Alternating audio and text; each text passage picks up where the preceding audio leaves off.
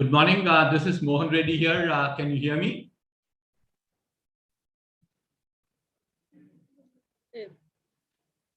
Can you hear me? Yes, sir. We can hear you. Good. Thank you. I just want to make sure that I was audible.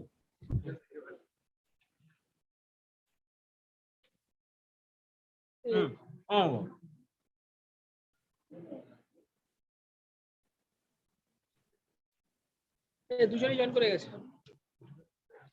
Okay without sliding. Okay without sliding. Okay without. Shalini, are you online?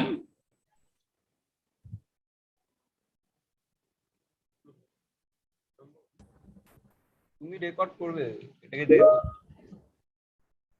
তোমার 6 ঘন্টার কাট ভরা আছে 6 ঘন্টা।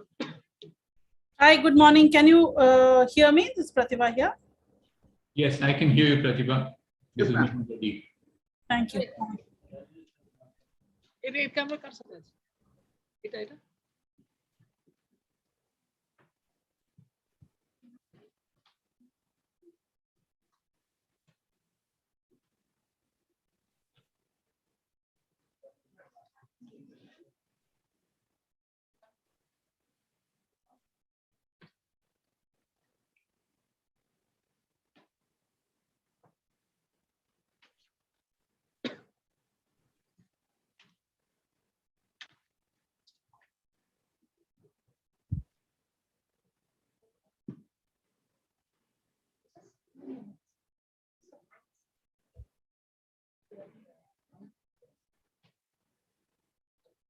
হেডফোনটা বের করবে।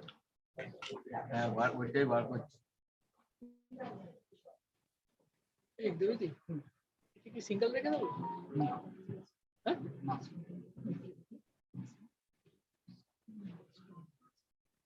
Zoom কার সাথে আছে? কোন ক্যামেরার সাথে? সেন্টার একটা এই পোডিয়ামে জুম করতে পারছি না।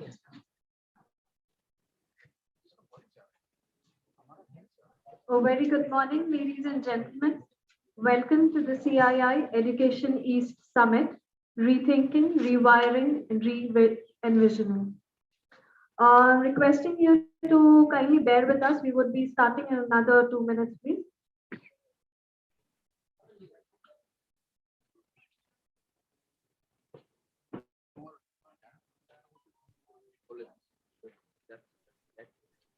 পোডিয়ামে জুম করবি। সন্তোষ সন্তোষ কাজী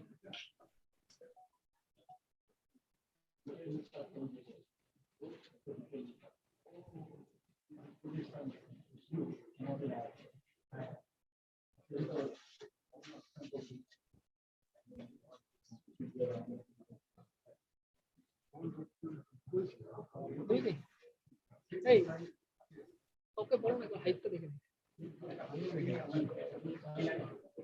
দেখে জাস্ট চলে আসো।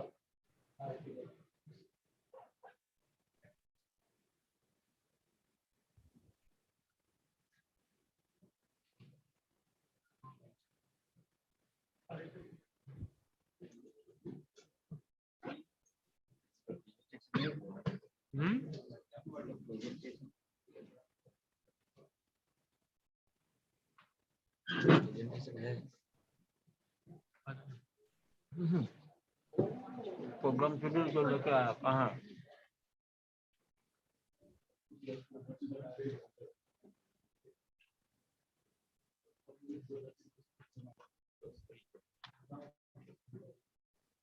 कल था ये तो आज का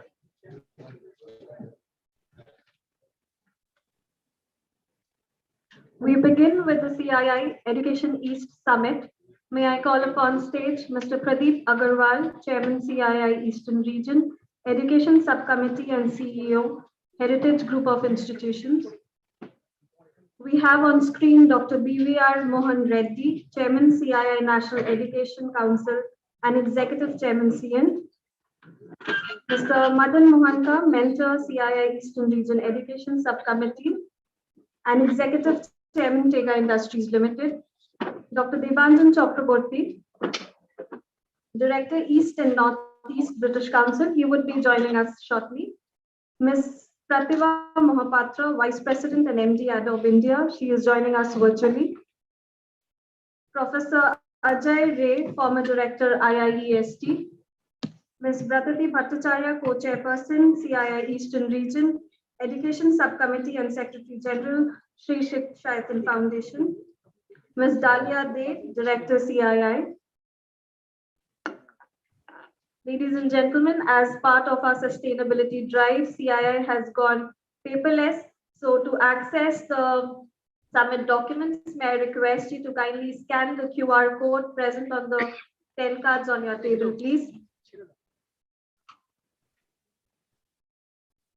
Now, may I request the dignitaries on the dais to join us for the lamp lighting, please.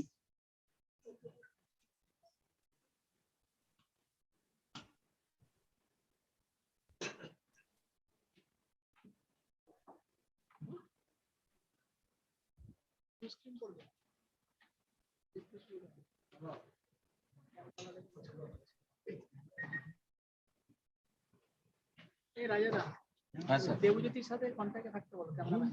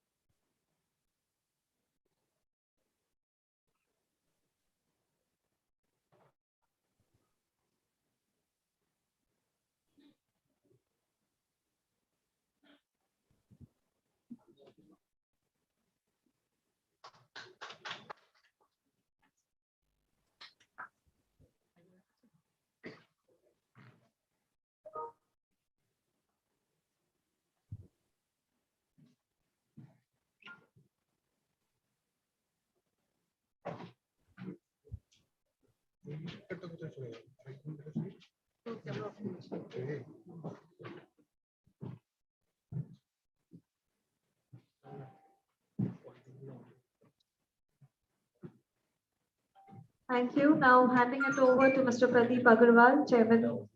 Please take it over.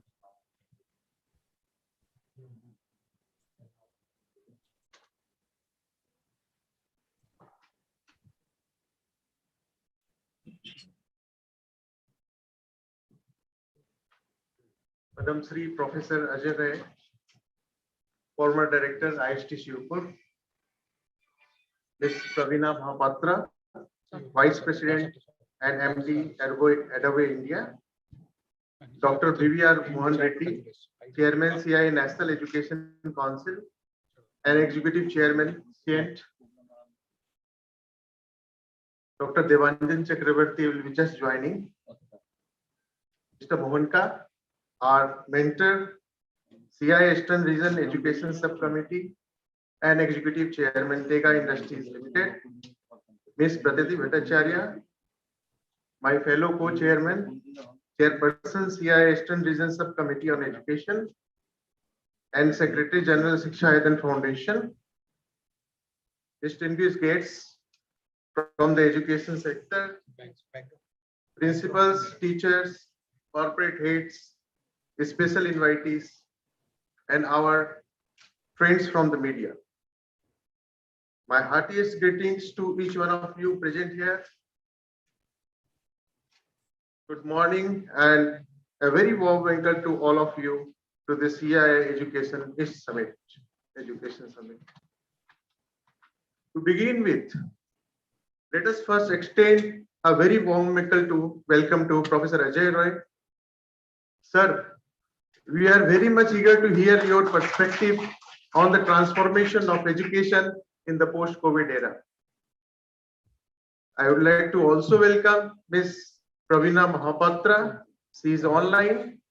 Dr. 𝗵𝗲𝗂𝗃 and Mr. Madan Mohanka. Dr. Devanjan Chakrabarty will be joining very soon. So I would like to mention one thing that Dr. Chakrabarty and his team have played an instrumental role in organizing this conclave. we would like to explore how CII Eastern Region Education Subcommittee can work more intensively with British Council in the journey ahead. We have come together for the next 2 days to address questions, to lay foundations, to work beyond silos, as well as to look forward, to imagine and plan for a better tomorrow, especially in the world of education. You will all agree that the COVID-19 pandemic have massively impacted the education sector and disrupted badly the teaching learning process. While educational institutions for such a long period of 2 years, uncertainty loomed large amongst learners as well as educators. Last 2 years, we have witnessed the emergence of innovative e-learning solutions to satisfy the challenging requirement of the educational sector. These smart learning technologies have transformed the teaching learning processes altogether. Digital learning is the new normal. In the educational field, we are familiar with emerging technologies. Have you ever wondered how your child's classroom will look like in the future? Or if technology will be able to take over the role of an educator? Yes, technological advancements have opened up a plethora of possibilities, maybe challenges that could make it a reality. iPads, tablets, and smartphones are the present, and they will continue to play an important role in the future. The iPad did not exist a few years ago, but it is now is in high demand and will continue to be so in the future. The future is all about accessibility as well as everywhere, anytime learning and collaboration, both locally and globally. The processes of learning and teaching will become more social. The traditional students unit may exist in the schools of the future generation with the exposure to educational apps, mobile learning sources, or e-learning programs, massive open online courses, MOOCs, and so on. Some of the changes have already taken lead. On the other hand, the ongoing trend of learning via digital learning tools have proved particularly beneficial to corporate professionals with busy schedules, but has negatively impacted a certain sector of learners. As per industry experts, this trend is here to stay in the years to come. Now, the most intriguing question that is lingering in our minds of the education sector is how will the remote learning trend impact the future of learning? However, recently the higher education regulator has initiated a series of radical reforms, such as allowing graduate students to pursue doctoral degrees, doing away with the mandatory PhD requirements to teach in central universities, introducing a common entrance test for admissions to undergraduate courses in central university colleges, and permitting autonomous colleges to offer online degrees. But school education regulators has also initiated the various reforms in curriculum and examination, particularly semester exams between 9 and 12. Keeping these queries in mind, we at CII have designed the summit tracks. This summit will deliberate on 3 tracks. First, the future of education, comprising both classroom and beyond campus. Second, the learning gap and how we can bridge or close this gap. And last but not least, redesigning education in the future perspective. How can we align all this with Industry 5.0 and the current transformation? Today, we have with us eminent speakers from different walks of life connected to education space. I believe that this summit will set a roadmap for us and will put a few activities into the agenda for the coming years. And CII being a development organization, we are committed to play that role. Once again, I welcome you all to this CII Education Summit. Thank you very much.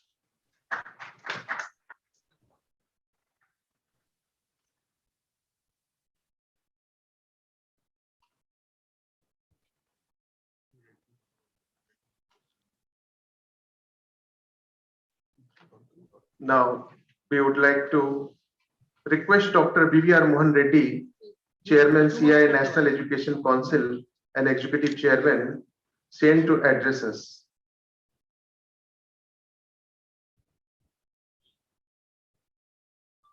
Thank you, Mr. Pradeep Agarwal, Professor Ajay Roy, Ms. Praveena Mahapatra, Mr. Madan Mohan Mohanka, Ms.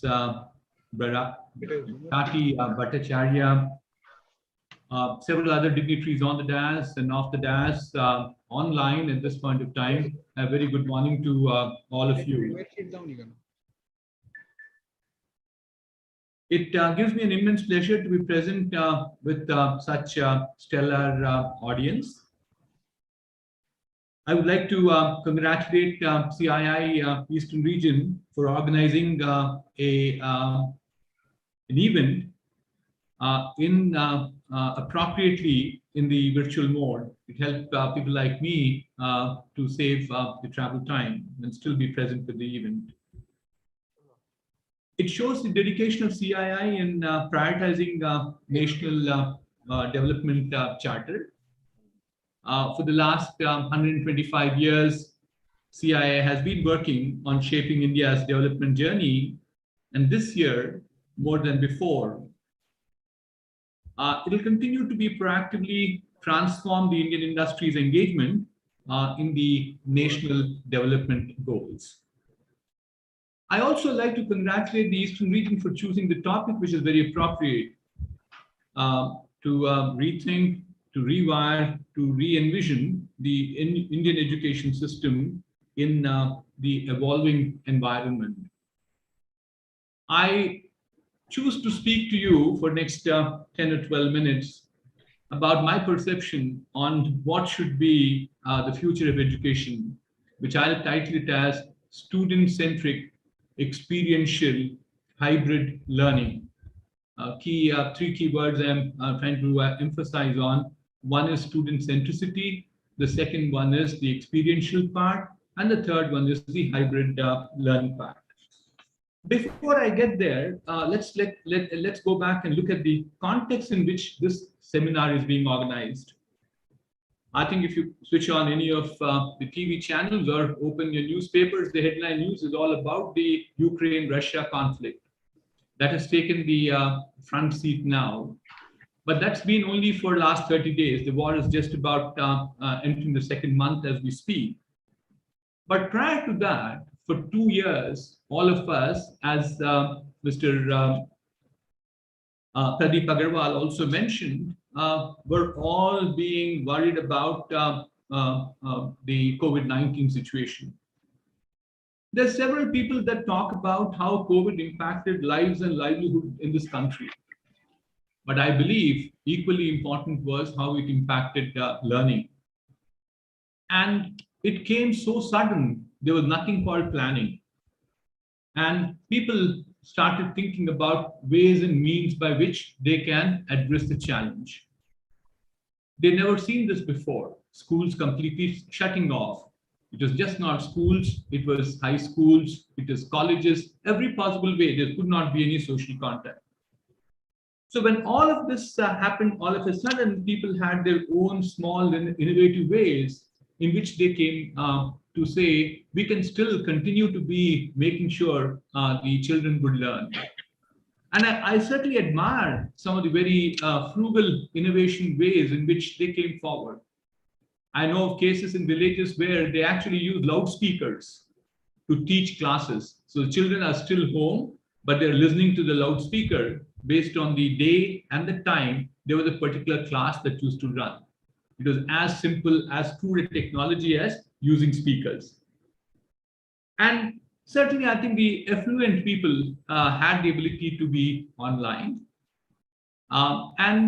We certainly saw many other divides that came by. The divide between the rich and the poor, the divide between the rural and the urban. Several things that have brought grief, several things that the pandemic brought grief to all of us. People started saying, de facto method is online at this point of time. It's not as simple as people said it so far, because online is far different from what they perceive it to be. And I'll come to that in a minute. So before I get to what I think is that, let me also tell you, what has the pandemic taught the whole world? What are the key challenges that it brought about? Is that unlike an endemic, which could have been impacting certain parts of the world, the pandemic impacted the whole world all of a sudden. In one shot, it was a month of March, give or take a few days, month of March 2020. So therefore, there was no way that you can learn from others or get resources from others. The second one is that what we also learn is change was possible. Humankind demonstrated their resilience to say that we can change. And that's what we all demonstrated, that it's possible to change. Though the outcomes may not be to our liking or to the best of efficiency, but still people brought about the change. The third one that we have seen is the regulations that were there in the past, the regulatory authorities, or the concept of an exam or governance in schools, etc., all went through the window. So they were not there any longer. Honestly, I keep saying one of the bigger fallouts was the academic integrity also suffered because of the pandemic. People Googled around for answers if they had a question paper with them. Even if you said that they had two devices, you can't catch them for two devices for sure. So therefore, I think certainly that was another fallout that we saw. And the fourth one that we've seen is, given the presence of the teacher came down quite dramatically, the burden of learning moved on to the student during the year. There was enormous amount of pressure on the student that he or she should be learning on their own rather than depend on the teacher per se. And then the fifth one is that we also started saying that, look, now there's an ability, because they were not in a team, in a group, in a class. Individually, people can be taught. Individually, people can learn. So therefore, the ability to have individual paths for learning also became another new reality during the pandemic. I can go on, lots of learnings, lots of challenges that were there because of COVID-19. But then a third new element came into play, and that was government in June of 2020 also went ahead and announced the new education policy. For sure, I think without any hesitation, I would say it was a path-breaking initiative. It certainly took into consideration several things that have changed since the last education policy that we have. It certainly provided a comprehensive framework for education for both school as well as the higher education. And I'm a very strong believer that it has all the elements which can transform India to be a knowledge society in the 21st century. I think certainly the credit has to go to people who wrote that, Professor Kasturi Rangan and the rest of the people who were members of it. So they brought this NEP 2020, which is certainly, I think, path-breaking, whether it is continuous review to build sustainable research, or emphasize on conceptual understanding, not just for learning for exams, rote learning. Several of these things very openly they've been addressed. So therefore, the one element that came in, the third element was about the NEP 2020. Here's the fourth element that comes in, which is interesting, and that's the area that I've been spending my life for the last 40 plus years, is all about technology. The way in which technology transformed this world during this pandemic period is also something which was never experienced before. The transformation has been very rapid. The pandemic accelerated the digitization process. Not that these technologies were new. Any of these technologies, you look at digital technologies, whether it is AR, VR, AI, ML, and I can go on, none of them are new. But then the need for using those technologies became much, much faster, much more accelerated during this period. And technology has certainly improved further during the pandemic period. If you look at 5G, which is now being rolled out, you can have less than 1 millisecond latency, which means that you can really have a real-time conversation with anybody. It can't be even a lag of that fraction of a second. So therefore, with the technology coming into play, people started talking about a new methodology by which education can be imparted to people. Technology play in education was not new at all. I keep talking about the current regime, which is called the Education 4.0, compared to what it was in the past. To me, 1.0 was a Gurukul system where knowledge was all concentrated with the teacher. There was no technology play, all right. But in Education 2.0, when the printing press came in and extensively books were printed and knowledge was disseminated, knowledge did not stay with one teacher. It went into the books and it went into several more people. Or for that matter, Education 3.0, which I think some people think it's online education. No, 3.0 was basically distance learning. It was one-way communication, that's all it was. It was not a two-way communication for sure. Whereas what we see in the Education 4.0 is right now is the ability of the student, and technology makes it possible to learn online on an interactive mode. I can interrupt the teacher. Even the teacher could be an AI tool, which is the backend. So therefore, technology started playing an extremely important role in our learning processes in the last 2 years. It accelerated much faster than any one of us have anticipated. So for my audience today, as they further go into this conference and they deliberate, I leave 5 thoughts to them. One, the first thought is, in this current environment, I printed all the contextual stuff to all of you, is that, I need to be careful with my time, I'll finish it off quickly. The 5 things that I want to lay on the table for you is that the learning has to become student-centric at this point of time. No more are the days that knowledge was centralized to a teacher. No denying that knowledge is with the teacher, but now it gets disseminated with a number of ways. You go and you can think about any topic. I'll tell you at least a bare minimal YouTube that you can go and watch to learn about it. There's nothing called delay in terms of learning. I belong to a generation, I keep saying that I went to IIT Kanpur in the 70s. We had the best of libraries in the country. But all the same, if I wanted to learn and I went to the library for a book, it was not found in the rack given out to somebody, the librarian would say I had to wait at least 2 weeks before I got the book. Whereas what is today to the student at this point of time, he can learn from anywhere. So therefore, I think we have to keep the student in mind to make sure that we teach them what is required for the student, what is desired.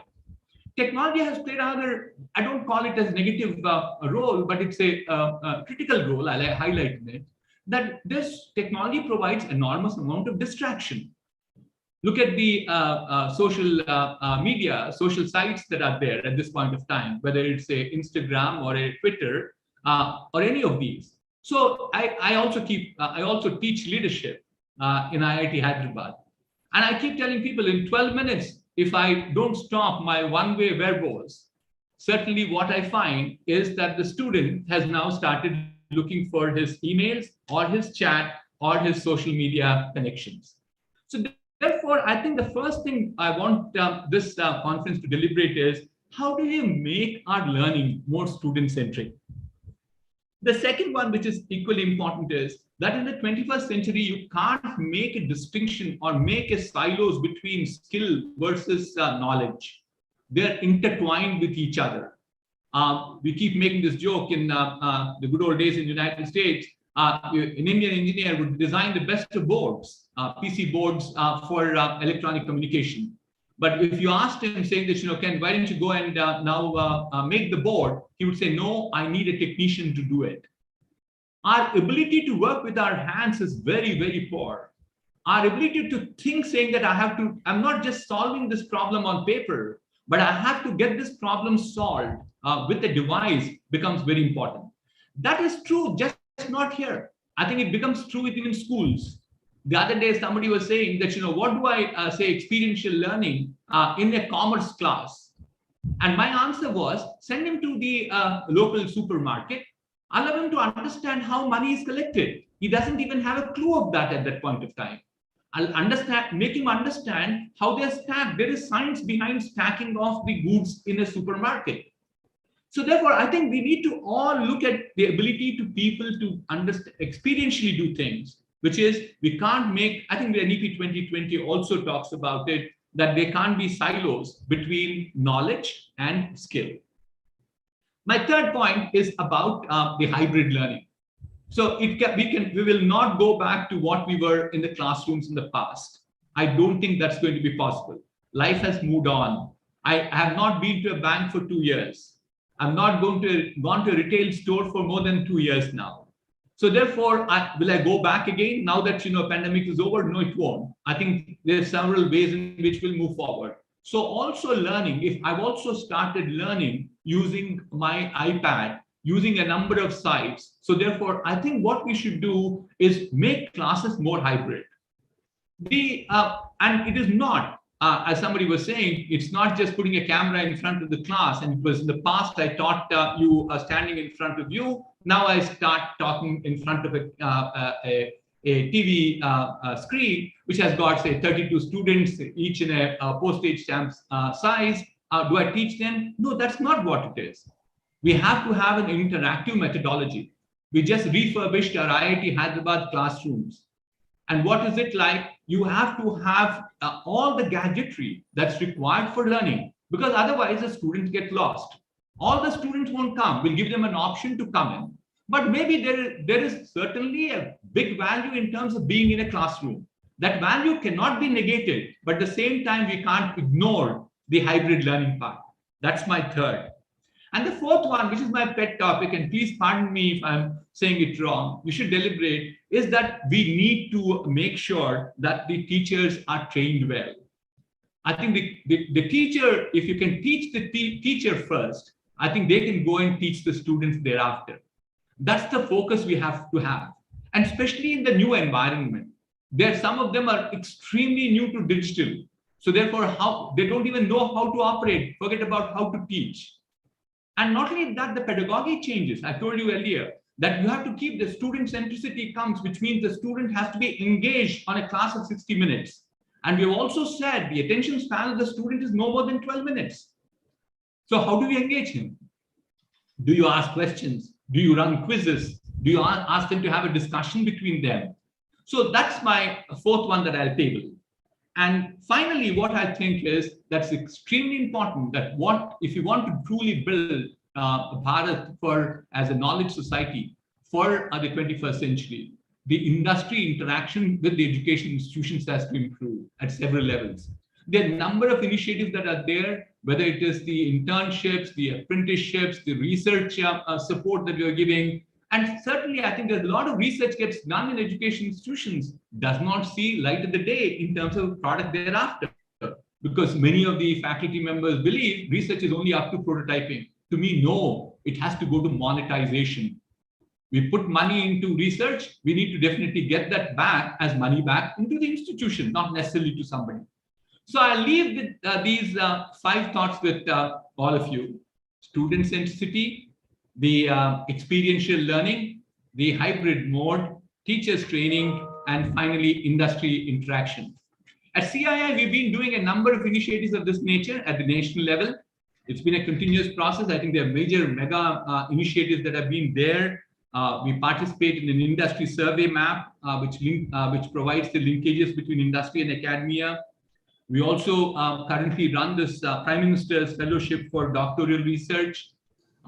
Several of us in the senior leadership work with 𝗂𝗖𝗃𝗃 on a number of projects, including, recruitment and so on and so forth. So CII will continue to work with all of you to make sure that we will have a great education system, because that to me is critical for building a knowledge society. Thank you very much for giving me this opportunity. Thank you. Thank you.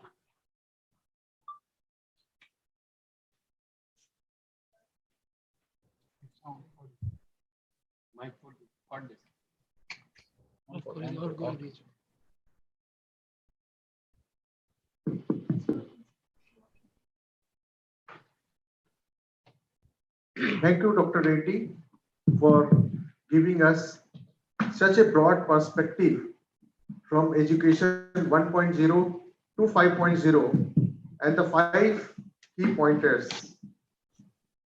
So thank you very much. Now I would like to request Ms. Pratibha Mahapatra, Vice President and MD, 𝗥𝗲𝗄𝗃 India, to give the keynote address. Thank you. Thank you very much. And very, I would say, inspirational learning for me from Mr. Reddy about the education sector. And I being in the technology industry, I know tech 1.0, 2.0, 3.0. Now education had a similar genesis, fantastic, and I've taken notes on that. So thank you for that. So I'm delighted here to be with all of you today, and it's my privilege to join this group and share my perspective on this very relevant topic. And what I'll cover is broadly 3 things. First of all, the imperative. Why is it so critical? Why now? What's really the demand and supply side of this education? Second, what is being done about it? Have we heard about, hey, what is the industry role? What's the stakeholders? And third is, what do we organizations or the industry like Adobe particularly play in this kind of change? So let me start with the context and the imperative. We heard 3 things: student centricity, experiential, and hybrid. But okay, we'll get there. But where are we really?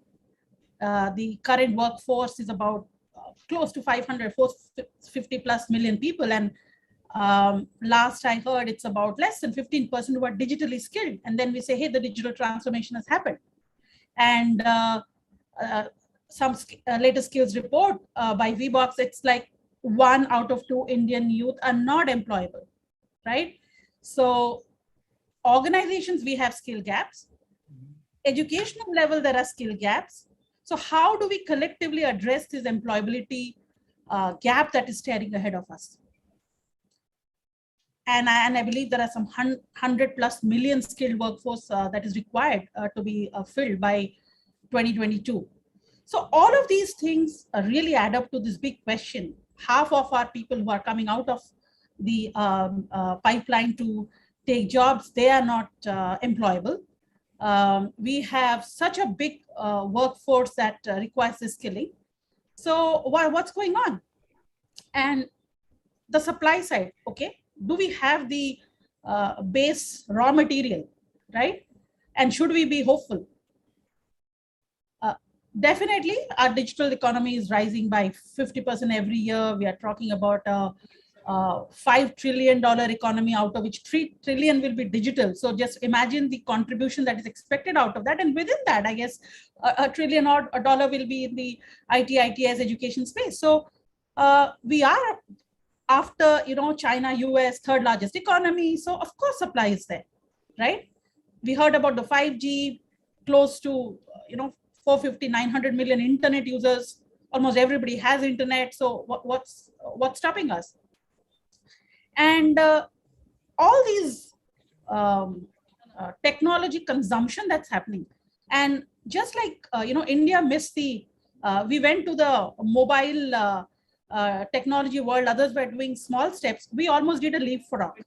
Similarly, the content consumption is happening in a leapfrog. My driver in the car is looking at YouTube videos. He can't still write English or write, but he's consuming. So the mode of teaching, hence writing versus getting other modes of really learning and experiential, all of it really adds up. So the way we are learning, way we are consuming, do I really need ABCD or do I actually go to the word? Right? So those are actually becoming very, very fundamental thoughts to be here. And every month there are 5 billion views. Let me tell you, 5 billion views of videos in the world today, right? And YouTube finds the highest active user base in India. So people love consuming content. So can we use that channel? So we cannot remain fixed in our ideas of how we teach or how we make things reach people. So remember that. So these are the threads that as a larger ecosystem, we need to really latch on to.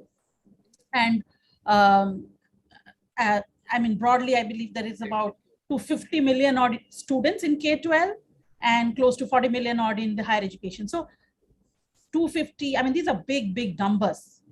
And like I say, we always have many countries within our own country, and just talking about the number of students, it would be the population of many other countries. So we are the 3rd largest education system in the world. But again, I was reading up somewhere, I believe that less than 5% of India's 19 to 24-year-old workforce receives a vocational education. And Mr. talked about that, right? I mean, we teach maths, but we don't know what is the meaning of, hey, my money has increased from 100 to 10, right? What is interest? What is the meaning of bank interest, right? So those things are, I mean, our kids don't learn for a very, very long time. And that's less than 5% in what we are doing. Compared to that, in US, it's about 52%, Germany about 75%, and South Korea, I believe it's about 96% who are getting that kind of, it's a national priority to make them stand on their own feet if something comes up. And, we hear of, a 14-year-old, 15-year-old in some mishap losing parents, and that person just don't know. The world is lost. And I'm just even not going to what happens to women because it's more about education, but the non-financial know-how of ladies in our larger macro is again another big skilling area, I believe. So making people stand on their feet through various skill interventions is very, very critical. And this is all about education. And I for one believe education is no longer a K-12 higher ed, education is for all, right? I completely believe today I'm learning, every person is learning. So let's not restrict our brain to education is equal to this, because the courses that people are consuming could be a 60-year-old person or a 70-year-old person. So that's what the ed tech companies, by the way, are leveraging, because they do not believe student is equal to a person less than X number of age. Okay. So the entire demand supply side is very clear. Who are by people who are the students? That definition has changed. Who are the teachers? That definition has changed. How we will deploy that it's changed. But the good news is there is collective awareness and the momentum of addressing this. I mean, like this particular session today is, an indication of that, hey, collectively we are coming together. And again, last 3 years, everything has changed, precipitated. Not only new ways of working, new ways of learning. And my belief, we should capitalize on that. Not let that challenge go away as a challenge, but take it as an opportunity. The fact that people are more open to consuming differently, the fact that people are okay with hybrid are really our biggest opportunities with us. So that's the first thing. Never let, a downturn put you down, but grab the opportunity in it. And I firmly believe in that. Second is, of course, is joint policy making, building the right curriculum, bringing innovative tech and infra into the ecosystem, and most importantly, a conducive environment to learn, right? And conducive environment to learn at home. I mean, we are learning and the bell is ringing, or we are on a hybrid forum. So everything starts at home. So all of that as well. So in all of this, the private sector can bring in technologies, tools, infrastructure, certain curriculum, while the government also has a role in enabling the private sector. Sometimes there are a lot of hurdles, even when we want to go and deploy something, there will be some framework which will not allow us to do that, or there will be an expectations that private sector does everything gratis, but it could be a win-win as well, right? So how does the private and public sector come together to make this happen? Again, a lot of work happening at that stage. And among, of course, I think we heard about that in the last budget. We heard about the new portal that is coming for the digital ecosystem for skilling and livelihood. It will be the 𝗥𝗲𝗃 portal, and where all the stakeholders can come in to really expand this learning ecosystem. So while skilling, reskilling, and upskilling, these three things have been discussed from the last few years, definitely the recent macro changes has tweaked all of this. One, of course, the availability of technologies, which has already been spoken of. That's about skilling. Availability of technology has tweaked the way skilling has taken a precipitated action. On reskilling, again, the approaches have begun to change. Schools, colleges were changing curriculum on the fly. Within companies, we were changing our learning and development teams, were revamping the course curriculum. They were never busier than before. All the L&K, L&D teams within organizations were working overtime to give new content. Similarly, governments were going to the grassroots levels and all of that happening. But now, digital literacy is no longer an end. It has become table stakes. So literacy and digital literacy, whether you are a housewife, a 60-year-old, a 50-year-old, a 15-year-old, digital literacy, are you digitally literate? It's not only about education, it's about survival. So again, the lens has changed. New business models have developed, and many in the edtech industry have grabbed that opportunity. We had a few companies which were doing very well. We heard so many unicorns, but I think the largest edtech company of the world now resides in India, some of the biggest edtech companies. And the business models earlier was curriculum, students. Now, no, there are some portals, some companies who are only for teachers. There are some companies which are only for domain experts. For science teachers, there is a particular company who's just built a product for them. So for tuitions, there is a different portal. For exams, how to take all the competitive exams, there is a different company. For practice sessions, how do you practice between your, so there are, each of these has created new use cases, new business models, and a whole on the side, the stuff is coming out. So what is new? Yes, it is not just course content and what course I will take. I was surprised to read there are so many portals where as teachers, you can register your names, right? And then you will be given time slots, and it's another way of earning for you, but also it is a good way for teachers who never got that opportunity, that a tuition portal, right? So, and education, and again, it's divided by, there are portals for early professionals, portals for medical students, portals. So that's another big disruption.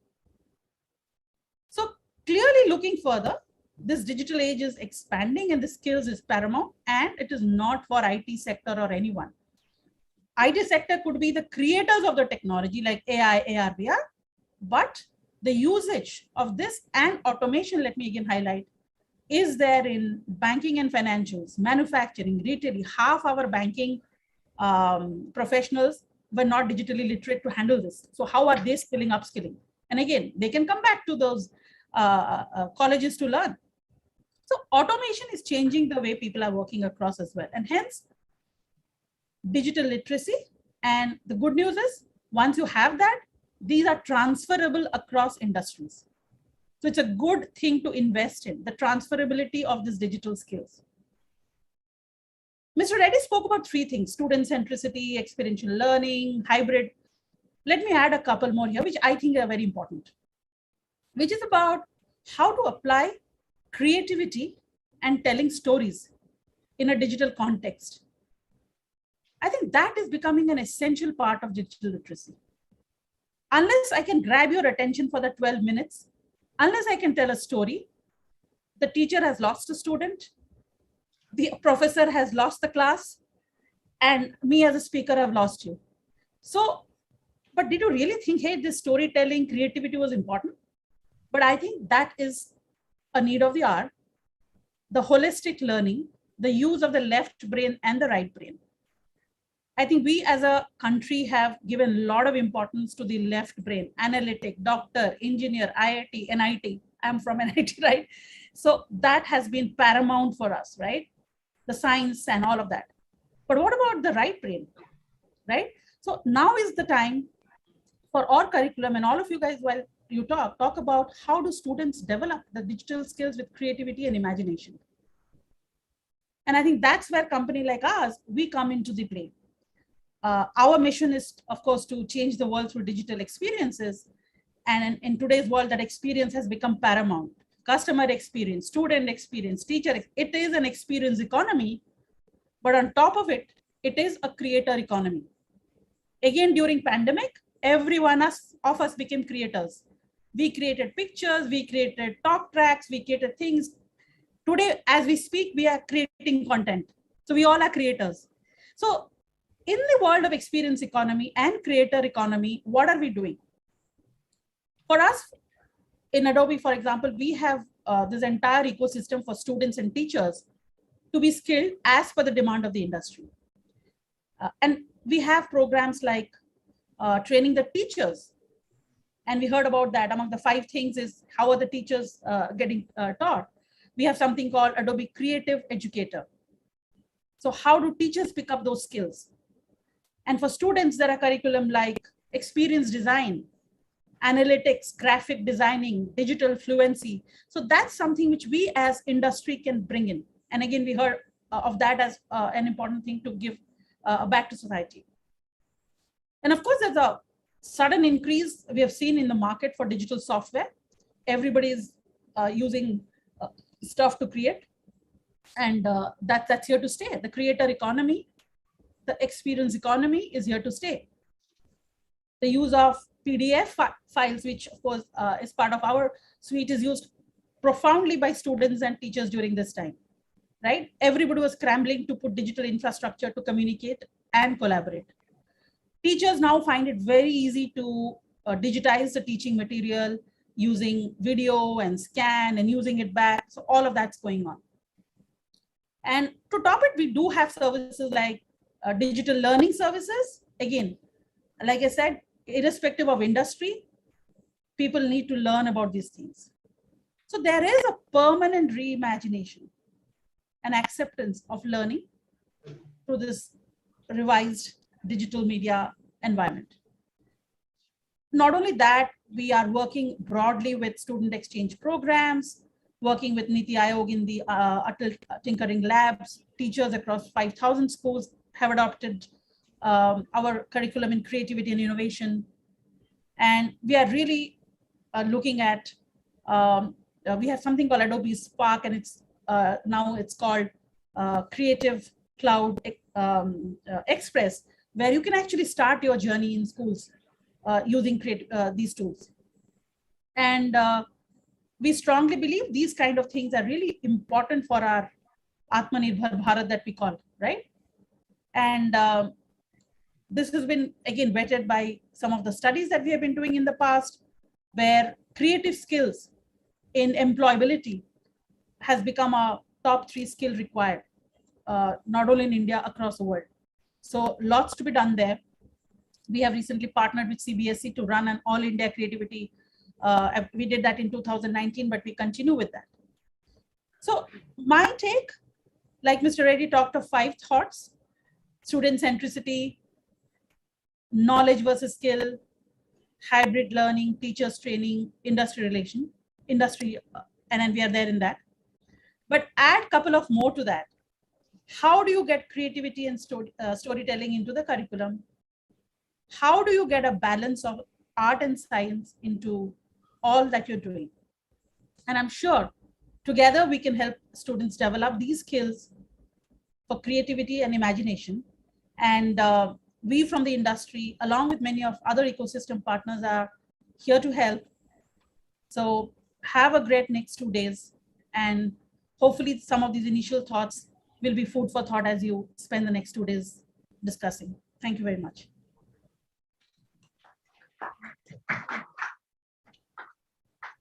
Thank you, Ms. Mahapatra, for giving us such a vast rethinking, revisioning the education system.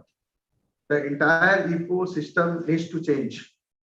And that's why we are all here to have several panel discussion. And in this thought process, I believe that the introduction of new education policy, whether it is a school education or higher education, needs to be restructured, and it will give lot of flexibility. So reskilling, employability, vocational skills from the 0 day, from the 5th, 6th standard, it is very, very important so that industry will get a right type of skill and the proper education. Thank you very much. Now I would like to request Dr. 𝗘𝗱𝗂 𝗘𝗀𝘂𝗃𝗀𝗀, Director East and Northeast British Council, to kindly enlighten us from your perspective. Thank you very much. Thank you.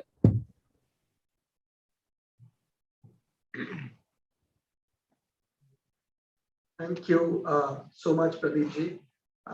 First, a big, my sincere apologies for being late. It's the season of Bengal Global Business Summit, and some of us are in the thick of things, and it's been challenging, but exciting as well. I think the previous speakers have really laid out the landscape of 21st century education in ways that I cannot even dare to repeat or add anything new to. But Ms. Mahapatra from Adobe spoke with great passion about creativity. I just wanted to add another C to that mix, which is collaboration. I do watch a lot of films and read a lot about sports. And one of my favorite sports films is a film called The King and I. It's not the classic The King and I. It's obviously a riff on the classic. But this film is about a postman in a little English small town whose favorite footballer is Eric Cantona. And he is in these imaginary conversations with Eric Cantona of Manchester United, who was known as the king. And at a very critical point of the film, he asks Eric Cantona that, what is your favorite goal? What's the most, what is the goal that you remember the most? To which Eric Cantona, he's playing himself, he replies that it's not a goal I scored myself, but an assist I made. And that, I think, is at the heart of 21st century education, which is collaboration. I was very lucky to have studied in some of the best education institutions, schools and universities, both here and then later in the UK. But through all my career here in India as a student, from kindergarten to masters, I was always assessed as an individual.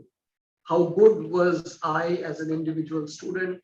And of course, that is at the heart of this big problem of rote learning here in India. We were never assessed once even how good a collaborator was I in the classroom. And I had to unlearn this when I went for my higher studies for PhD to the UK, and then in the world of work. Not being a good collaborator and a co-creator is a massive challenge that I think Indian education system has to crack. I'm incredibly pleased that Confederation of Indian Industries have organized this 2-day symposium that will be looking at a number of these big questions that face our education system here in India. From the British Council, we are very, very pleased for the collaboration that Pradeep and his team, Dalia and others came to us to support this initiative. And we sincerely sort of thank you for that. And we are very, very happy to partner CII for this education summit. It is very timely and apt for a number of reasons. Even as I speak, nearly 100,000 students from India are studying in UK education institutions, higher education institutions. It's the highest number ever.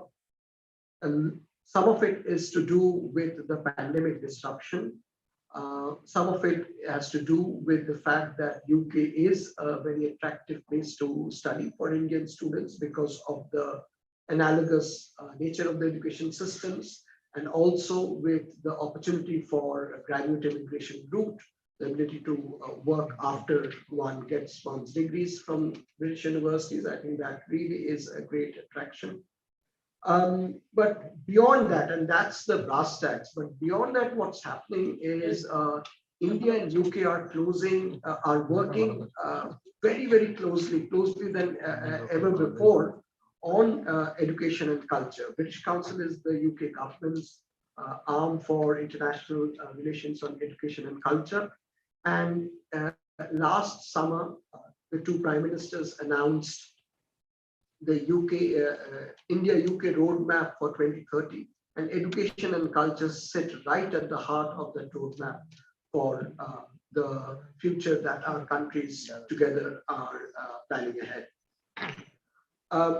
I think one of the things that have been discussed earlier by speakers here is the role of education technology, the disruption that the pandemic brought in, and the kind of purpose that education has in wider life.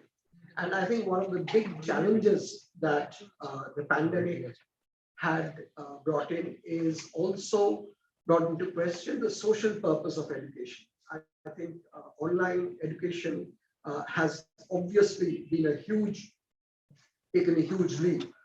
Those of us who have been working in education for a long time, we know that education project as a whole, not just here in India, but globally, it has been teetering on the edge of a digital revolution for decades.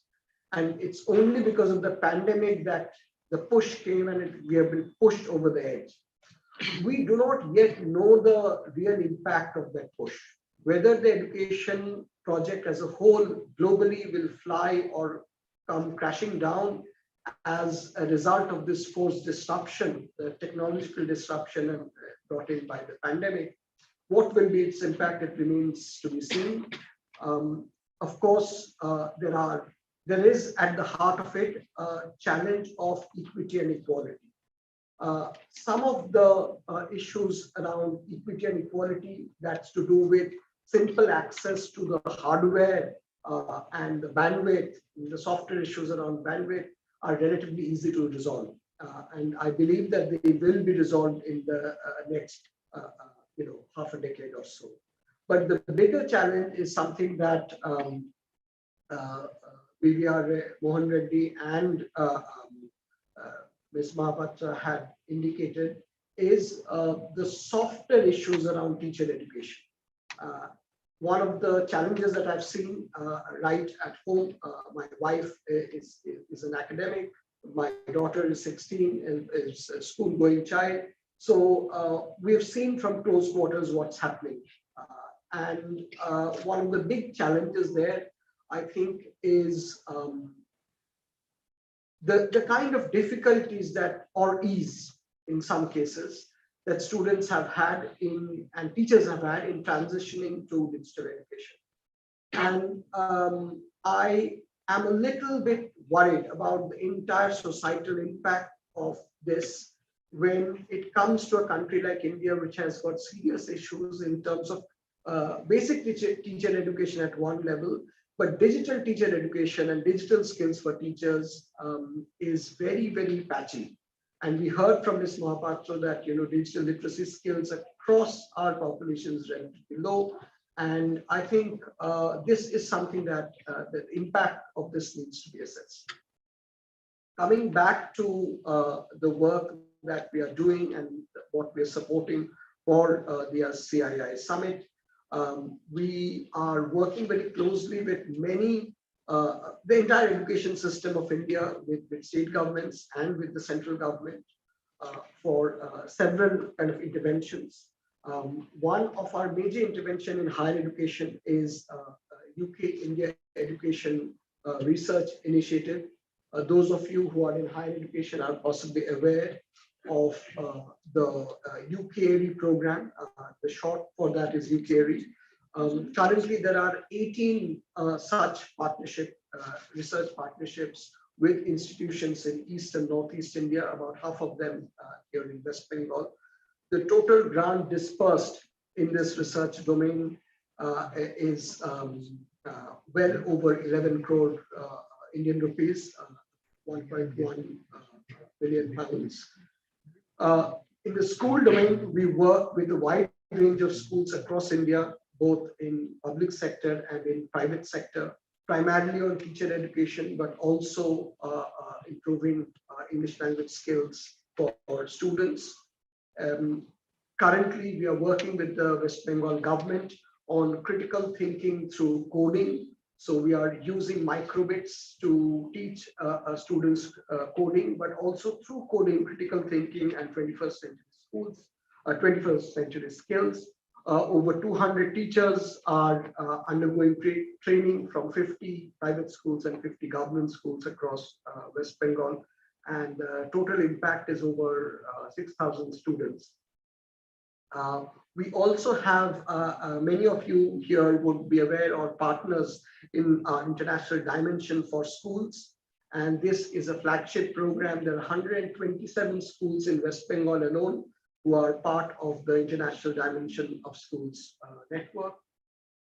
At the central level, we are currently working with the Central Board of Secondary Education and to improve competency-based assessment through reforming the education assessment systems. And one of the real challenges of the pandemic has been actually assessment and examinations. And this is one area in which I think the UK has lots to offer to India, and there's a lot of learning and collaboration opportunities in assessment. Whenever we talk about rote learning, what we are essentially talking about is a failure of the assessment system to nudge students away from critical thinking. A quick example that I might put forward, and this is what I refer to in many conversations, is the right question to, what is the right question to ask?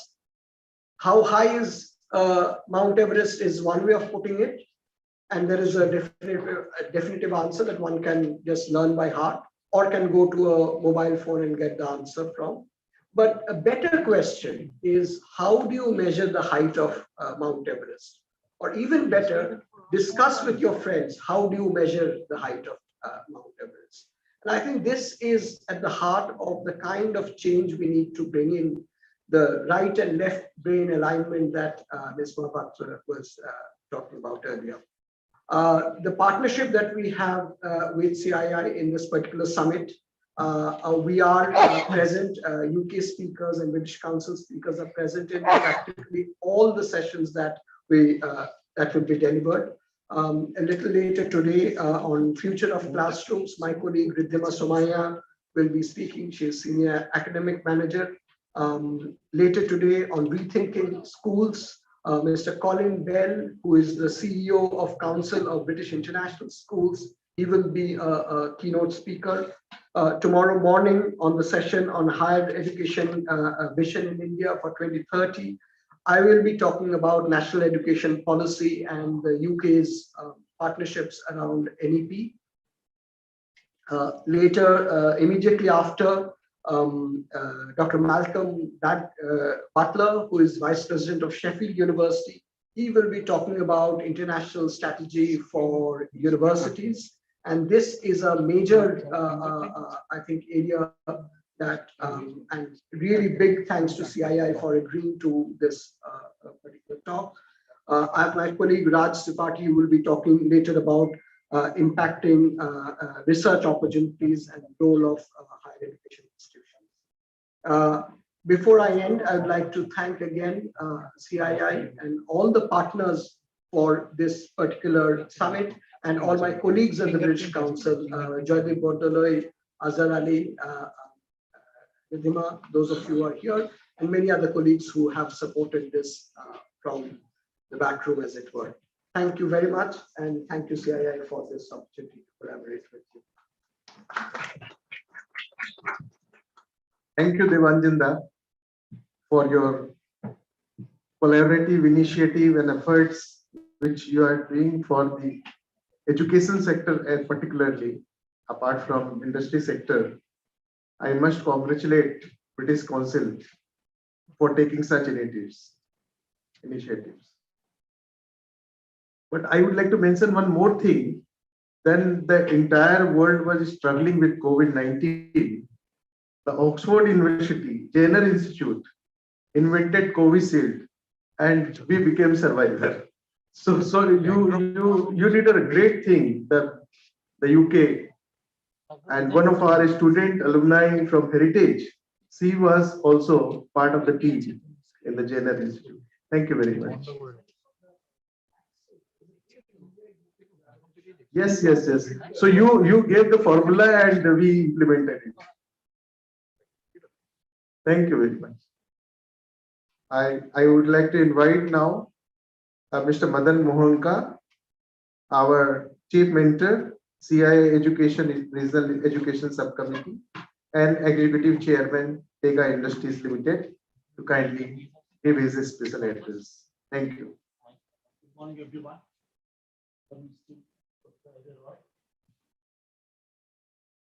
Ms. 𝗘𝗀𝗂 𝗃𝗀𝗂, Dr. 𝗏𝗏𝗏 𝗏𝗏𝗏, Mr. 𝗏𝗏𝗏 𝗘𝗀𝗀𝗃𝗀𝗀,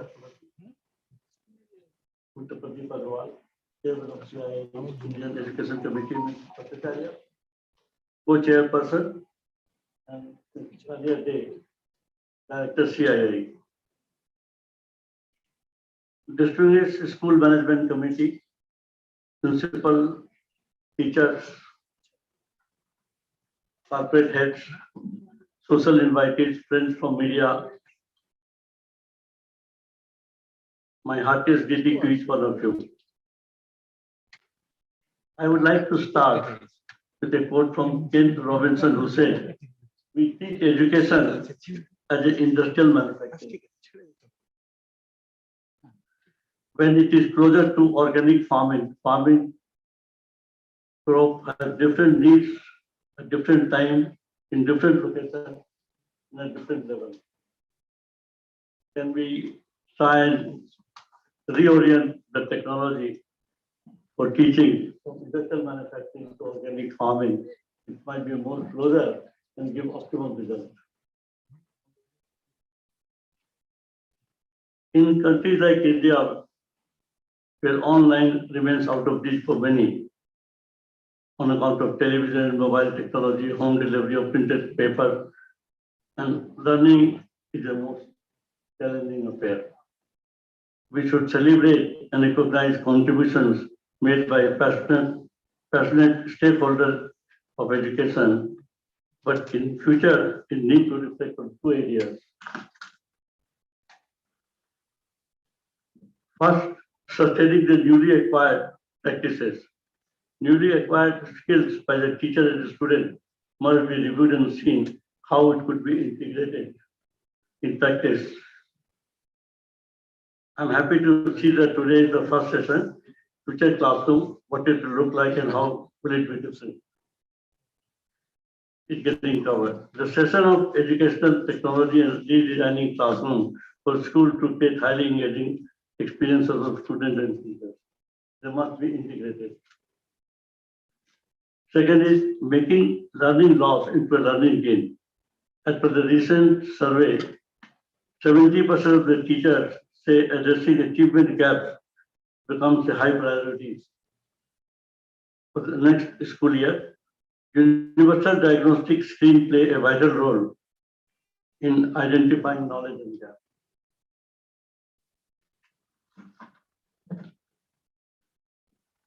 In the first 2 weeks of returning into the classroom, all students should participate in reading and math assessment, preferably MCQ. Multi-choice question based on to determine how their current knowledge. Using diagnostic data, teachers can work out collaboratively to build remediation modules to assess the gap of the students' knowledge and skills. Now, we can't have a common answer for all of them. We'll have to find an individual answer for each student, or maybe a group of students, to see what is his level today and what needs to be done, rather than just have one to declare. And that will be the biggest challenge for the teachers, organization. The biggest problem that I see would be the change in the attitude of the organization and the school, political management of change, one of the most difficult aspects of management.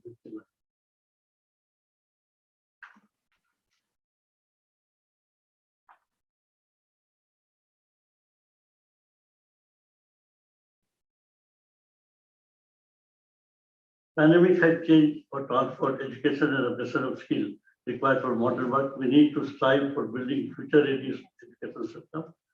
We need a curriculum to fit 21st century workplace. Specialized education focus on particular skills that are in demand in the real world. Today, I see that there is a disconnect between employee need and the available talent. The Industry 5.0 basically means people will be working alongside with the robots and smart. I'm glad that the new education policy 2020 is advocating competency-based education and outcome-based education, which is the first step towards educating 4.0 and 5.0 to build knowledge by 2030.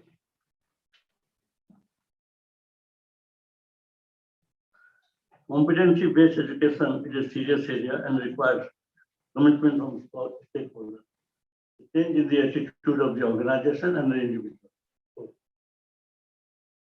And I suppose the training to change the attitude will be one of the most difficult aspects of implementation. Besides this, we should also require not only change of attitude, physical infrastructure, financial resources, innovation, relative advantage, and simplicity in the classroom.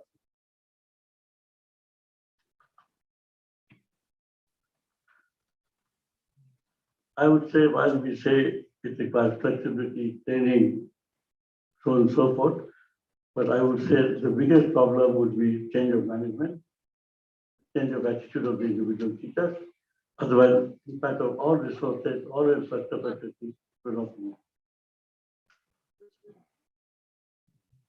Now, I conclude, ladies and gentlemen, that you have a wonderful discussion in the afternoon and tomorrow, and a fruitful discussion, and try and find out a little more time to find the answer to how and what can be done to change the attitude. Thank you. Thank you, Mr. Mohanka. You have reminded us the challenges we will be facing since we have just reopened, both in terms of the mental being of our students and faculty, as well as the other support systems. Thank you very much. Now I would like to invite Professor 𝗥𝗲𝗄𝗶𝘂𝗰 and former director IIT Sripur to kindly give his insight. Professor 𝗥𝗲𝗄𝗶𝘂𝗰.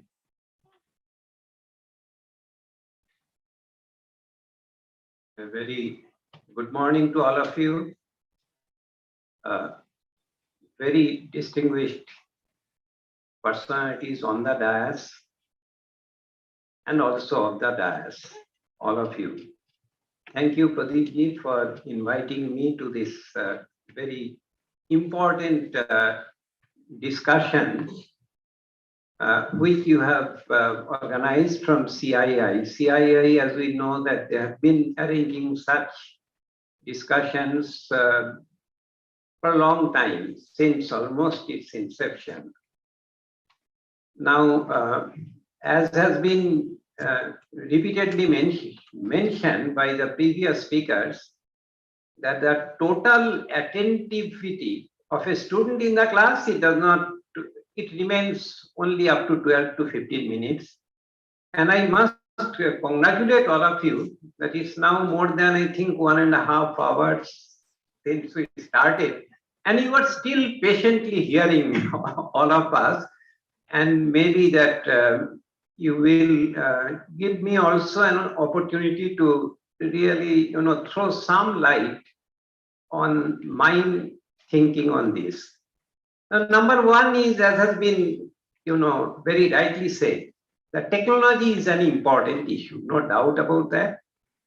And I have seen how the evolution of technology goes on in the last 40 years of my teaching career at IIT Kharagpur. And still, I mean, as someone who possibly could not do anything, but then create or had the opportunity to be the teacher of some of the best minds in the world today, who are running the entire world, including the CEO of Google, Texas Instruments. So they are all our students at IIT Kharagpur. We feel really proud for them. And so I remember, I used to teach a subject known as pattern recognition and machine learning at IIT Kharagpur in the 1980s. So long time back, more than 35 years back. I was the youngest faculty in the department. And many of my students, they used to ask me, those students are the ones who are running the show, sitting in Silicon Valley today. They used to ask, sir, will it ever be possible to have a system which can understand, which can recognize, which can learn, to have a machine which can do it? He said, yes, not in your lifetime, but in my lifetime, it will be a reality. I'm talking about 1982, 83, etc. And remember, it's not only a reality today.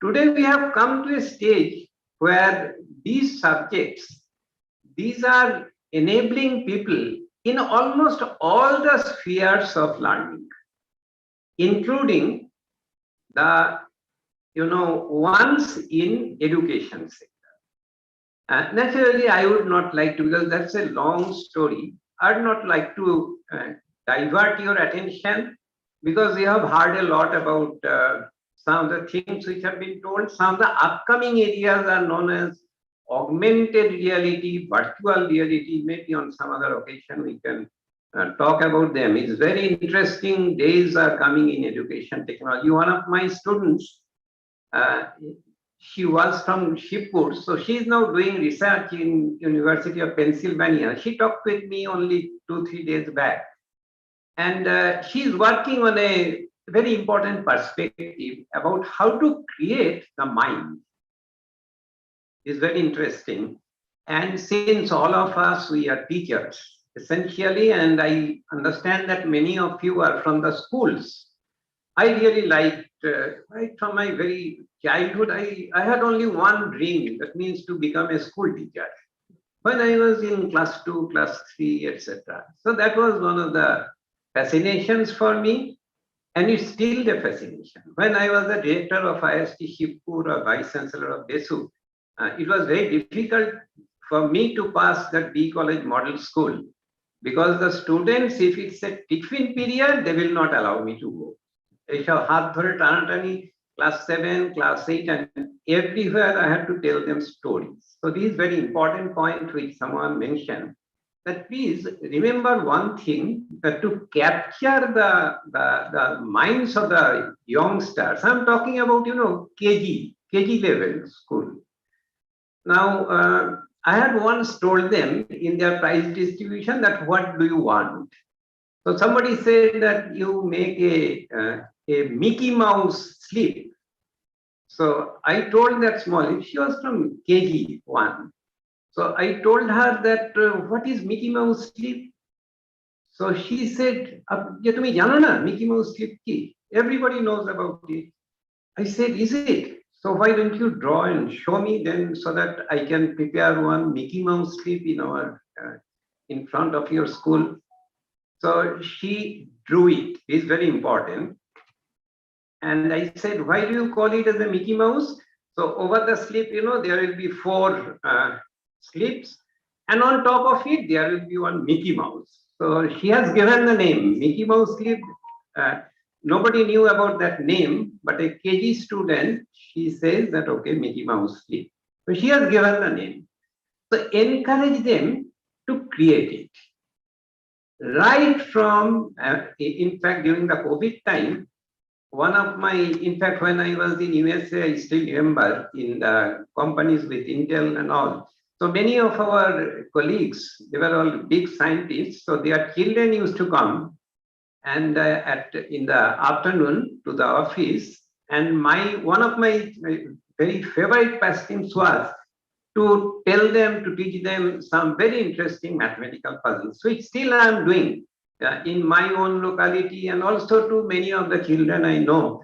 So I had to send them by just WhatsApp message about some interesting puzzles.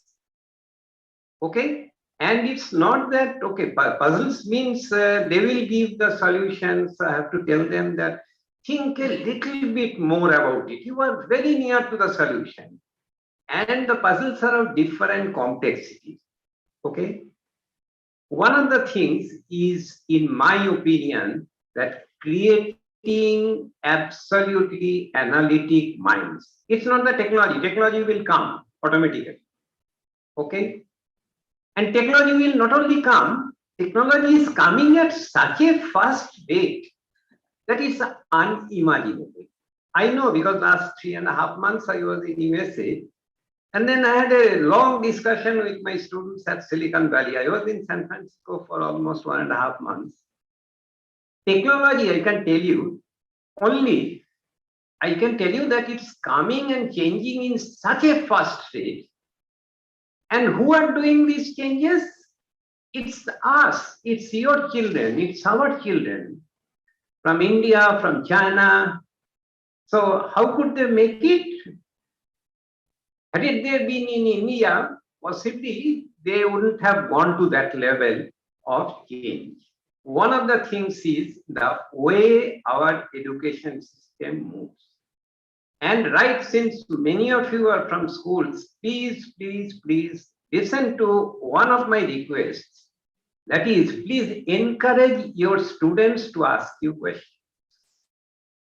Absolutely, I still remember that even during our times, the students, even in Shibpur, in IITs also, we used to find that the students after the whole class, if suppose nobody asks any question. And not asking question is one of the biggest blunders of our current education system. Please encourage them to ask questions and more questions. This is not today. If you just see, this is from the Greek times. Aristotle says Socrates, Plato, Aristotle. Plato used to be very much angry with Aristotle because he used to ask a lot of questions which the teacher didn't know. So what? Even in Indian mythology, 𝗥𝗲𝗂𝗂𝗂𝗂, he had asked so many, and he always used to tell his teacher, Guru, that no, I do not agree with you.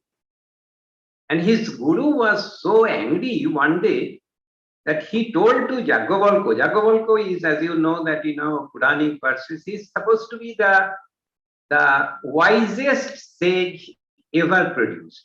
𝗥𝗲𝗂𝗂𝗂, he told, his guru says that whatever I have taught you so far, just give it back to me.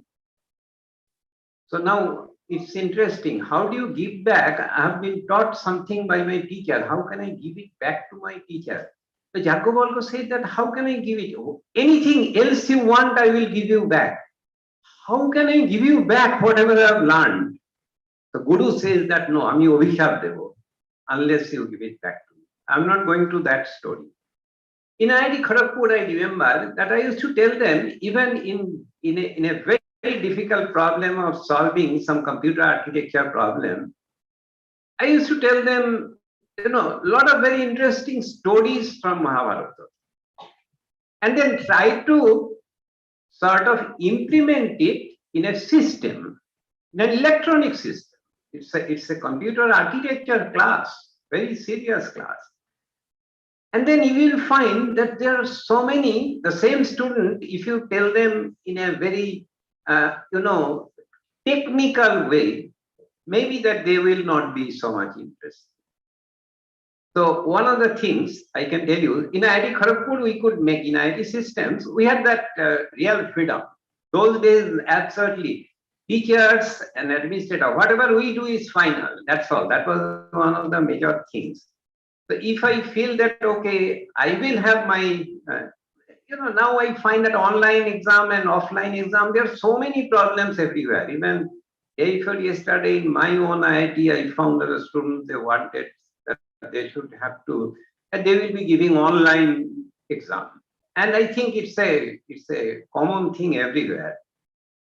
Now, online exam means what? In IIT Kharagpur, I still remember that 20 years back, 25 years back, we said that yes, online exam means just take as many books as you like. It's an open book system. Take as many books as you like. Okay. And only thing is, after 30 minutes, after 3 hours, you give back your answer script. That's all. And in one of my faculty members, he said that, okay, take back this thing, go back to hostel, do it. And you start at 9 o'clock, okay, return it by 2 o'clock. Discuss with your friends. And imagine that problem, even after discussion with the students, with his fellow students, and they were all very brilliant students, finally, many of them said that it's an amazing experience. I said that don't think about marks, don't correlate that to marks, theek hai, don't think about that. But then take this as a challenge. You have to do it. And for doing it, you have to have an analytical mind. In my opinion, the schools and colleges, they have got only one thing, that is to create analytical minds so that the situations are changing so fast. Our students should be skilled enough not to simply learn what is there today. But then when the technology is changing, when the society is changing, when the environmental things are changing, they should be having the skill to adapt themselves. So this adaptation is very important because, and for doing it, in my opinion, the most important thing which is never discussed anywhere, and I'm sure that here also nobody will talk about that. So I thought that let me say only one thing. Remember that it's a question of survival. One thing is societal survival, especially in our state, whatever happens is really so deplorable that the less said, the better. On the societal front, violence and this, that. But more importantly, from environmental point of view, please, please, please, you teach your students that whatever you do, they must know that it is environmentally, it is sustainable. An engineering institute student, an engineering college student, when he is designing a system, he must know how to design a system which is environmentally sustainable. That is, it does not any longer pollute the environment. Imagine that I just saw one of the things that Indian, out of the 20 most polluted countries or cities in the world, 11 are in India. It's a matter of shame for all of us, including even our own city, Calcutta. It's a matter, truly a matter of shame. Now, how does this happen? So you have to give a very comprehensive idea about the survival of humanity, not after 500 years, whether we all will survive after in the 22nd century or not. We will not be there. But then we have to ensure that our children, our grandchildren, they have to get a world which is really where one can survive. Imagine the way things are moving. This is of greatest concern for all of us. Not whether we will be getting the the technological gadgets to ensure that the students they get the means to study, but more importantly, please try to make it, if it is in the syllabus, it's fine. But then I'm sure that in the syllabus, whatever is required is not there. And secondly, why, I mean, if you tell all those people now, in Birbhum, when I was just going through a newspaper report, I thought that those villagers who are doing this violence, you tell them that, okay, instead of giving you 500 rupees as 𝗥𝗲𝗄𝗶𝗂𝗁 Bhandar, you give maybe the 1,000 rupees or maybe the 2,000 rupees and give collectively a very simple set of things. Tell all those people who are receiving that you have to do something. Take this machine, it's an automated machine, and then you just dig the soil and test the soil. Not that the villagers cannot do it. I can tell you a lot of things from many IITs, they have done it. And it's now a proven thing that even the remote village people, they can do it. Just simply, collecting the soil and then checking the soil, write a report. Let their sons and daughters, let them write the report. Imagine that collectively, now you are giving money. So this requires innovation. Not that we will give 𝗥𝗲𝗄𝗶𝗂𝗁 Bhandar to so many people across the state. Give them. But then tell them to do this work. Imagine, can you imagine that in only 2 months' time, you will get a complete soil map of the entire state of West Bengal. They get 1,000 rupees, 2,000 rupees, that's good. But then let them, you create the value for it. Can you imagine, do you have any idea that forget about anything else, even in our city of Calcutta, do you have any map?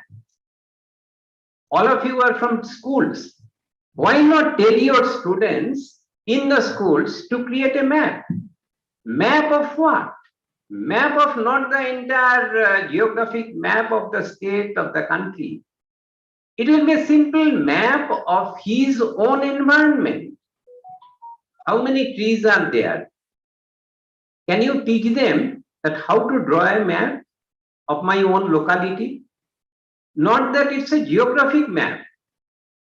How the soil of my locality is like. What are the trees? What is the temperature? Let them just find out the temperature every day, morning, afternoon, evening. Let them find out that, okay, these are the temperatures. And then they can find out how much amount is that carbon dioxide level. Now from net, they will get every day. But nobody does it. Suppose if each school, if CII can take this kind of a thing, that okay, if you want, then I can, Pradeep, I can help you in getting so many things, soil map, water map, environmental map, temperature map. How much time it will take? In 1 year's time, you will get the whole state, because you are doing it in small things. Consider the whole state as some small grids. In every small grid, you are getting a complete information about how the temperature has varied. And then those maps, those values are already there in the past several decades. So that one map, you teach them how to keep one map above the other. And then the students will understand why the environmental pollution is happening. What are the external agents which are doing it? And they will really learn, truly learn. I can tell you in Shipwood, I used to do it. The students, many students, they used to come to me after the class hours. Because during the class hours, I know, I mean, frankly speaking, we have failed to deliver. So class hours are simply boring for the majority of the students. It's not that they do not want to learn, but then it's in many classes. In some classes, even during our times, it was like that. Some teachers were so good, we used to look for them, but in majority of the cases, because we had to attend, the students will have to attend because they will be getting marks or grades or whatever. So, as many of our previous speakers have spoken, please make it interesting. And teachers, when you are teaching something, and ensure that it should not be rote learning. Why not you start some kind of, this online, open book exam. And finally, if you can create one center in Calcutta, at least, where the students can learn throughout the year. Please listen, that students from anywhere can learn throughout the year from very basic level about the creating of logic and mathematics and statistics. We can help you. Just give us one, and nowadays in the online sector, if you want. But then this connectivity is not there. We are all connected so much, yet we are so much disconnected. So if CII, you have done a great job in organizing this, in my opinion, if all the, I know, 1 minute. I'm sorry that I've taken more time. So later on, say how to create the nonlinear thinking inside the small children, how to create the mind to be analytic, and how to create a situation where the students, they do learn mathematics and science and not go away from it. Make it absolutely interesting. So if such things can be done, I can tell you that there will be no dearth of teachers. Many of you can be the teachers, and many amongst us also can volunteer for teaching such courses, and it will be a place to learn with fun, learning with fun. And I'm sure that in no time, our state will be definitely #1. And there are a lot of other ideas, but then I've already got. Thank you very much. Thank you very much.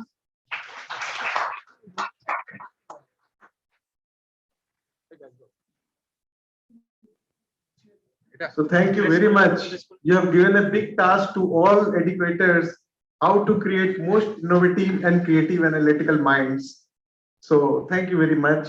We would like to definitely take it forward on behalf of CII. Thank you, sir. Now I would like to invite Ms. 𝗥𝗲𝗂𝗂𝗃𝗀𝗃 to give us the concluding remarks.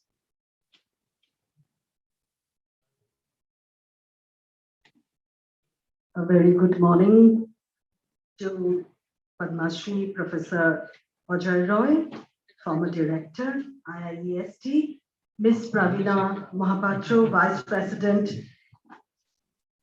and MD, Adobe India, Dr. BBR Mohan Reddy, Chairman, CII, National Education Council and Executive Chairman, Dr. Devanjan Chakraborty, Director, East and Northeast British Council, Mr. Madan Mohanka, Mentor, Education Subcommittee, CII Eastern Region and Executive Chairman, 𝗥𝗲𝗂 Industries Limited, Mr. Pradeep Agarwal, Chairman, CII Eastern Region Education Subcommittee and CEO, Heritage Group of Institutions, distinguished School Management Committee members, principals, educators, teachers, director, corporate heads. I think from morning you've been hearing about different changes. So change is one thing I think all of us have to remember. Yes, I cannot forget all the special invitees and our friends from the media. My heartiest greetings to each and everyone present here. A warm welcome to all of you that you have all assembled here, and it was possible that we could do it physically after 2 years. I'm remembering, the last time that we had a physical meet was at the Gateway, right? Yes, 2 years back, and 2 years after we are meeting, 2 years in between, we met digitally. And today we are having a hybrid session. So things have changed. The new normal in education has been definitely the spotlight outbreak of the COVID-19. We've seen numerous changes. We've heard many things, so I'm not going to repeat. What I should be telling you is that, we frequently hear an acronym, and, I keep repeating this in most of the sessions that I go, and I think each one of them have told that, and I will again repeat that acronym. We keep seeing that we are in a VUCA world, a volatile, an uncertain, complex, and an ambiguous world. But I also say that why should we always say that, we are in this uncertain world? We can change it. And I think in our discussion that has come up, that we have to put values in whatever we do. And values can be created anywhere. If you are in your institute and you want to include your students to do something, they don't have to go anywhere. They can go to your office and learn accounts. That is experiential learning, and many other things, what the gardener is doing, what the carpenter is doing, what the plumber is doing. So it can be learned at your own institute only. So we can create a lot of values. When we say uncertain, we can also look at how do we understand people?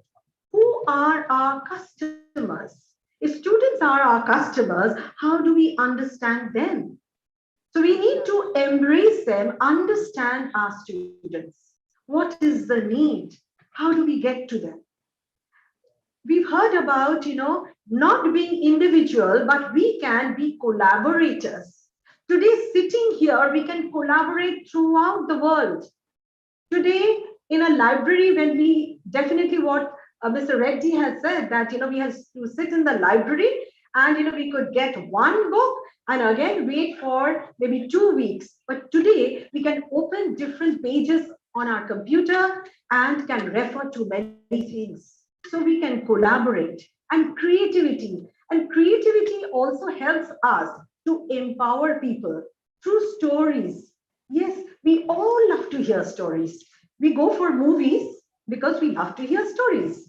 So the children also love to hear stories, whether they are in class 1 or they are doing post-graduation. In post-graduation, we call them case studies. We are telling them stories of different situations and we are asking them to solve. And definitely ambiguity. We can change the ambiguous world by adapting.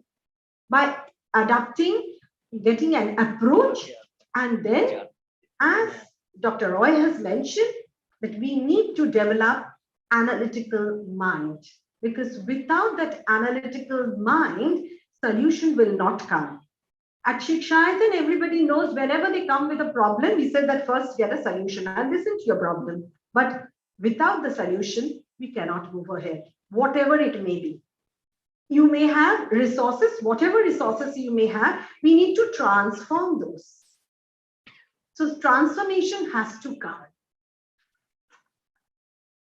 So I'm not repeating myself, there are a whole lot of things. So we need to design things in a different way. We have to design our institute and move forward, because without this change, I think as long as human kind will be there, humanity will be there, we need to all accept that we have to change and we have to have a sustainable world.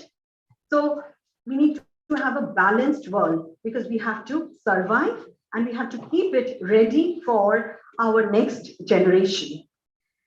Well, I would like to thank Mr. Pradeep Agarwal, Chairman, CII Eastern Region Education Subcommittee, to help us in organizing this session, and also say that we must have a physical session. Thank you so much.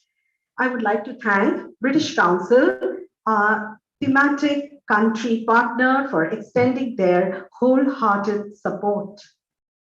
I would like to thank all the sponsors, Tigha Industries, GIS Group, Akash Institution, Heritage Group of Institution, 𝗥𝗲𝗄𝗀𝗃𝗀𝗁 Foundation, Adobe India, L&T Edutech, Vidya Mandir Society, Swan International School, MCKV Group, Om Dayal Group, and Nalanda Learning Solution, who have made this conclave possible. I'd like to thank Mr. Mohanka for your special note.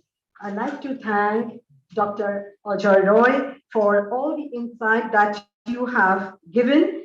I'd like to thank Ms. Praveena Mahapatro, Vice President and MD Adobe, for joining us and addressing us. She had given a very, very different insight to us.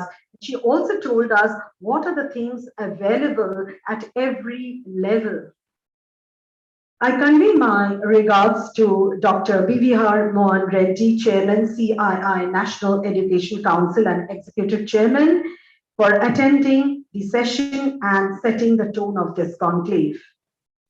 I'd like to thank all of you for being here and patiently hearing us from morning 10 o'clock. You have very, very interesting session, let me tell you, and you must listen to each one of them. I would profoundly thank all the eminent speakers who are joining us from different corners of the world.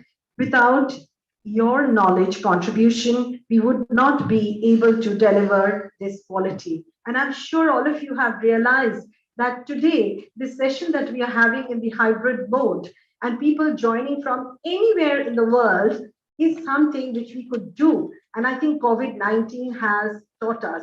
So it has been also a blessing in disguise. Last but not the least, I thank all delegates who are attending across the country that will hone and develop a delivery mechanism to improve the ecosystem more effectively. I thank Dalia, Director of the Eastern Region Education Subcommittee, and her team, Shubhankar, and everyone for working day and night to put this together. I would once again like to thank each one of you for being here. Thank you so much.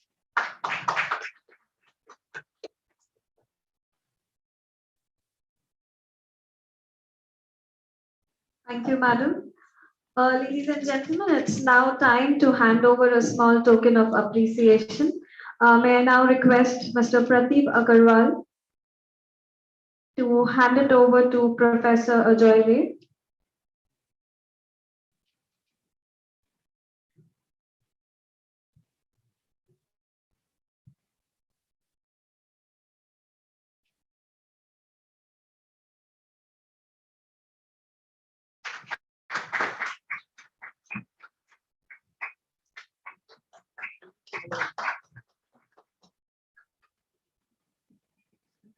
Ms. Bratati Bhattacharya to hand it over to Dr. Devanjan Chakraborty, please.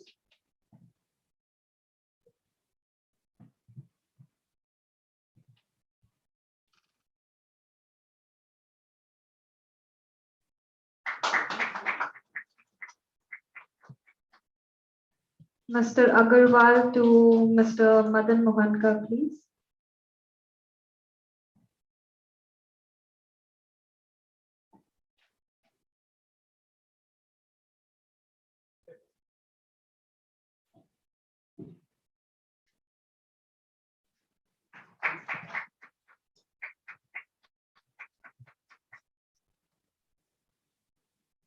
Mr. Mohanka to Mr.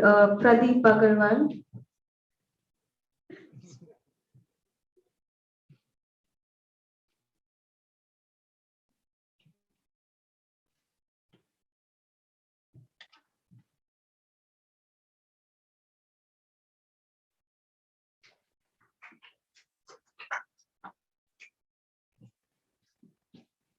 And Mr. Mohanka to Ms. Brotati Bhattacharya, please.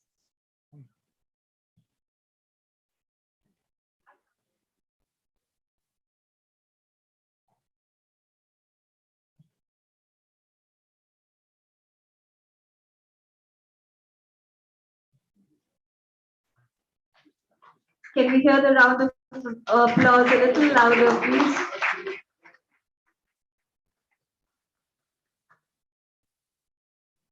Thank you, dignitaries on the dais and off the dais. We break for tea. May I request you all to kindly grab your cup of tea and coffee, and please rush inside. We are already running out of time, please. Thank you.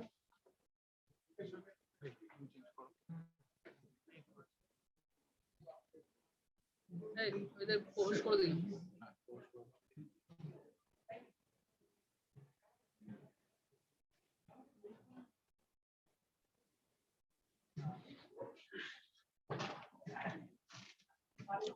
Ask them to on their video around. Change করে দিয়েছো? Change করেছি।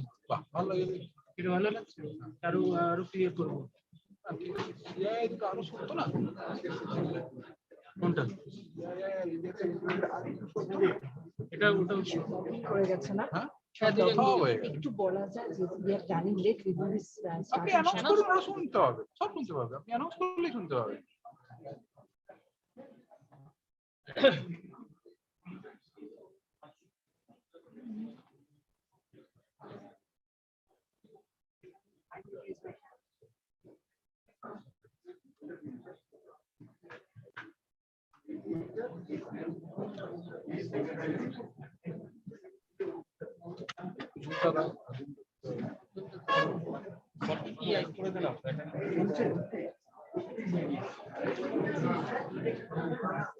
Dahlia দি, dahlia দি,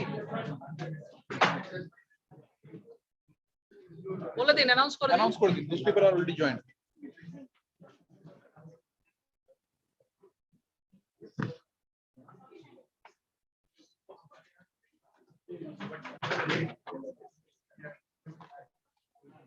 তিনটেই ছিল।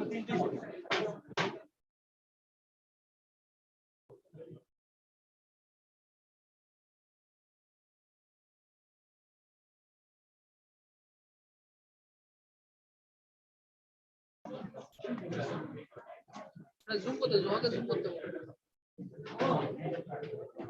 Mr. 𝗥𝗲𝗄𝗃 and Professor 𝗥𝗲𝗄𝗃, welcome to the CII Education East Summit. We are actually running short of time and we are running late, so requesting you to kindly bear with us. We'll be starting the session shortly. Thank you.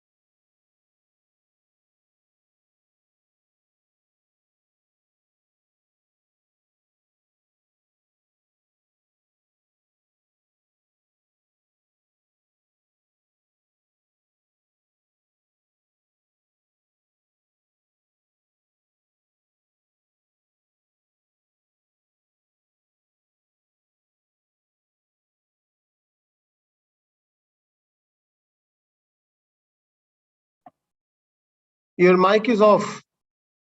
Your audio is off. Now can you hear me? Yes, now someone has unmuted you. So I was introducing our session moderator, Ms. Sharmila Bose. Under her mentorship, Sushila Birla School has established itself as one of the leading girls' schools of the city with a progressive and modern curriculum. Ms. Bose is now working as the director, Sushila Birla Girls' School. Over to you, ma'am, to take the session forward. Thank you.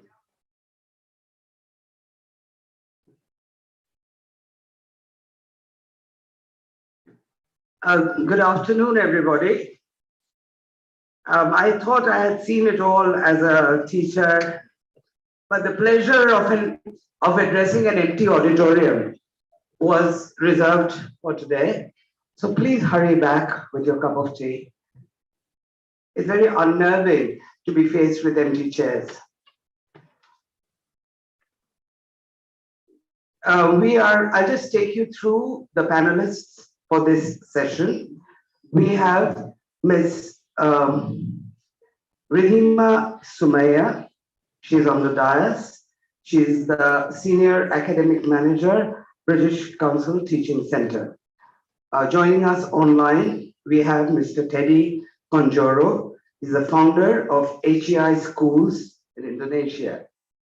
And we have Professor 𝗥𝗲𝗄𝗁, Strategic Advisor and Professor, 𝗥𝗲𝗄𝗁 International University of Dhaka. So I just tell you, I mean, it's evident that we are starting very late. I have been told that we can push lunch by 15 minutes. So keep your impatience on hold, and we'll try to wind up by about 1:15. Also, I think the order of speakers, I understand Mr. Conjoro is in a bit of a rush, so I'll ask you to speak first.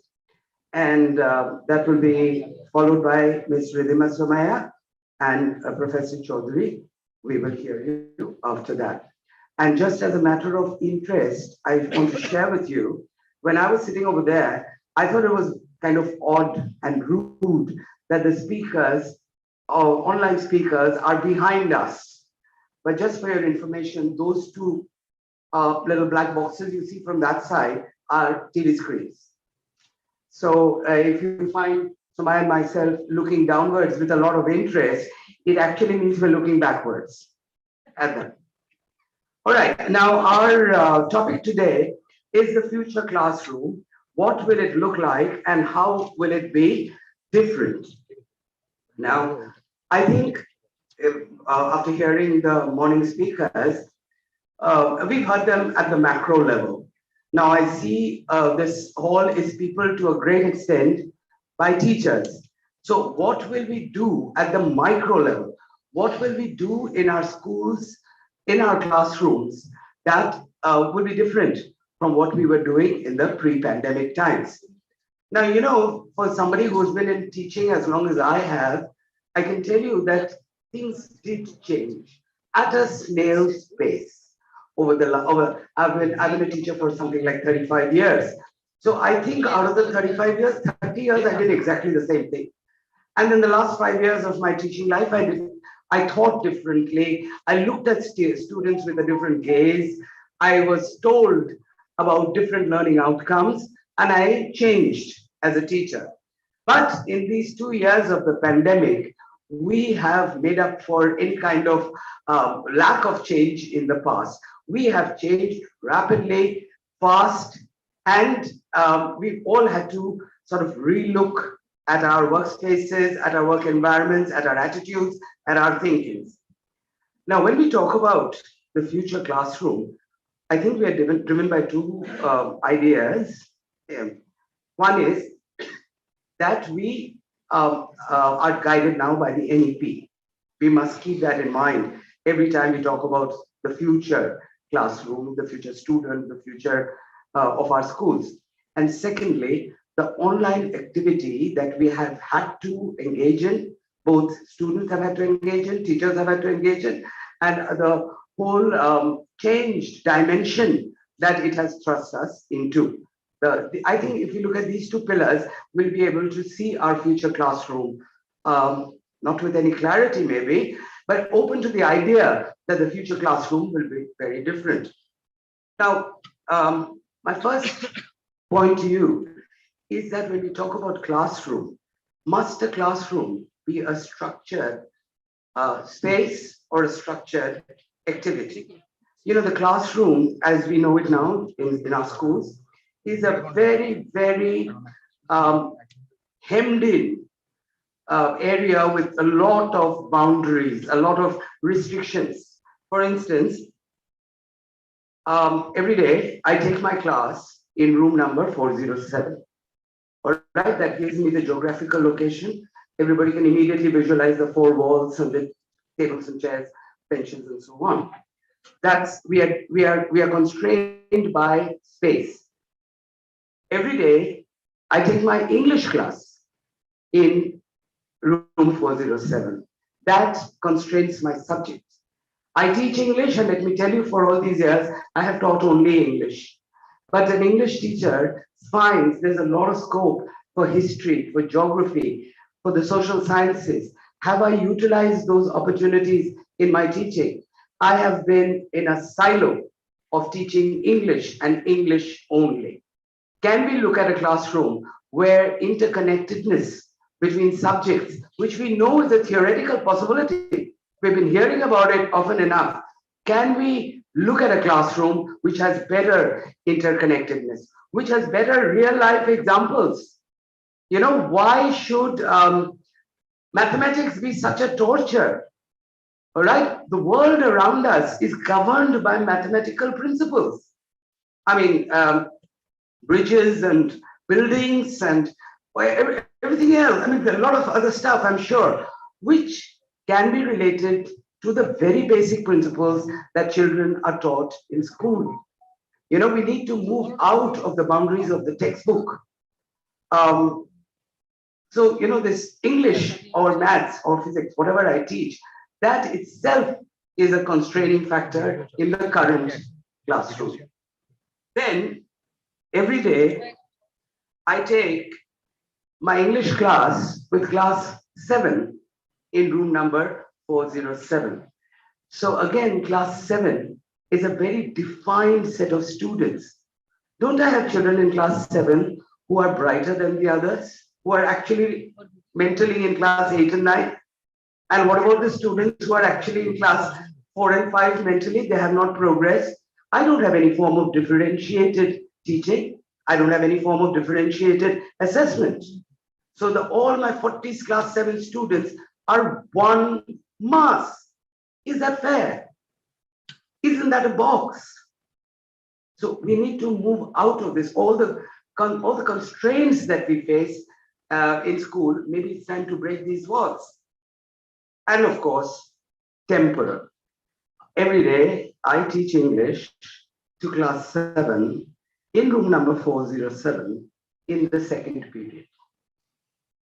You see, this constraint of time, all right? We are governed by these constraints in schools, in our classes, right?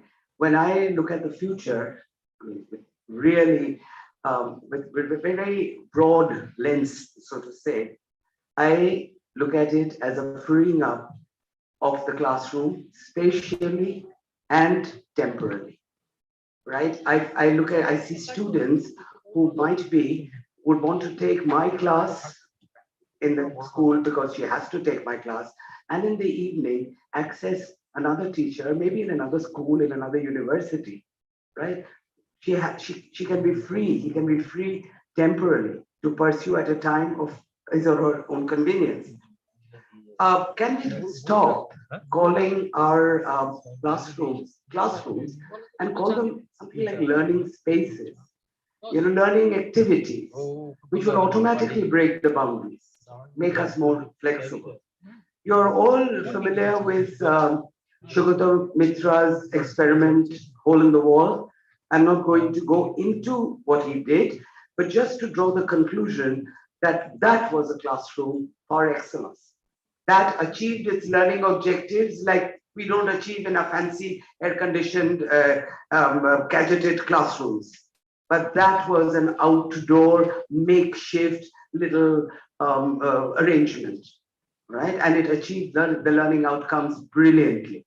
So why can't we break out of the shackles of the boundaries we have set for ourselves? So my point really is, can we look at a classroom which is a place where the boundaries are blurred, where the content is flipped? So far, if you'll agree with me, the classroom has been about teaching. Can we make the future classroom about learning? Move away from the teacher-centric classroom into a genuinely student-centric classroom. So these were some thoughts which I thought I'd share with you. And I will, of course, be getting back at you every now and then. Once we are through, can we do it this way? CII, is there anybody? Is it all right if we take a couple of questions after every speaker? Are you all right with that? So that will get you an immediate answer to a query if you have one. So we'll start with Mr. 𝗘𝗀𝗂𝗁. Mr. Conjoro, are you ready to talk to us? Yes. Hi. Thank you, Ms. Sharmila. Thank you. Hello, educators and lifelong learners. Thank you, CII, for inviting us and organizing such an amazing event, so that we can all learn from each other. So maybe just to give you all a little bit of context and background. So my name is 𝗘𝗀𝗂𝗁, and we actually just opened a preschool. It's called 𝗥𝗲𝗂 Indonesia. So 𝗥𝗲𝗂 Indonesia, it's a concept, it's a preschool concept from Finland. So we actually started our first soft opening in the beginning of 2020. So the school actually just opened 2 weeks before the lockdown in Indonesia. And also maybe just to share a little bit of information, Indonesia is actually one of the longest longest period where schools are shut down, where almost all the schools had to go, to online learning for almost a year plus. So that was very challenging for us, as a new school, having prepared, with our new finished system, all the setup, and then 2 weeks after we had to adjust completely. So perhaps actually before I share further, I think it would be good to give you all a better idea of what the school looked like. So I will share a short video about the school, so you all can see how the school setup is and how the children experience the school. So let me.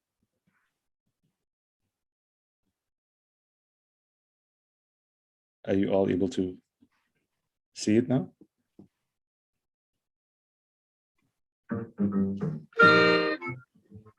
Hey, hey, welcome to Hey. That's what we sing to start off the day. Well, first, it's time to wash my hands to keep the germs away. 1, 2, 3, 4, sure. Come on, explore the outdoor. Bubble here, fresh air there, scavenger here, treasure there.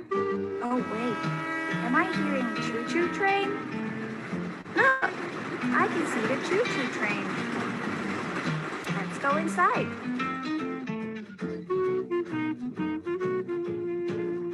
Hop, hop, hop. Oh, have a look. Is this my classroom? Wait a minute. This one's my classroom. Now let me show you my old classroom when I was in nursery. Wow, it's still the same. Ready or not, here I come. Peekaboo. Shall we go outside? Hey, Mr. Sunbeams.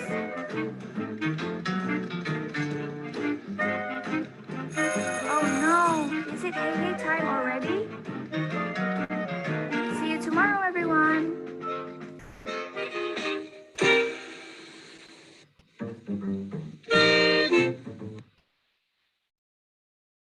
So there you go. So that's our school. It's 3 years in now, and you know, we've had quite a transition, right? So you know, I will speak on behalf of like preschool education point of view. So our age group, we focus on starting from 18 months up until 6 years old. So you know, we've realized that it could be very challenging, especially introducing to online learning to the age group of 3 years and under, especially. But you know, what we've learned through this pandemic is you know, the learning doesn't stop within the classroom, right? As earlier you have shared that you know, it's not constrained by space, right? We're not constrained by the four walls in the class, and you know, our approach has always been very personal. So you know, we see learning and the child's development not only a relationship between the teacher and the child itself, but we see also on the family environment, right? For instance, the parents, the grandparents.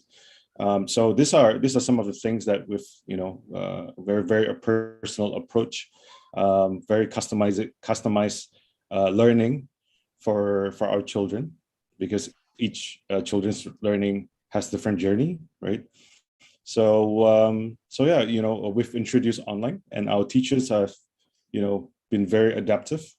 I think it all really, we're very thankful of our you know, open-minded teachers, and very adaptive to be able to quickly you know, design an entire new lesson plan, right? Not only online, but also it needs to be adaptive, where it's like a hybrid model. So we also took notice, you know, some of the special needs children where it requires, you know, some extra attention. We have also developed special program specifically for them. So I think I will keep it short as my introduction. So perhaps later we can you know, converse more throughout the session. Thank you, everyone. Thank you, Mr. Kongoro. In a sense, he talked about the customization of learning. And that is definitely one of the trends of the future. Customizing learning to suit individual students. I think we all agree that students learn differently. I mean, that's one of the givens of school education.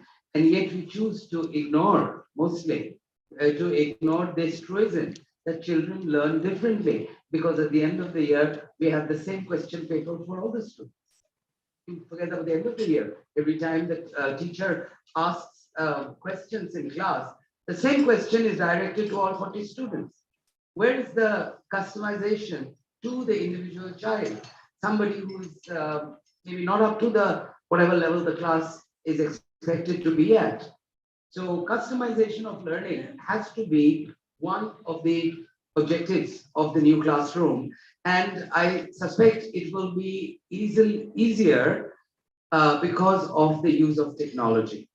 Technology will free us up quite a bit so that we can look at so far ignored aspects of learning. Actually, education should be like a visit to the doctor, but it not. I mean, every doctor customizes the treatment to the patient. Though the overall malady might be the same, the cardiac specialist will be looking at the heart problems of 100 different patients, but will never suggest the same course of action for all 100. So what the customization that is absolutely a part of the medical journey of an individual is lacking in the educational journey of that person when the person is young. So I think we need to seriously address this issue of making education, learning about individual students. So does anybody have a question on this? Either Mr. 𝗥𝗲𝗂𝗃𝗀𝗁 or if you want to ask me. Mr. Mohanka, did you want to ask a question? Yes, please come here.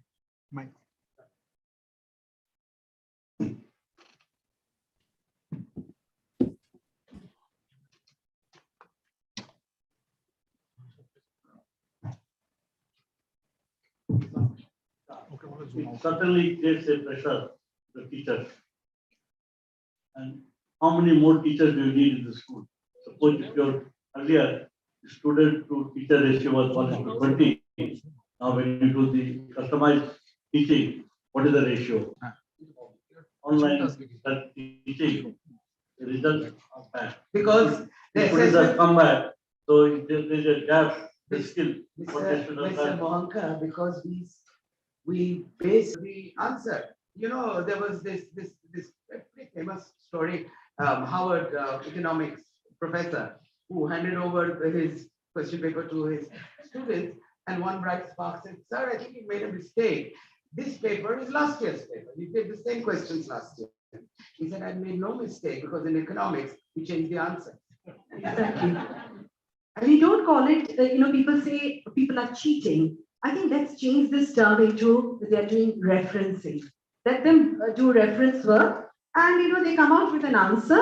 I think teachers should be open to the idea of accepting answers which are not stereotyped, and they can see different answers, which again uses the analytical mind. Thank you. Thank you. What are the challenges you find for countries in the middle? The children have to be trained to think from the early days. In the middle, you have all kinds of people. Yes, Mr. Mohanka. What kind of challenges do you expect?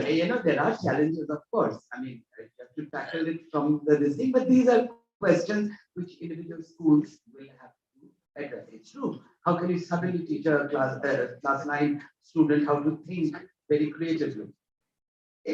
I'm sure it can be done to some extent. These are challenges. Shall we move on to our next speaker?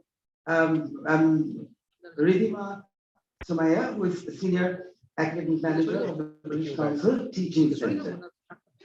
𝗤𝗂𝗃𝗀𝗁, sorry. Would you like to be at the podium or where you're sitting?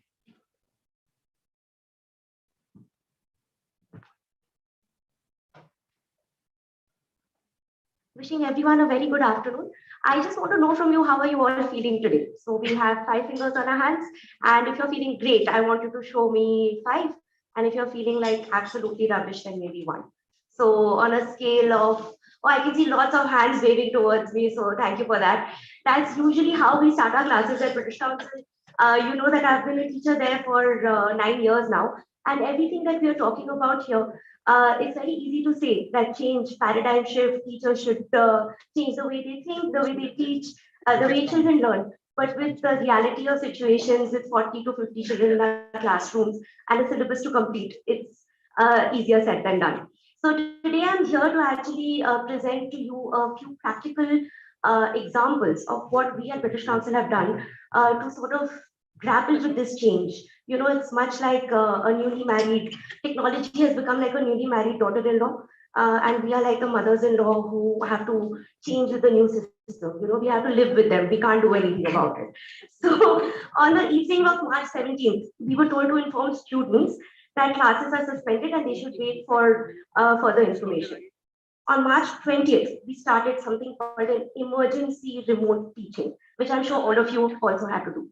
Like almost overnight, first we had to train ourselves and then train our team of teachers to teach online. And it was mainly a reaction to the lockdown, right? We were not trained to actually do this, but we had to do it. It's been 2 years since that, and we at British Council have trained more than 15,400 students in the online model, starting from the age of 4 till the age of 17. Parents, teachers, children, and students are now familiar with online learning and materials like never before. And I would think that the three of the many ways in which the world of teaching and learning has changed is children have become more technologically savvy. Each child now has a device that they can use whenever they want, and digital is the future. Children are independently using it, and this makes them future ready. This period has not only seen a massive increase in demand for content for online learning, but a far deeper critical engagement with this content. As we get ready for the next phase of children going back to school, we are now moving to a combination of using pedagogical, content, and technological knowledge to make the best use of the opportunity that the pandemic has presented to us. This would mean having an awareness of which is the best technological resource to use in order to teach specific content effectively. Digital has become a part and parcel of many of our lives, and what we need to do really is to embrace it and use it effectively. So I would like to talk about 3 online tools that we at British Council have used and used quite successfully. So the 3 advantages of using online tools. Number 1, we were just talking about assessments. I know that this is like a burning topic. I could envision many of you spending your weekends, spending evenings, laboriously correcting homework which is set by you or assessments. But a great way to actually do this is a free and online tool called Kahoot. How many of you have used Kahoot before? I can see many hands, it is great. And do you think it was fun for the students? Yes? Can I hear a loud yes or no or something like that? Yeah, thank you. So Kahoot, I would like to spell it out for those who have not used this before. It's Kahoot, Kahoot. And if you just go on Google, it's kahoot.com. It's a free and very easy to use online tool. You just have to create an account, but your students don't have to create an account. They can just use it without any account creation. And what you can do is that Kahoot allows you to produce online quizzes and activities that your students can access using any device. So you don't need to do it in your classes, but you can use that as a tool for assessment. You can set like 10 fill in the blank answers, and students have to fill in or choose the right answers from MCQs. It checks the correct answers itself and gives you a report for your class. So there you go. It's like a very, very easy, free to use, which also allows visuals. It allows videos. It allows you to use different formats like polls, etc. Kahoot tracks the answers and awards points for the correct ones. And they also show you a leaderboard. So for all the homework that the students do, it actually helps them to see who has completed the homework, how much time they have taken, and how many points have they been awarded. So it becomes like this really nice competitive game that they've played, and dull and boring homework that children grudgingly do becomes a super fun activity. Teachers can see how well their students have understood the material by understanding if they have performed well in all the parts of the test. And they can also see what are the problem areas, yeah, so that they can tweak their instruction according to it. The great thing about creating quizzes is that you can use these quizzes for later. You can use it for multiple sections. You can use it as many times as you want. They also have a huge bank of quizzes that are already there. And if you just type, for example, quantifiers, you will see like there are about 100 quizzes already there, which you can tweak. So online, the second advantage of using online. Online learning gives students an opportunity to collaborate outside school contact hours and spend time in doing project work in teams. So any project work which was done in a boring way, which becomes like the parents' responsibility of cutting and pasting and Googling, actually has to be done by the students while working in teams with others. So have any of you used this online tool called Padlet? Padlet, yes, I can see a few hands, great hands. Did the students have fun? I can see hands waving towards me. Yes, okay, so lovely. So you have used Padlet before, but Padlet to be used in a collaborative way. So you give students a project to do. They can maybe use some time in class to talk about, discuss the projects, but the actual research, the actual production part of the project can be done at home just by clicking on one link, which can be sent to students. So it basically works as a electronic forkboard in which you can put anything on the screen. So students and teachers can add comments, documents, videos, pictures, and web links onto the board, and anyone who visits the board can have access to the content. For discussions and brainstorming, they can access the board during the lesson or at home, and they can also see the answers that their peers have written.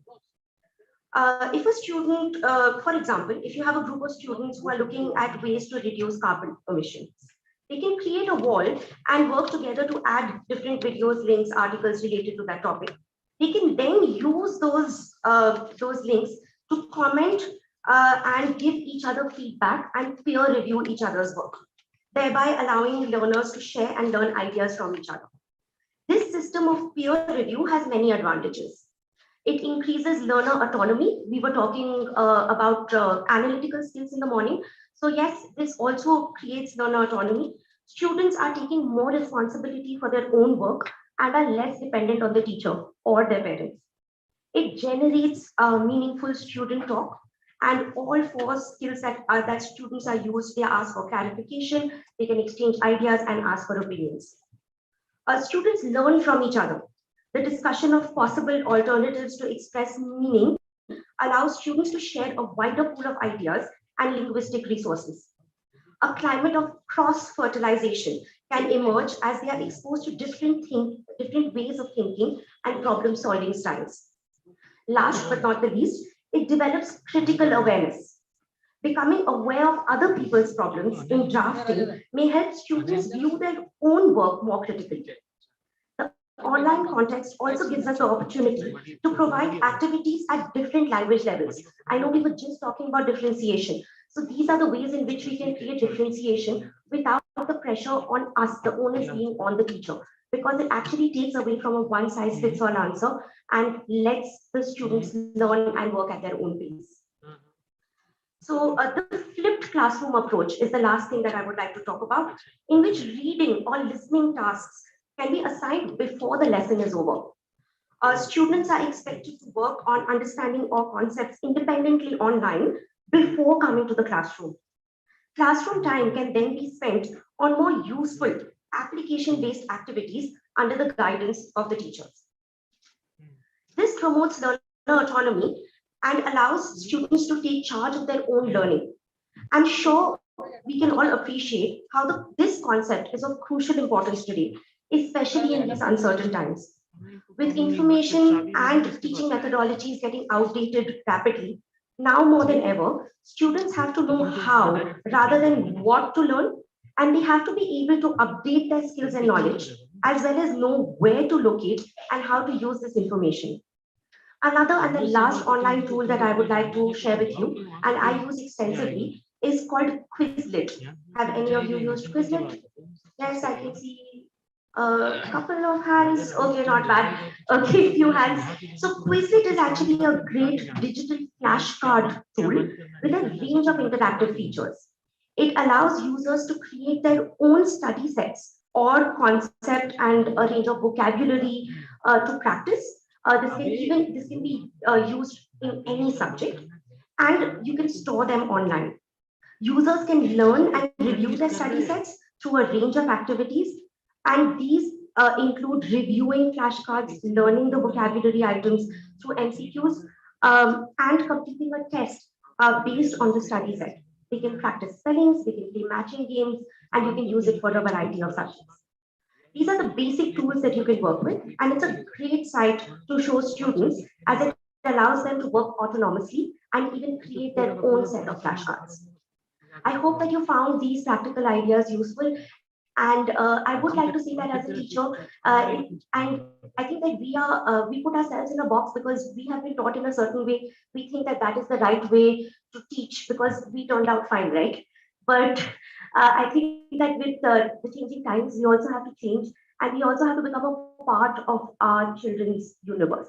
If they are only talking about Roblox and Minecraft, and if we don't know what that is, we are already creating this barrier between us and our students. All in all, technology has the potential, has enormous potential to transform a language classroom and make it more student-centered. However, the use of any educational technology regarding this objective must always be informed by good educational pedagogy. Otherwise, teachers would end up using it without actually making meaningful changes or progress in their classroom practices. I am one of those people who believe that technology will never be able to replace the role of a real teacher. But I'm also aware that teachers who are not technologically literate have a big risk of being replaced. This suggests that learning to make use of technological resources effectively in our classroom is another way for us teachers to survive. One of the main affordances of tech tools is that it connects learners both to each other and to the plethora of available information. More importantly, though, I feel that we are aligning with the learner reality by employing tools that they themselves are using constantly throughout the day. And if we can demonstrate how these tools can be used to support their learning, that can only be a good thing, and that is the future. This is an exciting time to make use of this opportunity that the pandemic has presented. We should be adaptable and flexible and not be afraid to apply the lessons that we have learned as we enter the new normal. Thank you.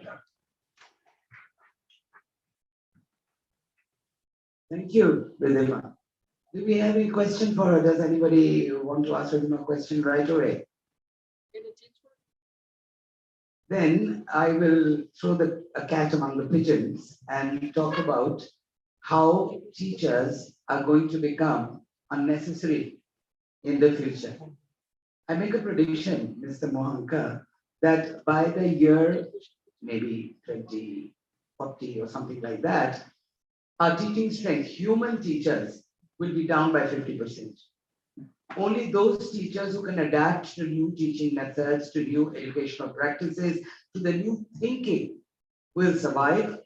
Many will fall by the wayside and will be replaced by augmented reality robots.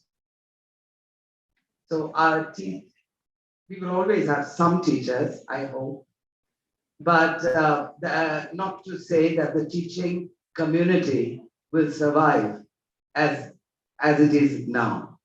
You know, a lot of retraining, reorientation, all that, and a certain number of the teaching workforce will not make it and will be replaced by it. I think your designs of schools also will change. The so-called school, I think the whole design will change. And that is the future. And maybe if you want to attend a lecture which is going on somewhere, in a place in the world, I think you can attend that. And it's because, we are now going away with any streams. So you may not have that particular subject in your school, but your student wants it. So can attend somewhere else. Like if Shikshat and someone wants something, and if Birla High is doing that, might as well attend that lecture. Flexibility. Learning space. Right. But teachers, jobs are not guaranteed. That's my humble opinion.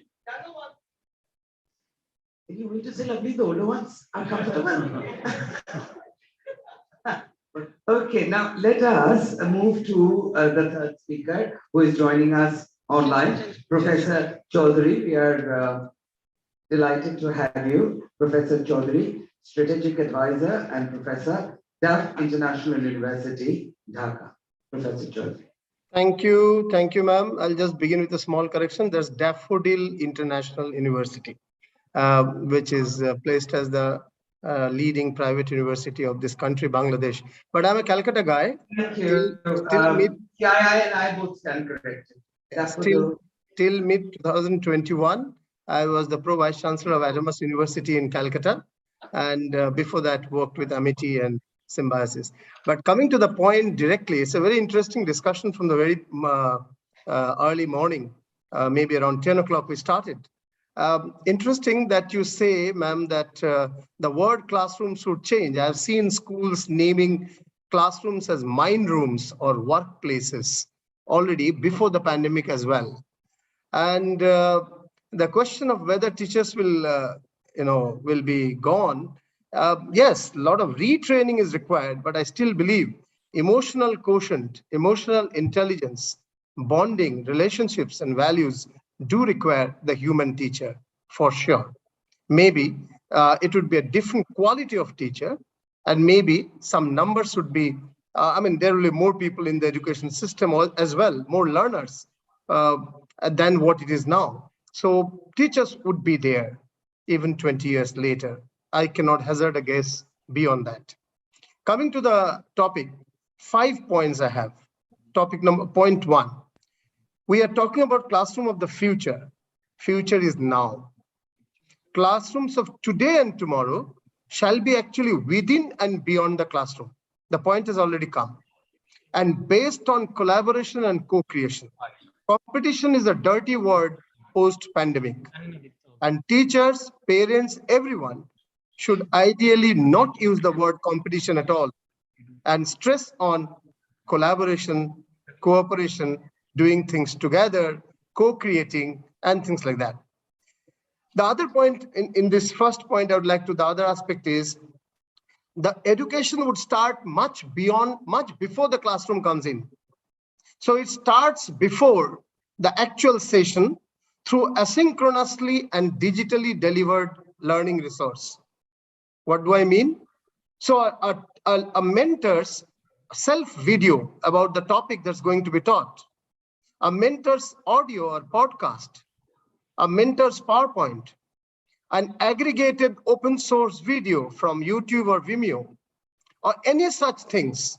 And I'm talking largely from class 8 to up to university, largely in the senior level, little. A pure primary, there would be more experimentation, of which I may not be the right person to speak. But mentors' proprietary content, audio, video, text, whatever, and aggregated content need to be given in advance before the classroom. This is a major change that's happening. Earlier, people were introduced to a topic in the classroom. The teacher, specifically from a high pedestal, a sage on the stage, was introducing the topic and telling the last word. That concept of teacher is gone. So advanced content, digitally given, to be learned by the learner at his or her own time, place, and pace asynchronously, leading on to the physical or digital synchronous classroom. So this is a major change that's happening. And beyond the classroom, whether the classroom was digital or physical, beyond the classroom, the same discussion needs to go. And this has been already told, amplified further with the help of technology among the mentor and the learners. This is a major difference. So after the classroom, it moves to synchronous digital, physical, and phygital labs, studios, and all, and then moves to digital, interaction or amplification. So the digital and the physical would be seamless. Before, during, and after classroom would be seamless. This is a major change that has happened. Point 2, future classroom will be experimental, visually expressive, flipped classroom mode, and attempting to blend the left and the right. Because this has been already told by my earlier speakers with good examples, I will just take one example. During the pandemic, when there was lockdown, one of the schools, one of the English teachers started this, an online dictionary. There were 22 students in that class. Each student was told to give it and make a sentence using it and put it in the WhatsApp group of the class. And each learner has to use a different word. If there is a wrong usage, she would correct it. The mentor would correct it. And the next day, there will be another set of 22 words. And they actually, when they physically met, they took a test of these words learned. And because there was a sense of, friendly work, it was taken up very strongly and nicely. And she encouraged, if you can even show visually the meaning of the word that you wrote about. Some did that. Some made sketches and did that. So this sort of experimental, visually expressive, and I told in the first point, flipped classroom mode, would be there. And these will naturally blend the creative side, the aesthetic side, and the logical and the rational. Left and the right and the left brain both together. That's my second point. Third point, future classroom will end traditional teacher and student and replace with mentor and learner. This is very well known amongst all present here. I will not dwell more than 30 seconds on that. Teacher is a sage on the stage, tells the last word, introduces the topic, sets the question paper, examines, and gives the last word on evaluation, on examination. Whereas mentor mentors within and beyond the classroom, is not the ultimate interpreter of anything, any subject, can only contribute, can help, can facilitate, and is also, in a way, for schools particularly, an agony uncle or aunt, a personal, person of reference as well. And similarly, the students learn for grades inside the classroom, structured syllabus, and is limited there. Whereas a learner learns within the classroom, beyond the classroom, mentor, peer experiences and books, and digitally, learns from all sources, learns to apply in life, and grades and marks are all byproducts in the process, and learns to analyze and apply and not remember alone. So there are very many differences more, just to have a brief on this. Fourth point, future classroom will end traditional examination. The examination which was testing knowledge, memory, would be replaced by examination or evaluations testing skills, attitude, applications.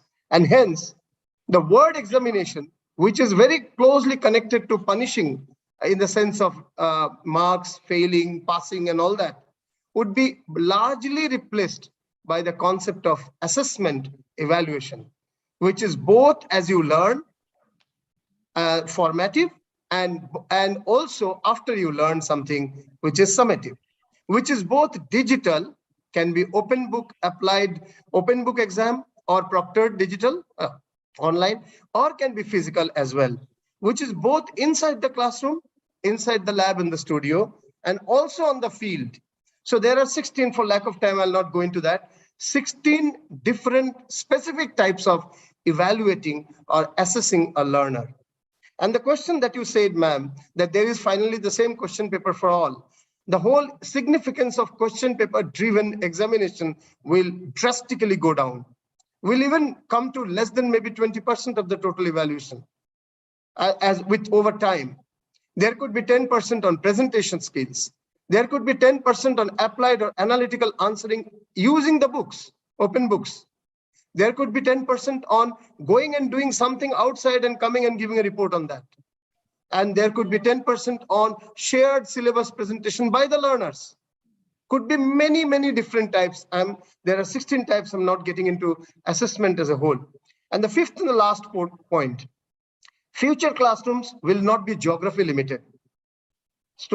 Learners have learned at the home, flagship classroom, came to the classroom and discussed with the mentor in Calcutta, can be followed up with an advanced or a very evolved sort of a session from a learner, from a mentor from Delhi, or even from Oxford, or even from Finland, which is the best schools in the school system in the world.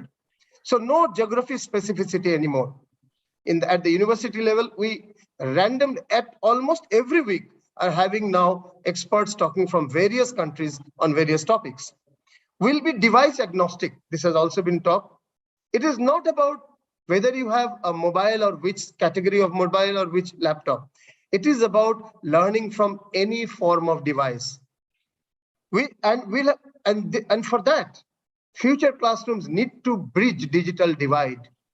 The new education policy talks about 6% of central budget for public education. But the new education policy was brought in 2020, we all know that. And the 2021 budget was less than 2.7% of the annual budget. The education budget was less than 2.7, 7,000 crores lesser than what money was given in 2020. Whereas in 2021, it has crossed 1 lakh crores now. It is around 2.9%, still not half of the budget promised in the new education policy, which is 6%. There are only 4 states of India which has crossed 5%. Tamil Nadu, Kerala, Delhi, and just 5, around 5.1 or something, Bengal. So the point is, unless we invest more money, there cannot be bridging of digital divide. And CSR, which is 2% of profit to be given in CSR as per law, needs to also focus on bridging the divide. And we need to have our individual social responsibility, not only CSR, but ISR, to give away our old models of, old but working models of devices, various devices, for reaching out to those who are unconnected. Whatever we are talking often leads to a small part of the population. The UNESCO's report in 2020 December about major nations of the world regarding education during lockdown period says India had 52% out of 28.3 crore students studying during 2020. And remaining 48% did not have, 48% studying, remaining 52% having not even 1 ounce of education because of connectivity issues and digital divide. So future classroom needs to bridge digital divide. We know that, we cannot spend more time on that. And the future classroom is not about digital or physical, it's about blended, in every possible way blended. I'm really happy to see that the Bangladesh government here has already finalized a blended education policy, a formal policy of the government from primary to university, which tomorrow on 26th March, the Independence Day of Bangladesh, they are going to formally announce. I have been a part of that committee and I know how much work has gone beyond that, gone behind that. So it's important to understand blend is about all, no tech, low tech, high tech. Blend is about left and right of the brain. Blend is about physical and the digital. Blend is about mentoring on knowledge, skills, attitude, and application. We give too much premium to knowledge and information, which Google can easily do. But we give less importance to skills, which are started now, and lesser to attitude, which is very significant, and most importantly, application. No knowledge is useful, and there is increasingly the future will tell scholasticism is not the purpose of education, but application and creating value is the purpose of education. And at the end, I would like to appeal to the EdTech company. There is a lot of positive things that the EdTech has brought in. And many of these examples, many of the positive impact of EdTech companies has been already mentioned from the morning. But EdTech companies need to work harder to bring virtual labs and virtual studios a stronger reality. The level of the virtual labs and virtual studio is at a very rudimentary level largely. So that's one focus area. Peer work virtually, physically, a lot of apps have come on that, but there is scope of development there. And AR, VR application, which has been already mentioned in school education, needs further push from the EdTech. Thank you, and back to you, the moderator, ma'am. Thank you, Mr. Chaudhary. Does anybody have a question for Mr. Chaudhary? He pointed out that the way forward is actually in an attitude of blending physical and digital, knowledge and skill. So any question for him? And he sees a teacher still in the classrooms because values can be taught best by teacher and other elements. So do we have any question? The question of Professor Chaudhary certainly brought out the question of assessments and you know how our assessments are targeted. We are familiar with it. We create tests like that, targeted only to find out how much the student knows and how close he is to the top of the class. Either he is at the top of the class or what is his position in relation to the top of the class. It's an examination of rote learning. It's an examination of memory. Professor? Right, very much. And that's why I said that knowledge will not be at premium anymore. It's application, it's analysis, its skills, its attitude, which will be the significant parts. So there is a difference between output and outcome. Output of transferring knowledge from one mentor to from a teacher to the student, that is output. The outcome comes only when it is learned, internalized, applied, and analyzed and applied. Only then, and in the process, skill building is done. So unless outcome is there, mere output will not justify education of future. You know, my generation is familiar with one sort of term, test the test. Have you ever heard of it? Test the test. You get a question paper and then you test that question paper. What are you trying to test? And most of the time, you find that all you're trying to test is how much does the child not know? You know, a typical test and exam targets at how much does the child not know. You know, and therefore, if the child knows, the child comes first in class. And like I said, the rest of the children are all in relation to that boy who knows everything, right? So test the test. Our testing has been faulty for so very long. You know, we rewarded and given marks for just the ability to memorize, you know, for so very long. It's time the children broke out, found freedom from the tyranny of this, cramming your head with information like Professor Chaudhary and everybody else would say, which is available on your phone at the touch of a button. Ma'am, I would like to add one small thing, if you permit. We normally have a given syllabus. From school to university, we have a syllabus. And that syllabus is usually, if it is well developed, it's a structured syllabus. We consider learning complete of a particular level when the structured syllabus is completed and a test of information is taken or test of knowledge is taken. My humble point is, along with structured syllabus, we need to look at organic learning, structured learning and organic learning. Structured learning is what the board or the university wants us to learn, wants a learner to learn. Organic learning is what he or she wants himself or herself to go into deep dive. And hence, there is no need to fix ages for classes. If someone can actually deep dive, do better organic learning, and there the role of the mentor comes in. Mentor has to support with additional learning resources for those who want to learn something deeper. And there has to be a reward for that for the learner. We need to relook at promotion policy, examination or evaluation policy, and this age versus stage of education, this policy. We need to relook because we need to honor independent, individualized, organic learning of deep dive by a single learner. Thank you. Thank you. I have a question. The question, Dr. Chaudhary, and what Ridhima has said and what you have been adding is that we were only talking about teachers' methodology, but I think there are many other things which are coming up for the future, and already we are in the future. That is, you need a platform, you need a device, you need content, you need different ways. So if you call that as blending, because all these things need to blend for the future student. It cannot be only the teacher, because you also need a very, very rich content. Content, when you can teach them online and also offline.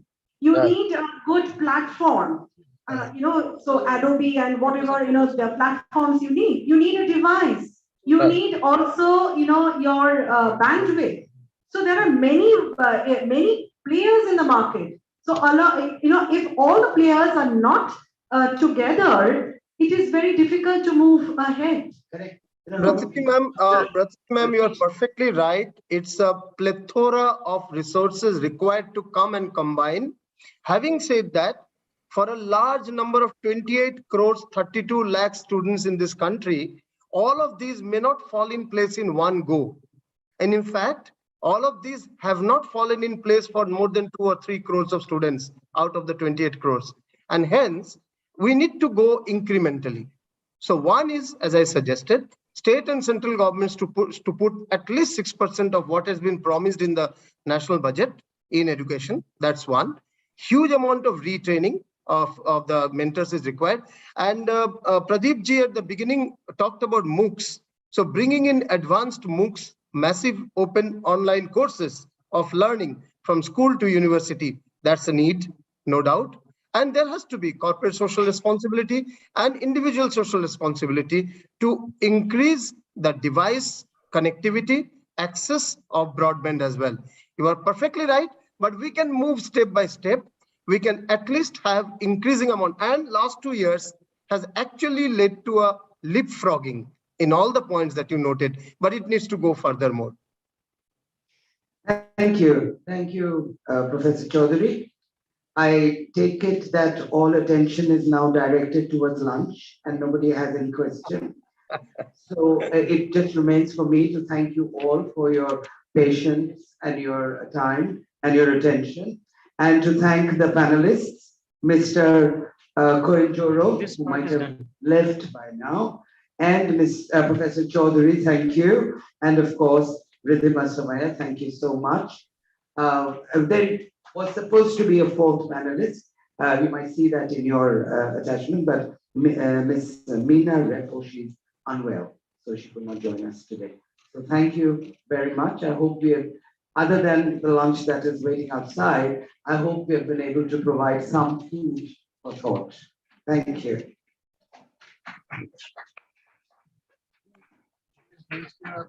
Thank you, Madam Bose, for moderating the session in such an interesting way.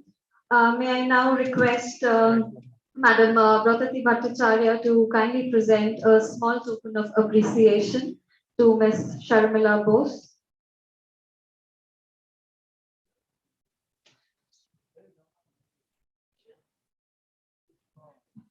Can we hear a round of applause, ladies and gentlemen, please?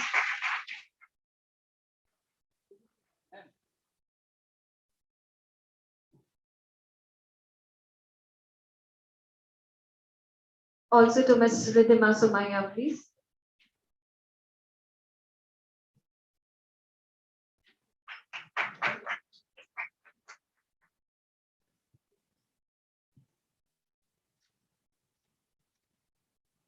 Thank you, dignitaries on the dais and off the dais, for joining us here.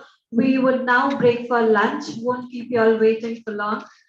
Just a small announcement. CII is promoting rural women artisan of Jhargram districts of West Bengal. You must have seen the stall outside this hall.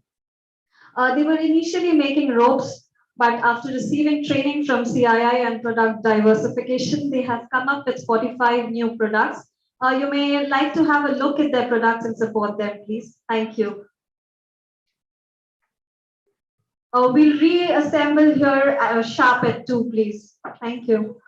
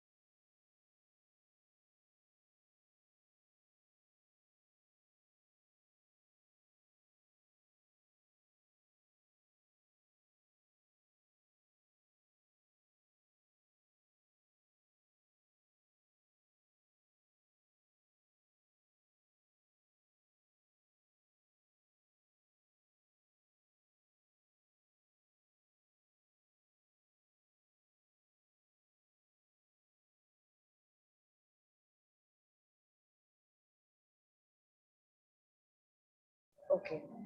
Hello? It is audible, right?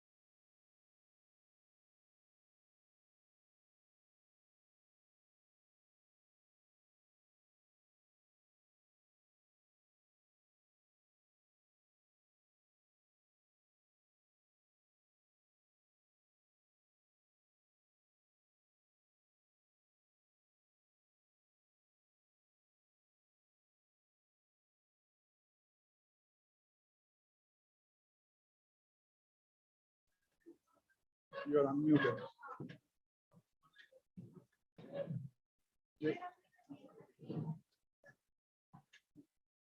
Welcome back, ladies and gentlemen. We begin with our next session, Beyond COVID, How to Close the COVID Achievement Gap.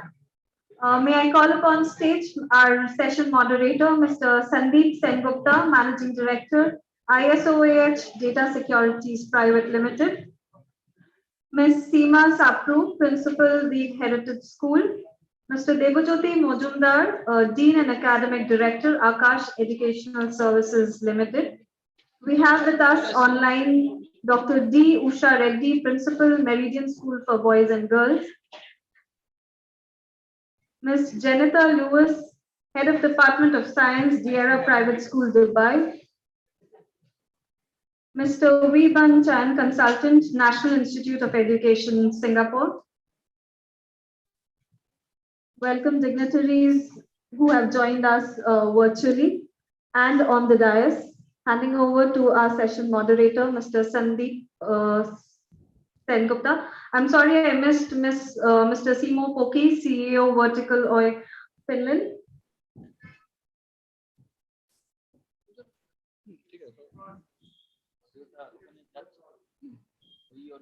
So handing over to Mr. 𝗥𝗲𝗂𝗃𝗀𝗀𝗃 𝗀𝗃𝗀𝗀, please.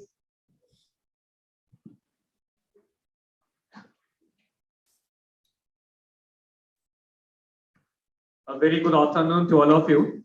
The most difficult session post-lunch. Pre-lunch people are hungry and post-lunch they are asleep. So I hope this session that CII has put up over here is a very, very vital session, and there's a lot of learning from all the elite panelists out here. We have people joining, we have the panelists joining, from all across India, outside India. We have a lot of good learning to have from this session, because we will not only understand what India is doing, we will also look into it, some learning from Singapore, from UAE, from Finland. And I hope that once you go back to your schools, to college, you can have a direct application. There are some test cases, I believe, which will be discussed over here. So you can apply those test cases in your college, in your schools, and help the students, because they are also facing a lot of difficulties. I will set the context. I am the moderator, and then I will pass on the speaking for the other panelists out here, so that they can also contribute. And once everybody has spoken, then I have some questions in mind. I was discussing with the people out there, the delegates out there. So I have some questions in mind, which I also need on their behalf. I would like to ask you.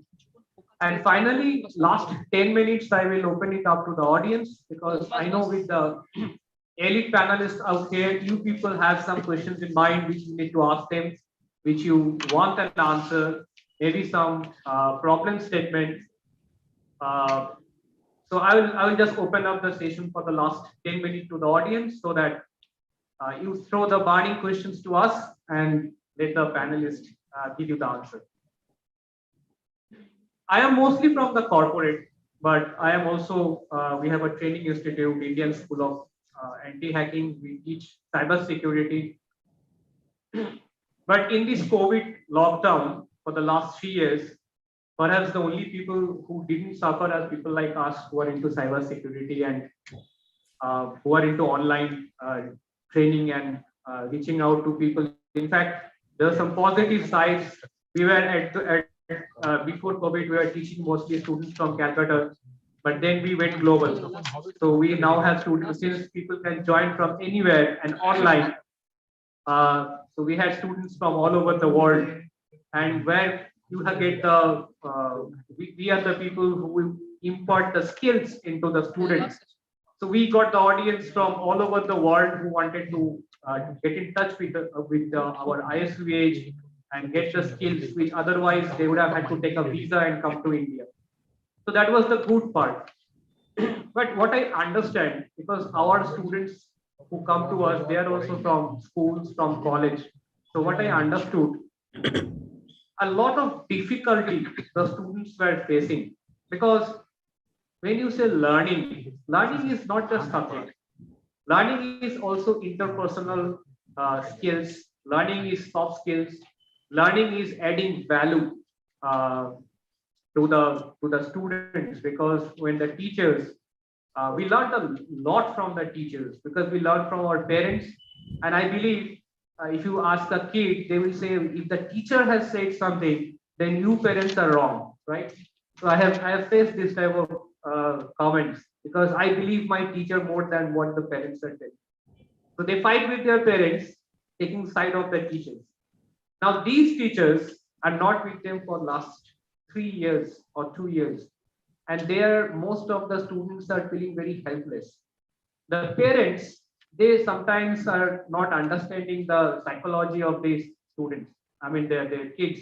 Most of the parents are always trying to control them. They are always fighting with them, and they come back to the teachers. They complain against the parents. They find solution, and the teachers are the mediator between the kid and the parent. So that thing was completely missing over the last 2 years.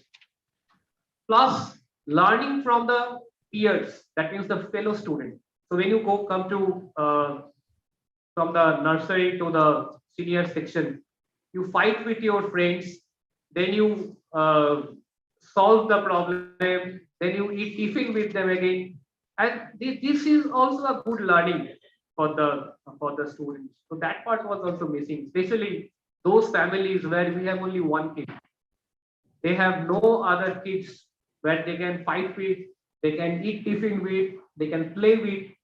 So that was again completely missing.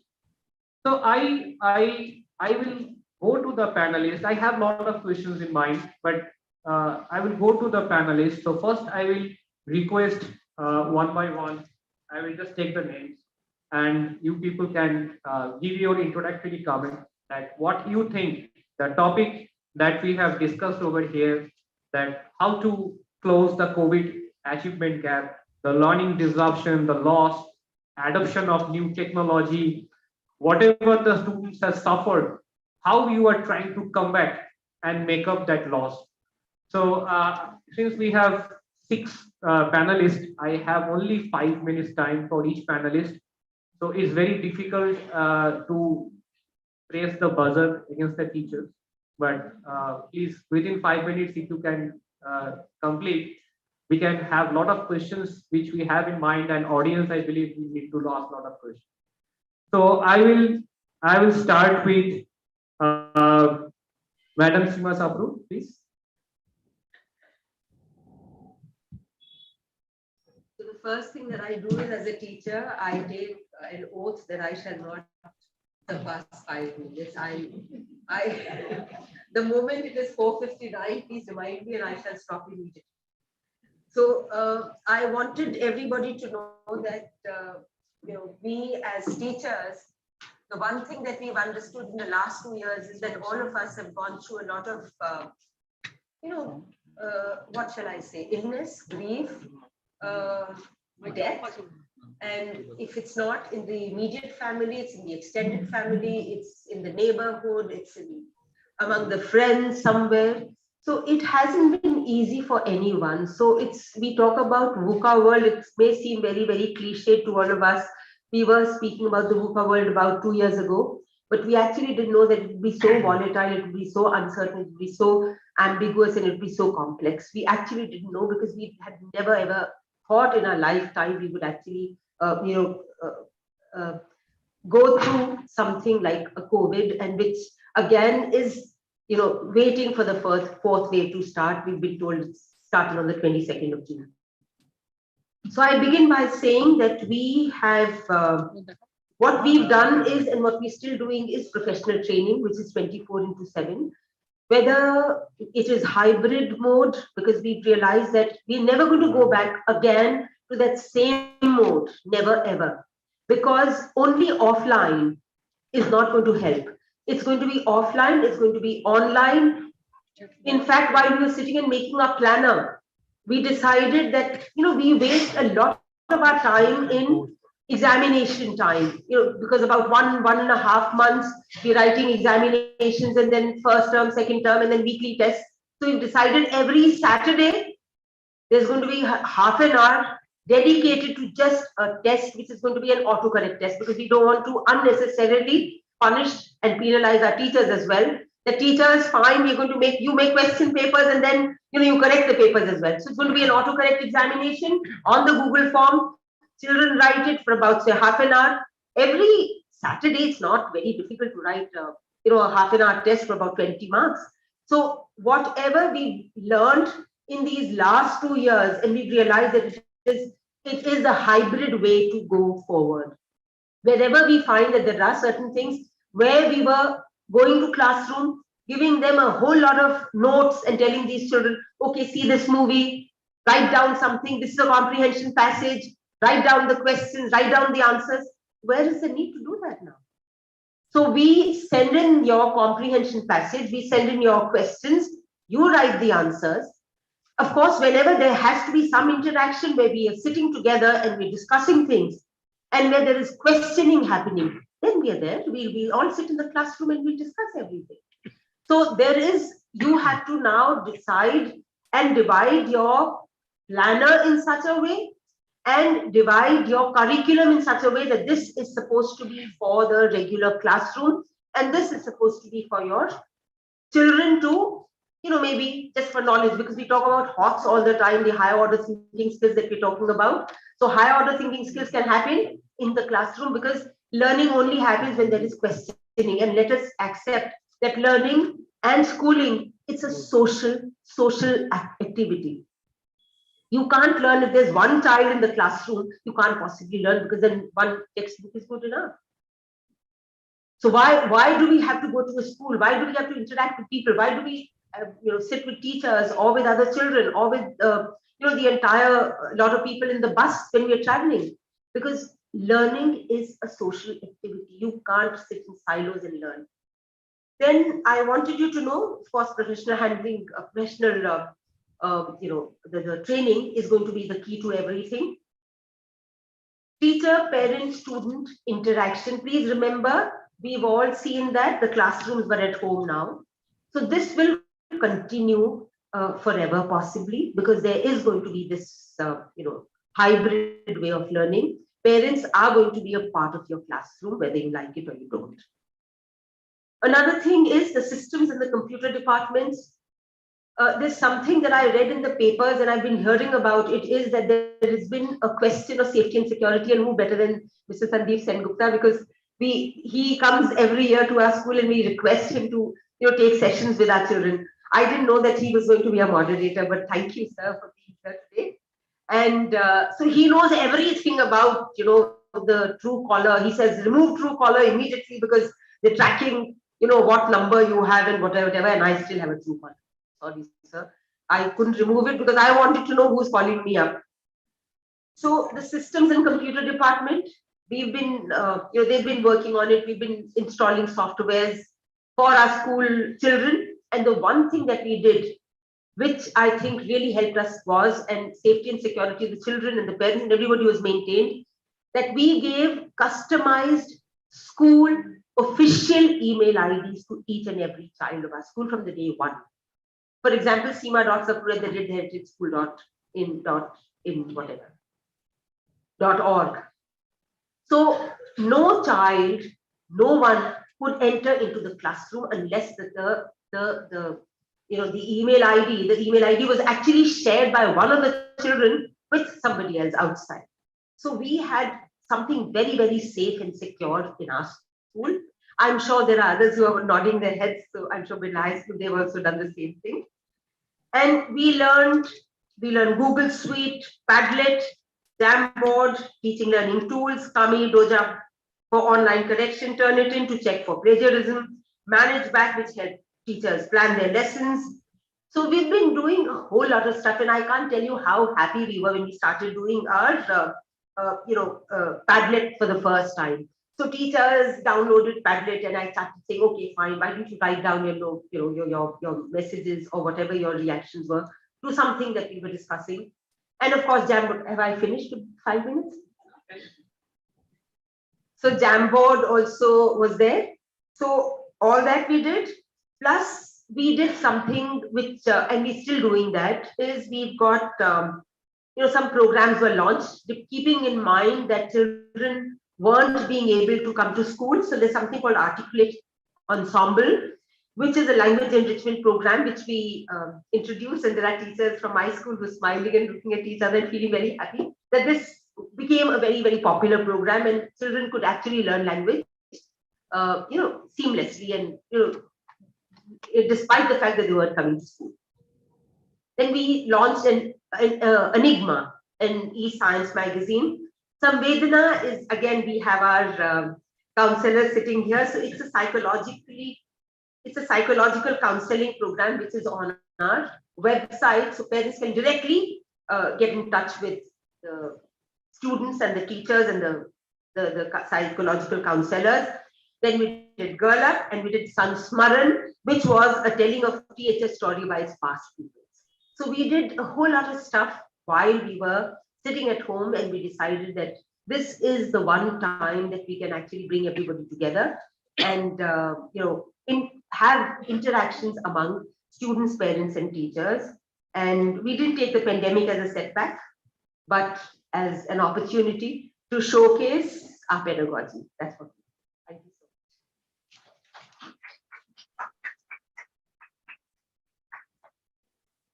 Thank you very much, 𝗔𝗔𝗂. I will come to Ms. Jennifer Lewis. Can we please have your comments on how you were trying to cover this gap during this COVID lockdown? Thank you. Good afternoon, everyone. I'm Jennifer Lewis. I'm in Dubai basically, and I'm head of science.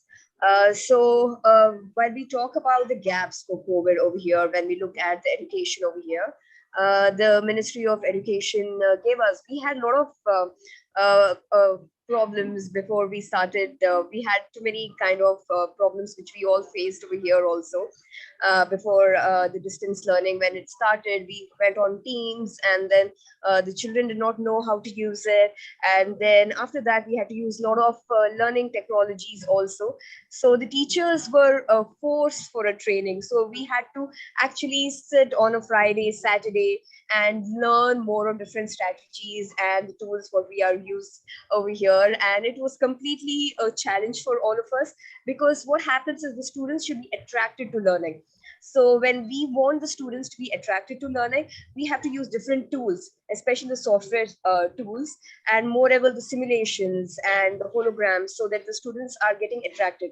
Especially in science and maths, it was very difficult for us to teach them online, especially the maths concepts. So anything online, the children wouldn't understand. And we were looking at what simulations can we use for children to bridge on this gap.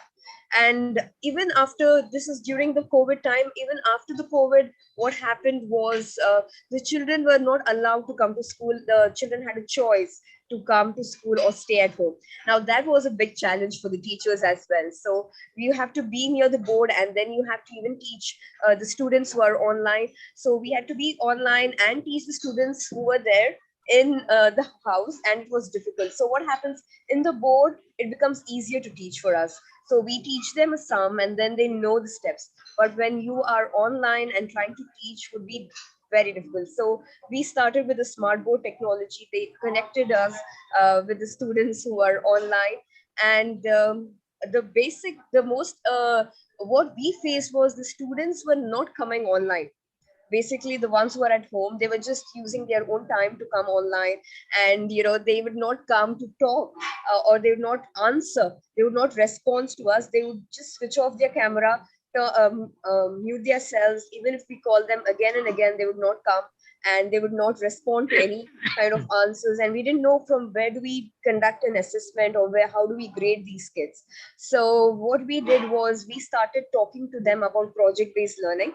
So we used to make them in a group. In Zoom, we have the chat room where they used to go and have a group discussion. Then we started with Google Classroom. We have gone through a lot to facilitate students and even the teachers. And how did we address this gap is, first of all, we started using a lot of 3D images. We started with simulations. The UAE government gave us a lot of provisions for this, so that the children don't look at the gaps and then they do not, there's some kind of problem with their learning. So assessments also, we started with the polls. They didn't want it to answer online. Even if you use any kind of online tools, they would just copy the answers from Google and write it. And it was very difficult for us to assist them on that also. So we started using polls. We started to use Mentimeter. And then we started for them to give presentations. So they started presenting their work. And based on that, the teachers started to assess them, because when they're giving a presentation, we can ask them questions. So once they answer that, and then we used to grade them. So this is now not there, because here the schools are now completely into classrooms. So we don't use online platforms as such. But yes, they are. It was difficult, but we did address the gaps by giving more tasks to students. And the best part was awarding them with certificates, and giving them more of online courses. So we started using online courses, and like I said, the simulations and more of ASL tools. We started with the Mentimeter. We started Jamboard sessions. So they started to equip with that, and it has been one of the most challenging journey. But yes, we did it as a team and as a school. Yes. Thank you very much. It was very insightful. A lot of solutions that you have offered over here. I believe the schools will be happy to take up many of those solutions. Thank you very much. We will definitely come back to you. I would like to come to Mr. 𝗥𝗲𝗄𝗶𝗁 Thank you.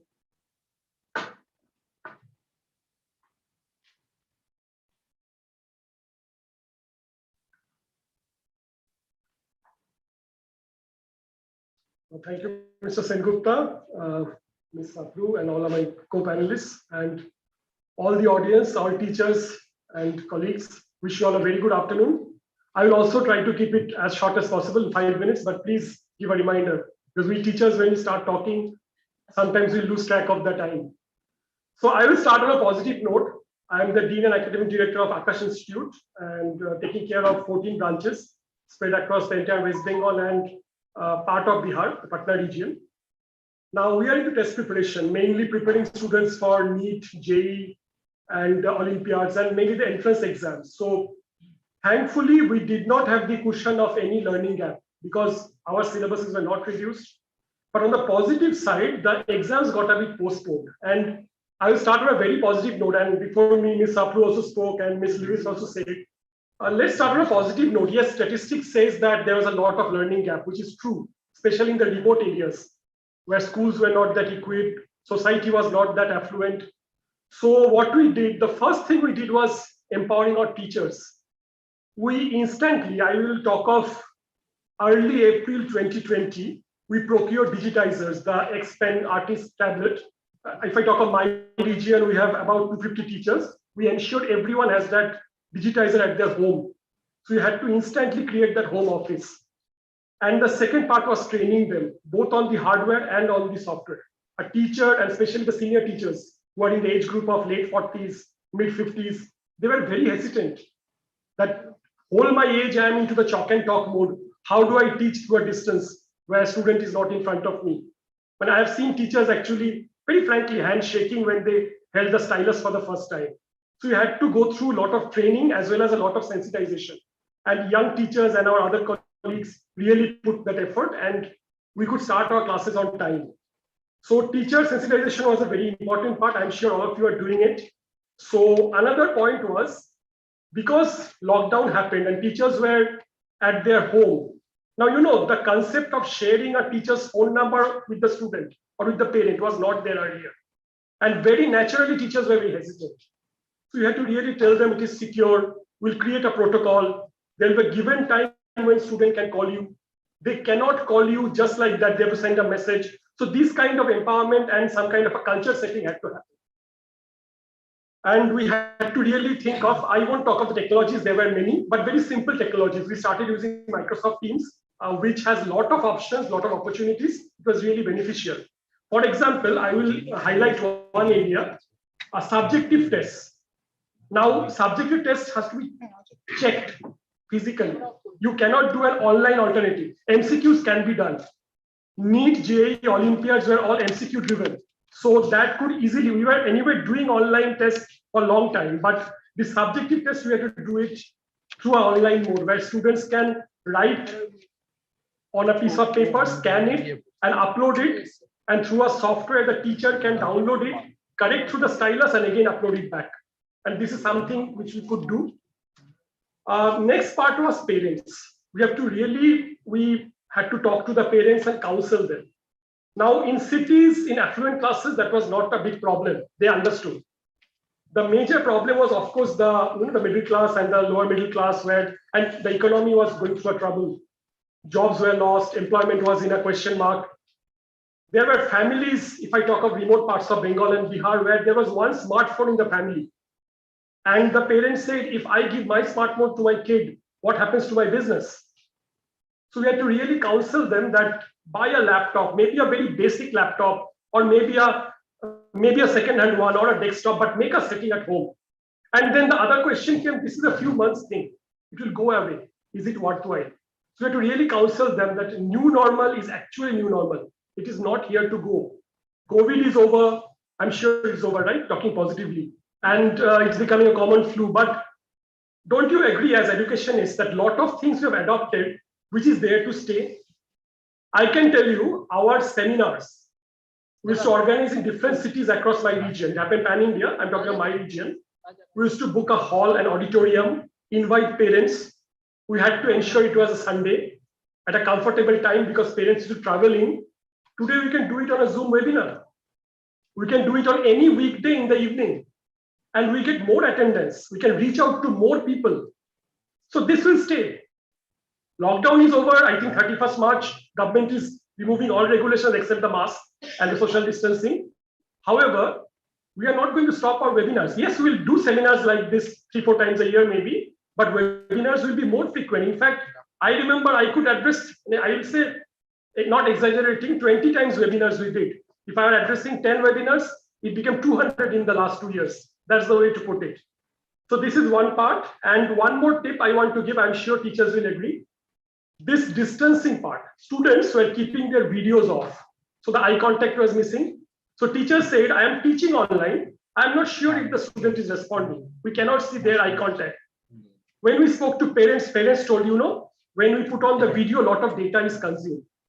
And because they're doing classes through the phone, so we had to agree to them. There was no solution, especially if we go to remote parts, the infrastructure was also not there. So then we told parents, okay, let your students put the videos off, but then time to time keep a watch. And if I'm talking of class 8, 9, 10 students, don't police them, but end of the day, they are kids. They put off the video, they might be playing, they might be going for a nap, whatever. So since you are also at home, time to time keep a watch. And one more thing, there is no alternative to practice to the self-study. So you pick up their notebooks. Earlier they were not doing, they were probably busy. So say the end of the day or next day, just ask them that how much have you written? Your classes happened for 4 hours, 6 hours yesterday. How much have you written down? How many questions have you practiced? So not probing them, not policing them. So this kind of, if you can just make them a bit accountable, I think this learning gap part can be addressed a bit. For students, it's common. I think both the panelists before me shared and others will also share. We tried to make it as experiential as possible, giving them projects, giving them more subjective work. And like our teachers created some small videos on experiments. One area which students were missing a lot in science was the lab, because the lab experiment could not be, substituted. So we told them to make basic chemistry experiments with certain articles from the kitchen, create some physics models, do some biology hybridum sheets or something like that. So some kind of activity, learning is also there, also taking care of their mental health. A kid who is in a mid-teenage cannot go out of the house, cannot meet people, cannot play, and becoming idle, that makes a huge damage to their entire, whole overall personality. So keeping them engaged was a big important thing. And of course, very regular webinars and these things are organized. And I think some speakers in the morning were talking of storytelling.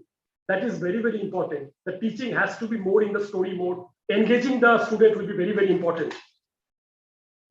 A couple of things I think already mentioned, like one is, of course, we had a software from long back called iTutor, Akash iTutor. Many of you might be aware. So we have recorded videos for all our classes, all chapters. So we earlier did not give it on the mobile phone. Reason being, if you give a student complete video recorded lectures from before, they will stop coming to classes. And here I mean even the live online class. But this pandemic time, we had to let it go. We made it available to any basic smartphone. So students who, suppose there is a day when Amphan happened and certain regions of Bengal were not connected for days. So we had to start off classes after a 2-day break. But some places in Bengal, the students could join back after 7-8 days. So they had that recorded option to go through the app. And every day when faculty was teaching, after that, the board work which they do, we were uploading in PDF. Why we are doing this? Because it can happen that in between a class, the student loses network for 10 minutes. And then when the student comes back, they request that, sir, can you repeat? And this cannot go on because there's a time efficiency part. So we gave them that conviction that you please wait, follow the class. After the class today only, you get the entire board work, download it and study it. So this is something we did. Another very important part of our test preparation is the doubt clearing and mentoring, because the skill part comes more here. They learn the concepts in the class, but they have to practice, because if they're preparing for an exam like NEET or JEE or Olympiad, they have to answer a lot of MCQs within a given time. So when they practice at home, we had to give them a lot of time across. We did it through Zoom, through MS Teams also it was possible. Plus we created a Telegram group for every class. we had a Telegram group where students are there, teachers are there, coordinators are there, where students can post their doubts, and live the solution came in. Now, regarding Telegram, I have one more thing to tell. The moment first we started with WhatsApp, but when we told this, many parents were hesitant because students of teenage group sharing a phone number on WhatsApp. And you know what I'm saying, girls are there. So parents were really hesitant that should we share our number? There can be other threats. So then we went on to Telegram, and Telegram, you can actually hide your number and still be present there. So it was more secure. So we took that problem away. So I think we have discussed this. Just on an end note, you know this, that if you look at the last 2 years, both for NEET and for JEE, the cutoff marks have shot up. And one thing which in the morning many panelists said that online or offline, the performance of a good student will remain good. If you are dedicated, if you are sincere, then you will quickly adopt the new system because it is here to stay. So if you look at the results of last few years, the cutoffs have really gone up. And like this year, NEET, 3 students got complete 720 out of 720. Incidentally, all 3 were our students. Even in Bengal, we got the topper from Durgapur Center, who scored 715 out of 720. Just make one question wrong, and his rank became 19. Reason being that he made a mistake in the zoology question, and once the marks are tied, they check the biology first. So that's the level of competitiveness which came in. So of course, that's our domain where the NEET of May became September, so 4 months extra. So they get that time. Teachers also got that time. So we recovered from it. So that's what I shared from my experience. Thank you so much. Nice speaking to you. Thank you very much. Again, a lot of insights. I will summarize them at the end if we get time. I would like to move over to Dr. Usha Reddy. Thank you so much for giving us this opportunity to share our views. I'm Dr. Usha Reddy and CEO of Meridian Group of Schools from Hyderabad. Well, when we look at education per se in a holistic manner, I understand when we look at the learning loss, quite often our minds go only to the academic loss. But I think I'd like to differ here to say that my passion with kids is connecting the mind and heart. And my heart went out to these children who were within the 4 walls of their homes and no interaction with their peers and no interaction with their teachers either. All of us subsequently learned to look at the positives that we were put in front of due to the COVID. And like my predecessors who have spoken before me have commented, many of these apps, I think we were using for the very first time. But after 2 years, I can say that this particular pandemic has pushed technology in the field of education like never before. I think most teachers had no choice but to grab this opportunity because they had to survive, they had to get online, they had to suddenly start teaching, they had to also understand what tools to use to make the pedagogy better, the understanding of the children, and they also had to assess them in myriad ways. So I know that, many of you would have used the same apps, whether it's Nearpod or whether it is the Padlet, whether it is Kahoot. I think all of us were just surfing the net, learning quickly and making sure that our teachers were abreast. So kudos to all the teachers across the world because they've done a phenomenal job and ensured that learning never stops. But my take on it post-pandemic is, when you see the loss for the children, it is how to actually, mingle with others. Now when they come back to school, the social skills have taken a beating. The attention span has taken a beating. We were all concentrating for 2 years on, the screen time, how to get their attention. Some of you have said, yes, children were not switching on videos, were not attentive, were taking their own sweet time to come. And when it was assessment, we all know how they got those good marks, right? And we know that something that we all tried very hard to do was to create self-learners and to instill in them academic honesty. If the values of true education were imparted, we tried our best to do that. And I'm glad that many children came back to us and said, ma'am, I got these marks because I missed my teacher. I was trying very hard, but my marks are genuine, not like XYZ. Hats off to those children who've been true to themselves, because that is true education. where you're trying to build that character of a child and say marks don't matter. It's not everything in life, right? And so for me, I think I was dealing with children with agoraphobia.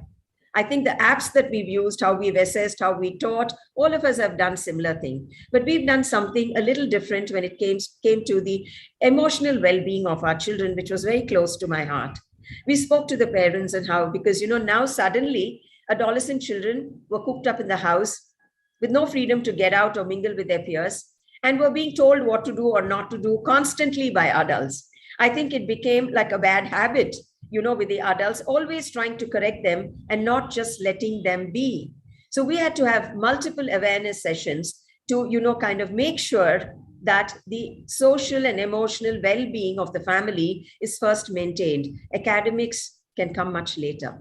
And, I think the statistics also show that the number of divorce rates went up because everybody was working from home. The whole family was together. There were a lot of issues. So counseling, couples and trying to help these children who were going through a lot of mental trauma is, I think, a big task that we took on, as educationists.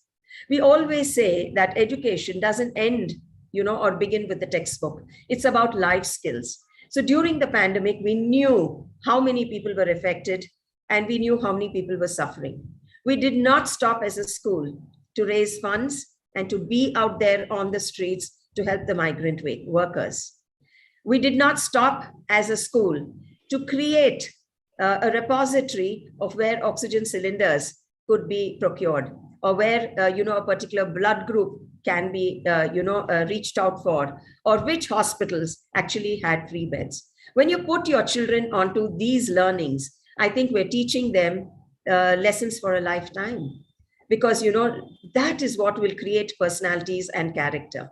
So when we have our children now back on school, and I can just look into the eyes of the kids who've concentrated and done what ought to have been done during COVID, where they've stepped up to the situation and lent their little hands to help somebody, to counsel somebody, to, give something in need to somebody who needed it. I think, it's a moment of pride for us, because I think these lessons were learned because of the situation that we were in. So I do believe that when we're talking of true education and the loss, the ability to be and mingle with others collaboratively and to do that teamwork. We all say we had breakout classrooms and we did our projects. And of course, there were discussions. I'm sure the teachers would agree to that. But there's nothing like that personal touch, that warmth. And, a pre-primary teacher looking into the eyes of that little kid and holding her hand, that touch makes them feel so wanted. Today, it's a matter of pride that the kids are slowly getting back to the campus. And we hope from April onwards, we will be doing only the offline as we have decided. But anything and everything that we've learned, cannot be put aside if we are to move forward. I do believe that PTMs, for one, can be held online even now, because that was amazing, because every parent got that 20-minute slot. And you're not discussing the child, the performance, or the psychological issues, social issues, whatever it is in front of everybody else. No matter how soft you are in the class, there would be other parents waiting. I thought it was a fantastic thing because, here there was safety, security in whatever you taught. So we would like and to propose that we continue with our parent-teacher meetings. We're also saving fuel. Everybody need not queue up in your schools. And I think we're also saving the environment. I find multiple benefits of continuing that. The parents also rose to the situation. Initially, they were teething problems, but I think they've all become tech savvy. So to become a paperless office using an ERP is the way forward. And I think COVID has taught the parents as well. So I think we're going to go ahead with that and declare that we will continue to be a paperless office. Apart from that, for the teachers, yes, initially there were problems, but suddenly I felt we had a lot of support from parents. Surprisingly, we were worried, how it would be, because now our classrooms are exposed to the homes, not just the father and the mother, the grandfather, the mother-in-law, you name it, the whole family was watching the teachers.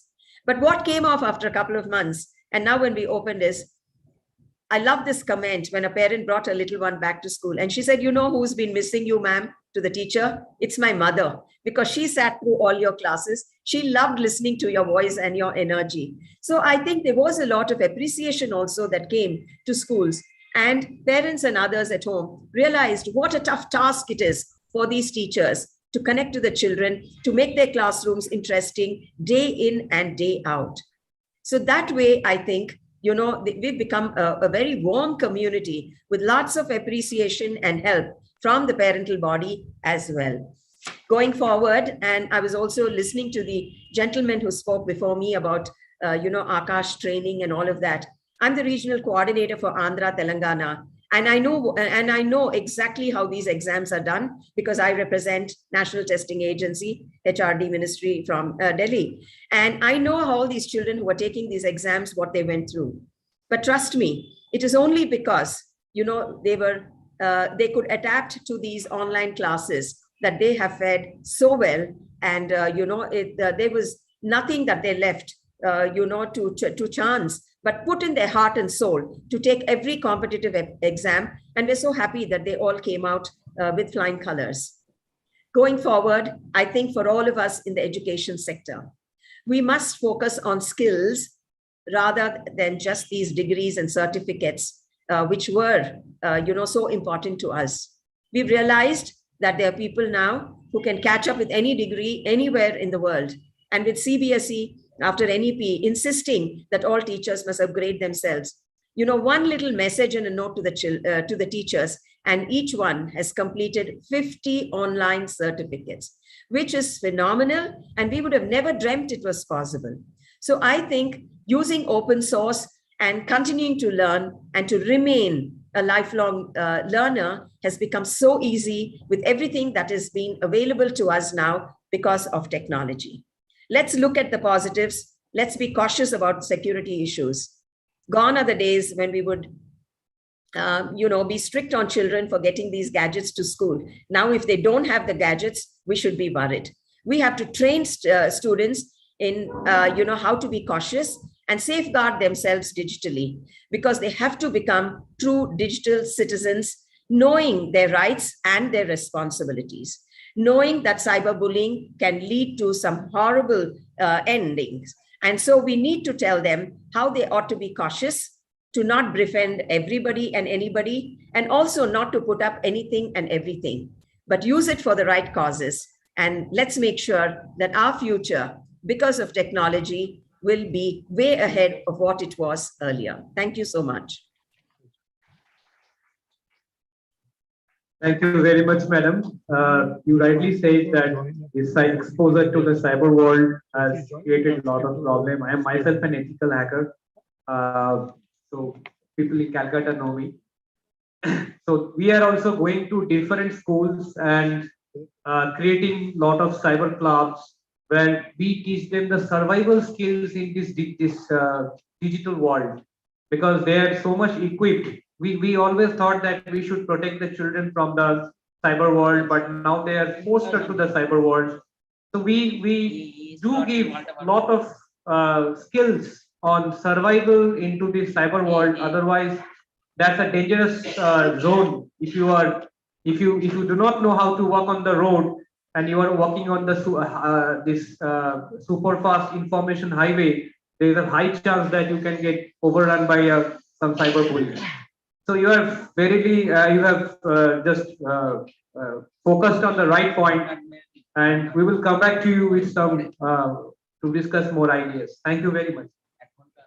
I would like to come to Mr. Banchan, please. We'd like to know how you people are doing in Singapore. What new innovation techniques, tools that has been used in Singapore, so that we can learn from you and we can also apply some of it over here. Thank you. Wow, welcome for the question. Thank you so much for the question, and very warm greetings from sunny Singapore. Right, my name is 𝗤𝗏, and I'm really honored to be here with my fellow panelists discussing this very important issue about addressing the learning losses, and of course, how do we move forward. Now, in Singapore, after the last pandemic, which was actually the SARS, if you can remember, SARS was started off in Hong Kong, and of course, it spread over to Singapore. And one of the key lessons we learned from that experience was that we need to make sure our schools are resilient. In other words, it's able to quickly respond to a major pandemic. And because of that, throughout the years, Singapore government, the Ministry of Education has invested heavily in not only providing the IT resources, but also the teaching, the training of the teachers to be able to use different online tools to teach the students. And every month or so, right, all the schools will have at least one day of home-based learning, which means it's a remote learning kind of day. And of course, the schools will churn out the program, and of course, the students will learn remotely. So when the pandemic came in 2020, it didn't caught us by surprise because we are quite ready for this emergency. But of course, what created the problem as we look into as we diagnose the situation was because, well, the length of the closure of school was a big issue. And like what my fellow panelists have mentioned, when students are away from school for a long period of time, it becomes a big challenge because getting them engaged, getting them to do the work online, it becomes a challenge. And in Singapore, the teachers also met similar challenges as what we heard from our fellow panelists. Of course, what we did was that we realized that students, because of the difficulties in getting themselves engaged in the normal classroom, we decided to pivot away from the usual remote teaching method like Zoom, right? And we go more into the asynchronous mode of learning, right? So in schools itself, we do upload many good programs or videos, or even the teachers themselves will create their own teaching materials. They're uploaded and make it available for the students, so that those students, especially those who are not able to attend school because they probably could have the infection, right, and it could be resting at home, and so they can continue on the learning process. And of course, when we do that, we realize that the students are actually more able to learn from the materials as well as to participate in the activities, because the activities are also done offline, which means we give them Padlet, for like what you heard from our panelists, Padlet. We give them opportunities to work in groups at their own time. And we realized that this shift actually benefited our students quite a bit, because the students see that, hey, I can learn differently. I have a different way of communicating with my friends now, not just only from a physical, face-to-face kind of a communication, but also through online means. And they get excited because now they're working on projects together, as what you heard from my fellow panelist, Janita Lewis, right? Where there is this excitement when they're able to do projects. And so we move also into that mode of teaching, where we introduce more of the project-based learning, project work, so that the students are able to use opportunities like that to not only just to deepen their learning, but also to learn how to collaborate with each other, both in person as well as online. Of course, one of the issues that we realize is the well-being of the students, as what my fellow panelist, 𝗥𝗲, has mentioned. The well-being of the students was really a big challenge, because we realized that the students, the way they socialize, the way they think, they come back to work, come back to school, the way that they function, we need to help them to re-socialize again, right? So we did spend quite a bit of time getting the students to reintegrate themselves, right? Re-engage themselves back into the school. And so, like, for example, help especially the younger ones, we got to teach them how to make friends, right? Okay, it may be a simple thing, but when they are offline, when they are not in the classroom, simple things like making friends also becomes a bit of a challenge. So the teachers have to create a lot of opportunities to enable the students to socialize and to work with one another, and to gain back that ability to learn, through the social process. So it was a lot of challenges there, right, in terms of the well-being. And I do agree that we need to spend time and energy looking at this area, right? So of course, one of the things that we've also learned is that as we look into the changes by the teachers, right, we found that the teachers are also becoming more resilient in their teaching and learning practices. And this is one area that I think we can continue to focus on in helping the teachers to build that resiliency, so that they're not only able to switch over to different modes of teaching, but also be able to handle the different challenges like the social, the well-being of the students, the ability of getting the students engaged online. So this becomes probably a very major area that we need to invest in to help our teachers to become more proficient in this area and to be able to continue on the good work of teaching, right? Be it the next pandemic, be it the next lockdown, be it the next disruption, they are able to continue on doing the good work of helping our students and our children grow and learn, right? So this is my take on the sharing so far. Back to you. Thank you. Thank you very much. Thanks. I'll finally come to Mr. 𝗖𝗜𝗜 𝗘𝗀𝘂𝗰. You are from Finland, and I would like to know from you how, because nobody spoke about the age group of 1 to 6 years, very young people. And when you sent me an email before this session, you wanted to focus on this, because I believe you have some thoughts on this particular topic. So can you please let us know, like, how we solve this problem between the 1 to 6 years age students? What is your thought on this? Thank you. Hello, everybody. I'm from Finland. I think you know where Finland is. We have a long border with Russia, so politically strange times after this COVID. But to the early years education in Finland, 2 years ago when COVID started, so almost exactly 2 years ago, so it was quite chaotic. In Finnish early years education is organized so that most of the children are in kindergartens that are open 10 hours every day. So it also supports parents going to work. So we didn't close the early years education centers, kindergartens at all. So they were open all the time in spite of the COVID. But when COVID started, about 70% of children were away. And after maybe 2-3 weeks, 1 month, so they came, most of those students, young students, children actually came back. And in most kindergartens, they tried to organize some kind of remote education. But as you all, as high quality professionals know, so it is almost, strongly said, almost impossible to organize remote education for very small children. I think it is more useful for them to spend time with their parents when they had that chance. The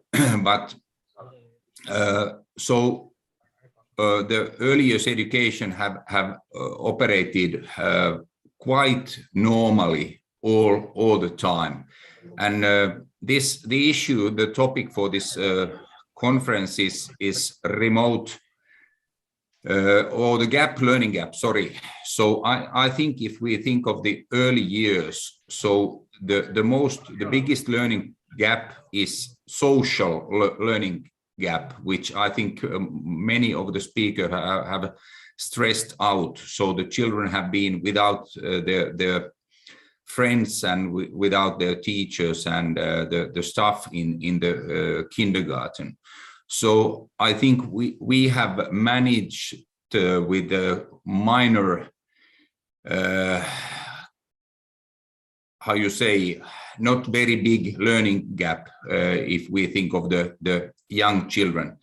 And Finland is, I hope some of you, I know some of you have been visiting in Finland, and Scandinavia is a strange area in the world. So the meaning of authorities, due respect, is not as big in Scandinavia as in many parts of the world, and it means that even the smallest children have a quite high level of resilience.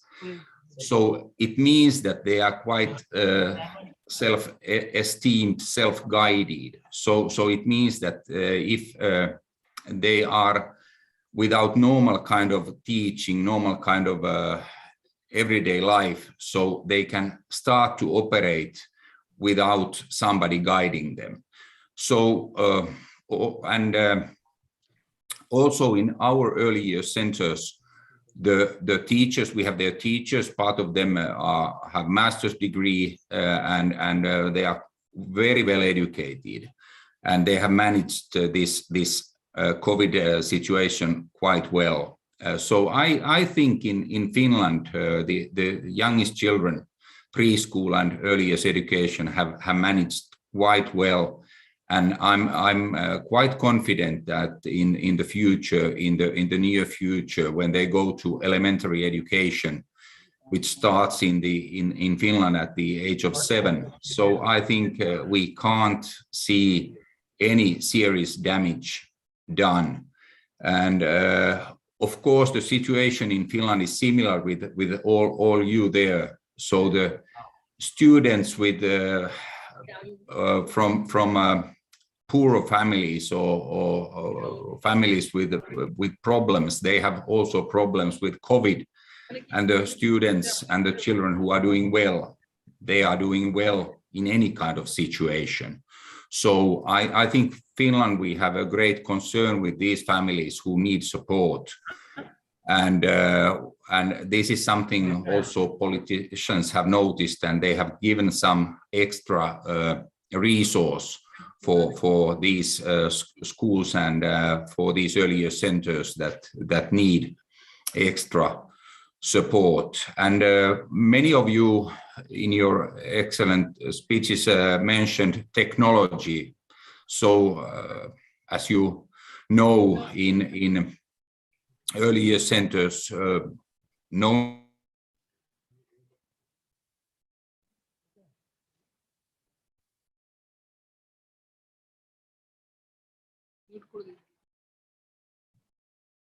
We have lost your voice. Maybe you need to unmute the microphone. Or you need something from our side.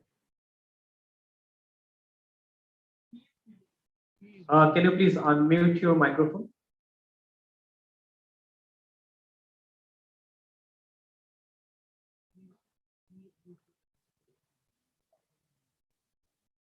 Okay. I think there is some technical issue. We are not getting your voice. So, but we got your points. Whatever you have added, so it's a good insight that we have got. Okay. Yes, maybe I'm back. Yes. Yes. Please carry on. We can hear you now. Can you hear me now? This happens sometime. Jennifer, do you hear me? Yeah. Sorry, because I have one more meeting to attend to. Yeah, tell me. We can hear you. Can you please carry on? Finland is a very technologized country, so this problem shouldn't happen. But anyway, if you hear me, so we managed quite well with no big damage. If we think of the youngest children, if we think of the bigger children, we have had the same problems as you have described before. Thank you so much. Thank you very much.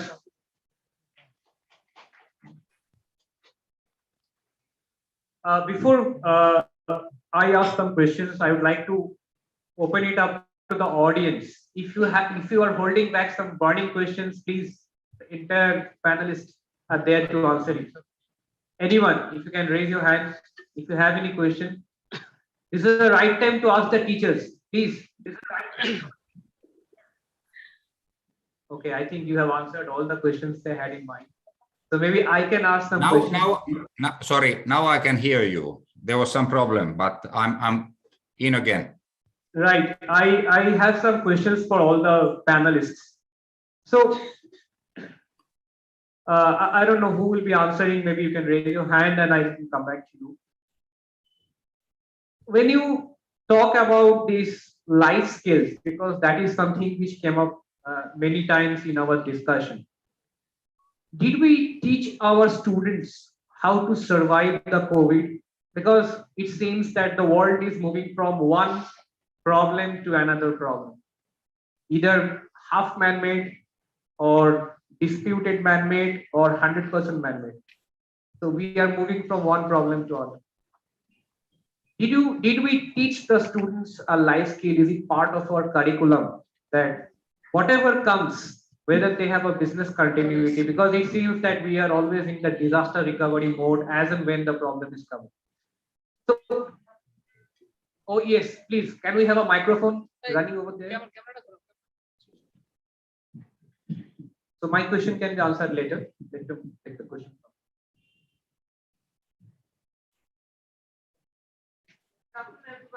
Very good afternoon. I'm from Heritage School, counselor from Heritage School. We have a team here. So we didn't have our life skill classes. We did in school also, and during the pandemic, we had covered different life skills topics with our children on day-to-day basis. Oh, so you answered my question. Oh, thank you so much. They saved you actually. Right. But can you elaborate how was that? Yeah, please. We have a class, we have a subject called life skill classes, where we've had it for the last 5 years, I think, if I'm not mistaken, 4-5 years. Yeah, so 4-5 years we do it. We talk about sibling rivalry. We talk about respecting our elders. We talk about friendships. We talk about breakups. We talk about. I think these children, the young people that we have, they are in a better position to explain to you.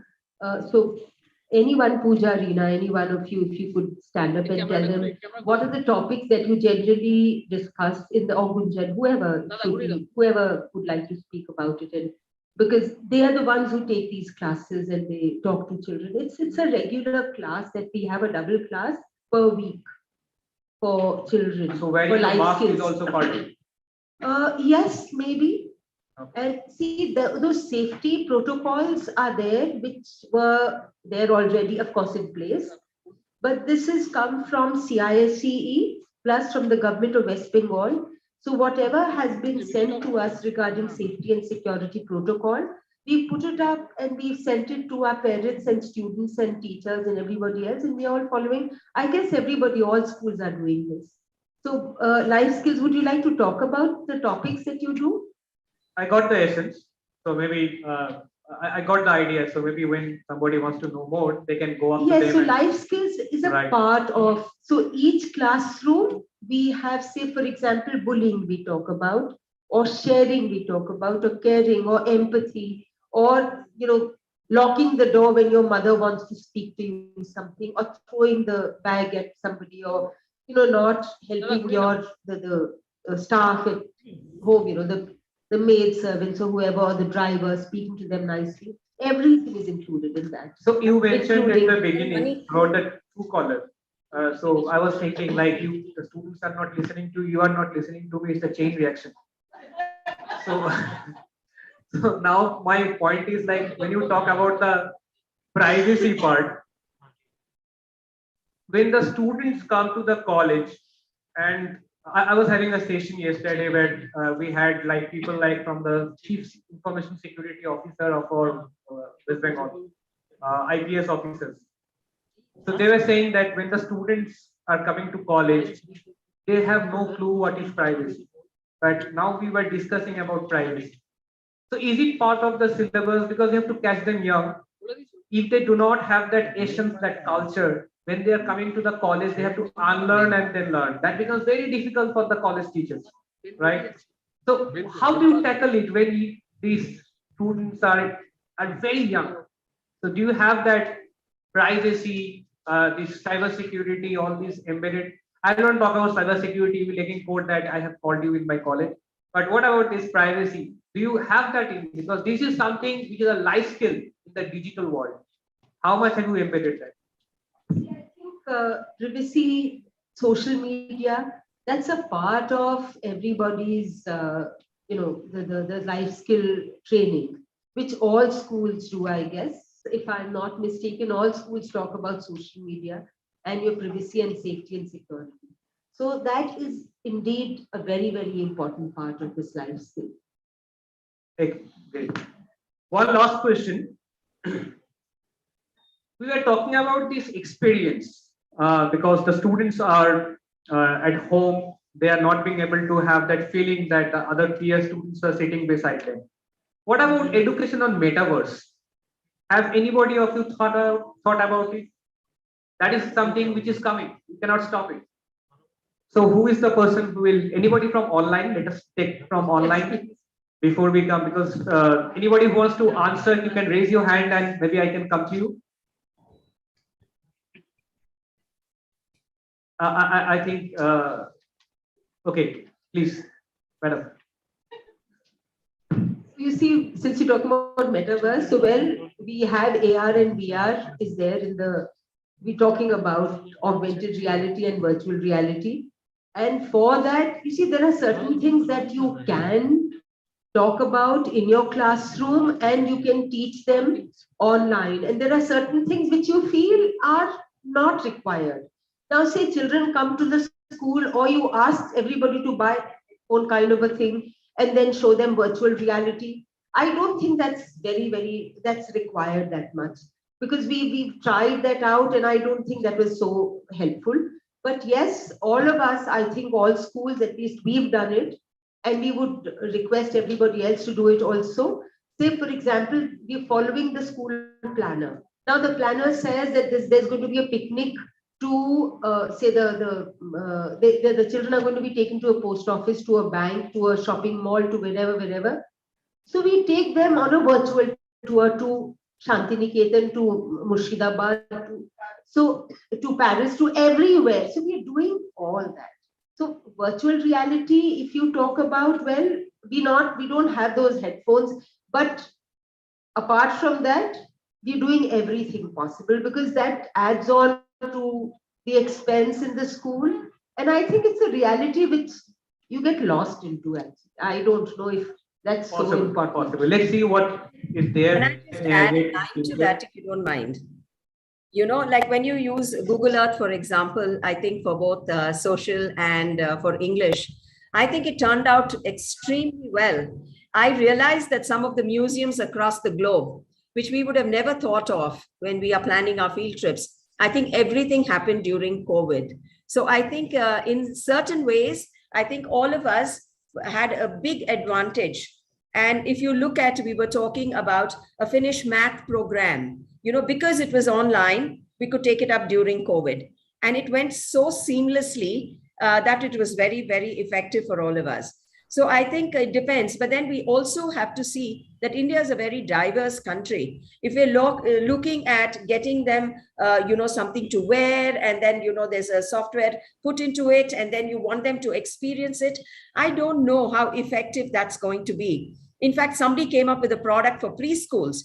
And what did he have? Anything and everything that we could find in and around our schools. So I think there's certain times when we feel it's required, and most often it's not.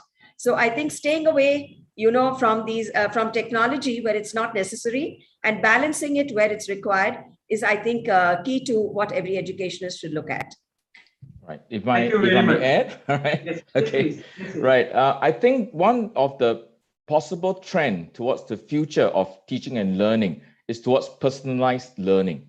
All right. In other words, learning become a very personalized thing that is customized to your personal needs, your personal growth trajectory, your personal interests, right? And this does really jive in very well with the metaverse, because the metaverse is a very immersive environment where, you know, basically at this point of time, Fortnite is one of those huge games, massive online games that a lot of people are in. And they're interacting with one another, they're learning from one another, they're playing with one another. And so this metaverse itself is really a way that we can see us moving towards the personalized learning, right? And of course, as I mentioned earlier on, this required then the teachers to be resilient in terms of how they teach and learn. And that would mean the teachers would need to now learn how to design lessons, right? Design lessons to provide an immersive learning experience through collaborative practices. At the same time, the teachers must also bring in a lot of those tools that allow the students to learn how to work well with one another. right? So this is probably one area that we need to start looking into, how we can look into the metaverse and how can we bring teaching and learning into the metaverse. As I mentioned earlier on, personalized learning is really one of the trends that is heading us towards that direction. So thank you so much. I think if we come back to the hybrid from the online mode to the offline mode, the people who will miss the classes the most are the parents. Whatever classes they bunked during the childhood, they are making up now. And they will really miss those classes, which are the free classes for them. So more than the students, the parents will miss you a lot. And excellent thoughts. I believe a lot of people have noted down a lot of points, but we are ahead. I have already 10 minutes crossed and she's standing over there. So maybe you can take up the questions one-to-one. My duty is to not to cross 2 o'clock and I have overshoot by 10 minutes. So I failed actually, they passed. So thanks a lot. Yes, I think one last question, please.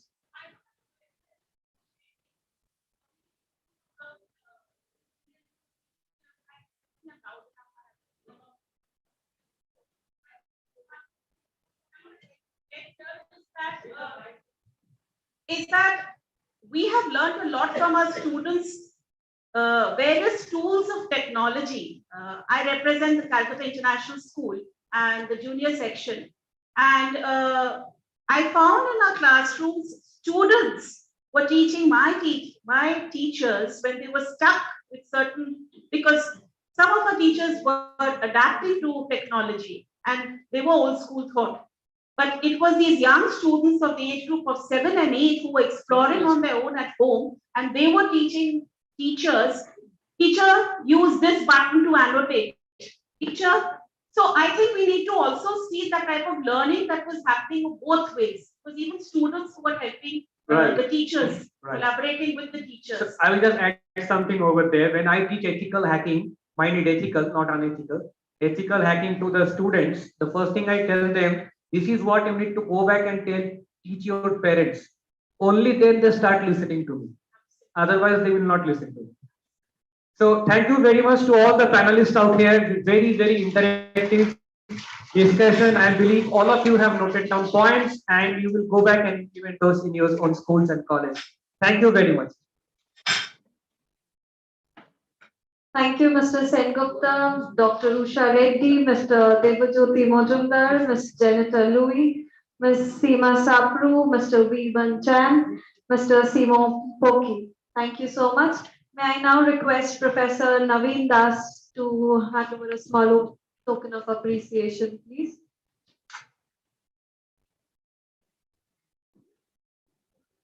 To Mr. Sandeep Sengupta.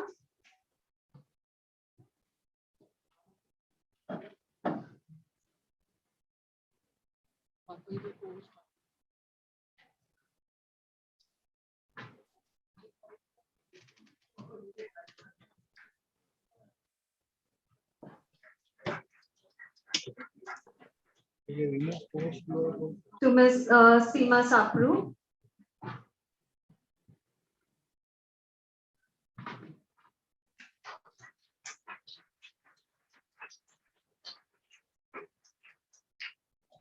And to Mr. Devajyoti Mojumdar.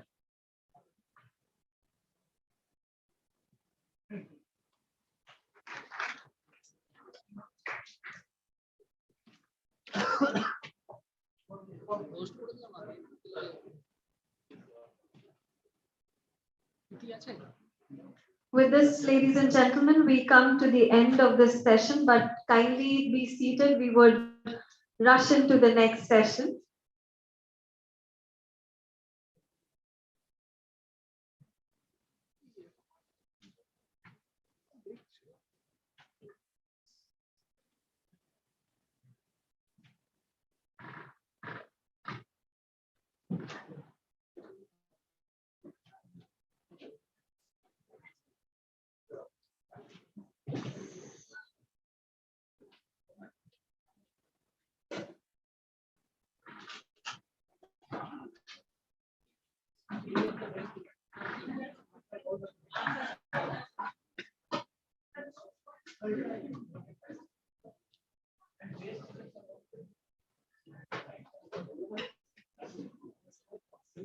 एक focus करो podium के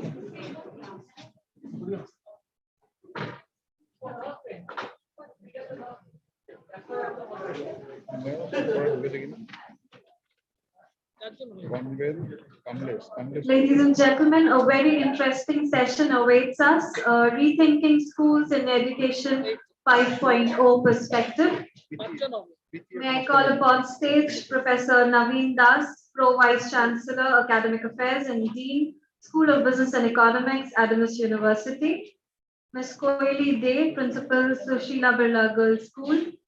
Ms. Arunima Das, Vice President, Academics, Nalanda Learning. We have with us online Mr. Colin Bell, CEO, Council of British International Schools. Dr. 𝗥𝗲𝗄𝗂𝗃𝗀, Partner, Deloitte. Ms. Kalpana Kapoor, Leadership Coach and Mentor. Dr. Mohammad Sabul Khan, Chairman, Daffodil International University and Vice President, Association of Universities of Asia and the Pacific. And Ms. Preeti Hingorani, Vice President, Education, Education Reform, Cambridge Partnership for Education.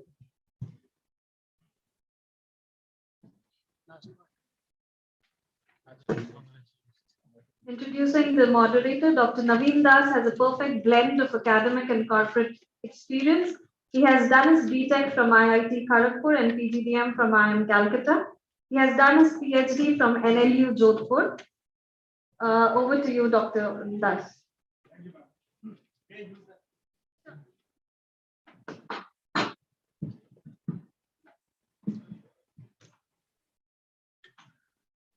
Thank you, panel. The panel that preceded us have given us enough thoughts, though you have eaten up 15 or 4 minutes. Okay. But anyway, minutes for thought is always a good bargain. And I think we are almost at the fag end of the day. So together with such an illustrious panel that I'm so fortunate to moderate, I think, as I have been taught by my teacher long back in my management school, that if you're a moderator, please be a moderator, speak in moderation. And I'm not going to speak long. I'm not going to speak just off the cuff, but a few points that I think is very, very important for the panel discussion today. More importantly, I can see that majority of the crowd belongs to the teaching fraternity. Some of you are, I know, from the industry.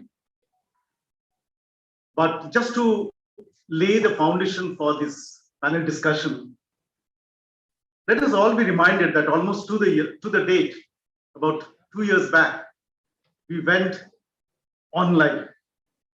And quite a few things have changed in these 2 years.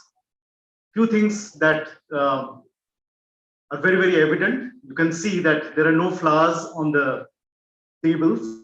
There are bottles of sanitizers. Offline has now become a bit of a negative word. Online is, sorry, just the reverse. Offline is positive, online is negative. People, the minority of us, 3 of us here, are offline, and majority of the panel is offline.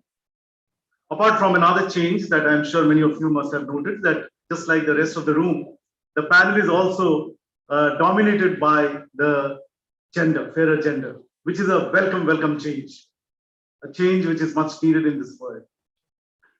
Teachers, as my earlier panel, one of the panelists said that I think we as teachers were the laggards in the previous eras, and we have proved that we are, after all, the teachers of the students.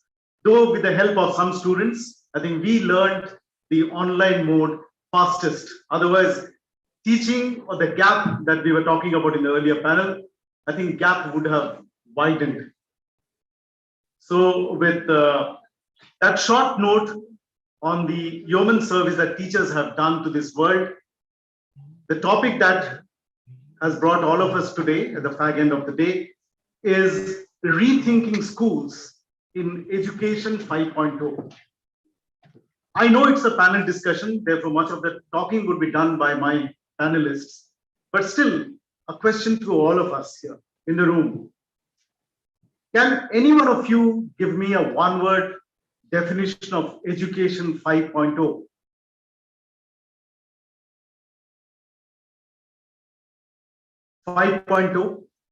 Education 5.0. Anyone? Okay, so the fact that it has not come means that we have a reason to be here, and a good reason to be here. We are going to discuss the various facets of the changing educational scenario. We are also going to discuss what we feel together. We had a small chat before the discussion, at least a few panelists spoke to me. We are going to uncover in front of you the challenges that the present education system, particularly Education 4.0, with all the automation that we have seen, including the futuristic metaverse which are going to come, is perhaps going to pose to education. So we are going to take a slightly contrarian view on this point. Whatever has happened on the technical front, thanks to ethical hackers, obviously we are still guarded. But remember, not everyone can perhaps afford to listen to Mr. Sengupta. Zuboff, or Shoshana Zuboff, I don't know how many of you know her, has written a book about surveillance economy. As if the whole world is reeling through surveillance. What the quota, the President of the United States today morning ate for breakfast is available. If we just do a Google search, or if we do some searches, it is possible to know. What I had an altercation perhaps in the morning on what topic with a colleague of mine is definitely available. We are all almost naked in this world. Education is, as Swamiji must have said long back, almost more than 100 years ago, is the perfection we already have, and it is the manifestation of the perfection that we already have. Education always thought that education is going to make human beings perfect. Up to Education 4.0, because I'm talking about Education 5.0, which has not yet come.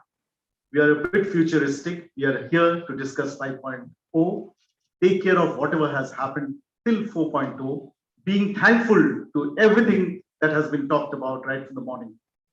Students in the remote Medinipur, West Medinipur village, listening to a lecture being delivered in the haloed portals of the best business schools, best colleges in Kolkata or in the rest of the world, would not have been possible if there were no technology. So I'm not a Luddite. I'm not going to smash the machines. Machines are there to help us and make us perhaps more perfect. That's what we are going to discuss. And just a little bit of housekeeping. Since we have two of our panelists who are present in person, I would rather give the first chance to them. First, maybe Kovili ma'am, and then Purnima ma'am. And then I will go exactly the way it has been there in our handout. We'll go to Mr. Colin Bell, who is the CEO of British International Schools, Council of British International Schools, who would be joining us from Occident. Then we would have Dr. Mohammad Sabur Khan, who is the chairman of Daffodil International University and the vice president of the Association of Universities of Asia and Pacific, to give his perspective of what is happening in South Asia. He is going to join us from Bangladesh. Dr. Kamlesh Vyas, who is a partner from Deloitte, global consulting company, is going to give his view about Education 5.0, rethinking, rewiring, re-envisioning education. Ms. Kalpana Kapoor, the leadership coach and mentor, and who has a role to play in the NPA, NPE rather, policy on NEP, the new education policy, the new policy on education, verbally or colloquially that we call. She is going to discuss something about Education 5.0 and how things are going to change, or how should we be prepared for these changes. Preeti Hingorani ma'am is going to speak next. She's the Vice President Education Reforms from Cambridge Partnership for Education. And Goili ma'am is from Sushila Birla Girls School. She's the principal there. And Arunima ma'am is the Vice President Academics of Nalanda Learning. Brilliant panel, and therefore my job is easier. So I take your leave now, and I'll come back again, perhaps with a few summing up notes. Thank you very much. Over to you, Goili ma'am. Around 5 minutes to 7 minutes, if you can speak, and then again we'll come back.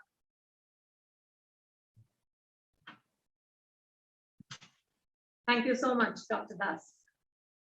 From the morning, we've heard eminent speakers talking about how education needs to change, how education is changing, how education should change. Before I actually put forward my humble views, I'd just like to begin with a very, very small example, very close to home. Ananda Shah, a student of a premier institution of Kolkata, passes out of Ramaiah College of Engineering in the year 2006 with instrumentation, goes on to do his master's from the University of Raleigh, and then while working for Cisco, suddenly discovers one day morning that this was never his calling. He was never meant to sit in front of the computer and work with numbers, stare and spend the rest of the day looking at the machine. He spends the next 6 months, exploratory 6 months in Rwanda, where he lives a different kind of life, working for UNESCO, swimming next to the blue whale, working for the stingray. And then he develops a business where he teaches himself virtual reality. Now, he's a student himself, and he's studying and designing information systems that can help mankind make better decisions around climate change and biodiversity loss as a PhD scholar in the University of Berkeley. Nothing that he actually learned in his school life, in his classroom, prepared him for any of this today in his adult life. Ananda Shah, my brother. When long back, Ivan Fexwater once remarked that the future of the world is in my classroom today, I don't think he actually understood the true meaning of the word future. What do we mean by the word future? Our world is changing at a rapid pace, and we have to prepare our students for this kind of future. The jobs that we have to prepare them for actually have not been created. We need to remember that the essential in-demand skills of the future have changed. And so what we teach and how we teach both have to keep pace with this changing world. And the only way in which we can help our students in this fast-paced world is to empower them with certain life skills. So what are these life skills? What are these changes that we are referring to? The first change that we need to look at is collaboration. And this, I can remember Mr. Devanjan Chakraborty, right early in the morning, he spoke about collaboration. No longer do we refer to our classroom as a space where the teacher addresses a student and the student merely takes instructions from the teacher. The student is now a co-learner, a co-creator of all the learning. And the experiences that allow collaboration, communication, teamwork often take place beyond the walls of this confined space that we call a classroom. Flipped classrooms are here to stay. Using the online mode, students can learn at home at their own pace. So now we have individualized, self-paced learning. And now the physical classroom that we have, that time can be used to apply the knowledge that the student has learned to real life issues. So that way, knowledge can actually be internalized and converted into true learning. Now we come to technology. We've heard a lot about technology since the morning. I believe that technology can never replace a teacher. But technology in the hands of a great teacher can be transformational. And thanks to technology, education will become anytime, anywhere learning. This is education on the go, because boundaries have dissolved. There is no boundary. Riding the wave of this digital era, it is easier to connect as boundaries have dissolved, like we've been talking about this since the morning. Technology today is, and it needs to be incorporated to ensure students are equipped with the skills to cope in a world that is progressively more and more dependent on technology. Artificial intelligence is likely to gain prominence as the days go on in schools, and AI is not only being introduced as a subject in the school curricula, but it also has the potential of being a link to teach other subjects at any other level. Many AI-based applications are available to facilitate self-paced learning. The Central Board of Secondary Education, under the guidance of the Ministry of Human Resource Development, has undertaken a twin initiative. In this regard, that is to make school students AI aware and forge AI readiness. AI integrated education has thus become the new buzzword. The use of personalized AI software is a significant one, as learning has thus become more comfortable. A lot of research is now going on. During lunchtime, I was talking to a few gentlemen, and we were discussing how AI now is being used to help students with learning impairment, with visual impairment and hearing impairment. So we are actually looking at a future where students who have impairment can actually gain from the use of AI technology. And like I said, technology should never replace a teacher, but it should help her up her game. I can give you a small example. AI can be used in any classroom to help a teacher figure out which area of the question paper large number of students have not been able to answer. That will help her figure out which portion of the syllabus she has not been able to cover or do justice. So maybe those portions need to be redone or done in a different way. But a word of caution here. Education in the future will need to demonstrate how technology can be used to the students' advantage, as well as to teach the future generations how to handle problems arising from it. Another point I want to add over here is about grading and assessments. We need to understand that grading and assessments no longer should be used only to find out who's at the top or at the bottom of the class. They must be more competency-based. Now, when I use the word competency-based, this implies more than just the acquisition of knowledge and skills.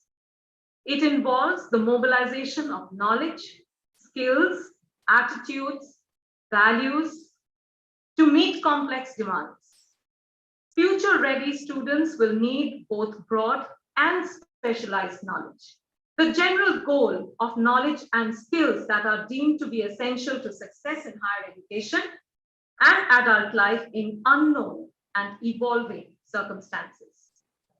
These are the 21st century skills, which are in a broad range of cognitive and metacognitive skills like critical thinking, creative thinking, learning to learn, and self-regulation, social and emotional skills like empathy, self-efficacy, and collaboration.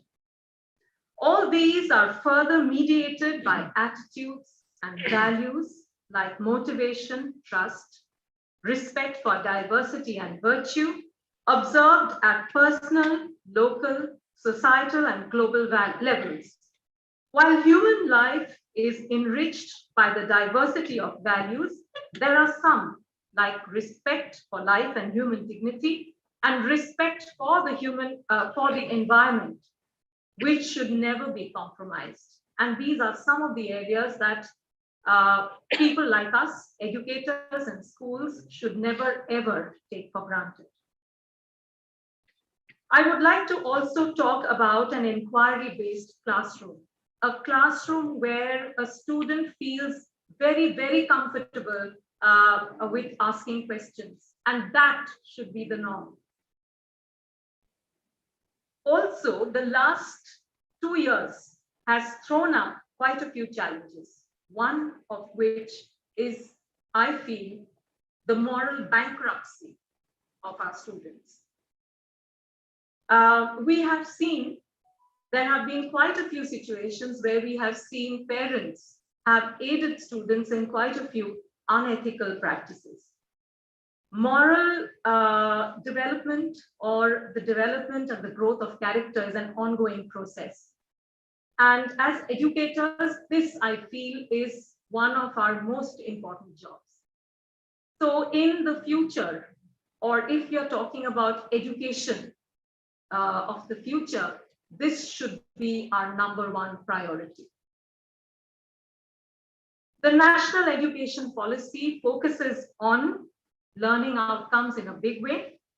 It lays stress on technology in the teaching learning process and educational planning and management and conceptual learning rather than rote learning for examinations. Honing of the 21st century skills of critical thinking and creativity have also been referred to at great length.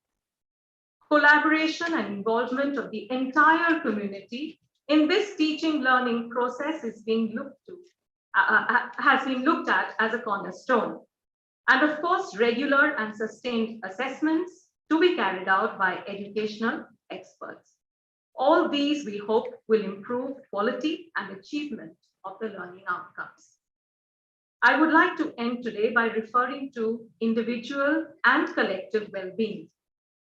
Education, as we know, has a vital role to play in developing the knowledge, skills, attitude, and values that enable people to contribute to and benefit from an inclusive and sustainable future. Learning to form clear, purposeful goals, working with others who have a different perspective, finding untapped opportunities, identifying multiple solutions to big problems, educating students on enhancing self and emotional awareness, improving communication skills such as empathy and assertiveness, and ways of coping with stress will all be essential in the future. Our classrooms need to do more than prepare young people for the world of work.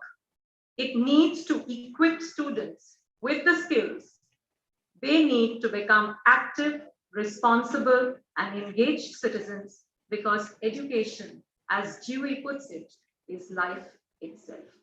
Thank you very much. Thank you, ma'am.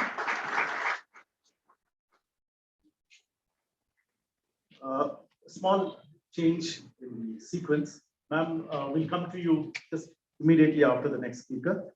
Our next speaker would be Dr. Mohammad Sabur Khan from Bangladesh. He has a flight to catch, so I think there was this necessity. Dr. Mohammad Sabur Khan, your views, sir, please. Thank you very much, and thank you to bring the right topics, because I'm quite sure that everybody will agree with me. This is one of the demandable issue considering the present scenario. And I'm quite sure that the terms of the teachers need to be changed, because earlier the teacher is going to the class and giving the lecture and try to understand their knowledge and disseminate this information to the student. But I'm quite sure that due to cause of this pandemic, technological development, now teachers should be, one of the new terms should be coming. I don't know that what terms should be. Some cases I love to say that those teacher has the entrepreneurial mindset. I love to say them teachpreneur.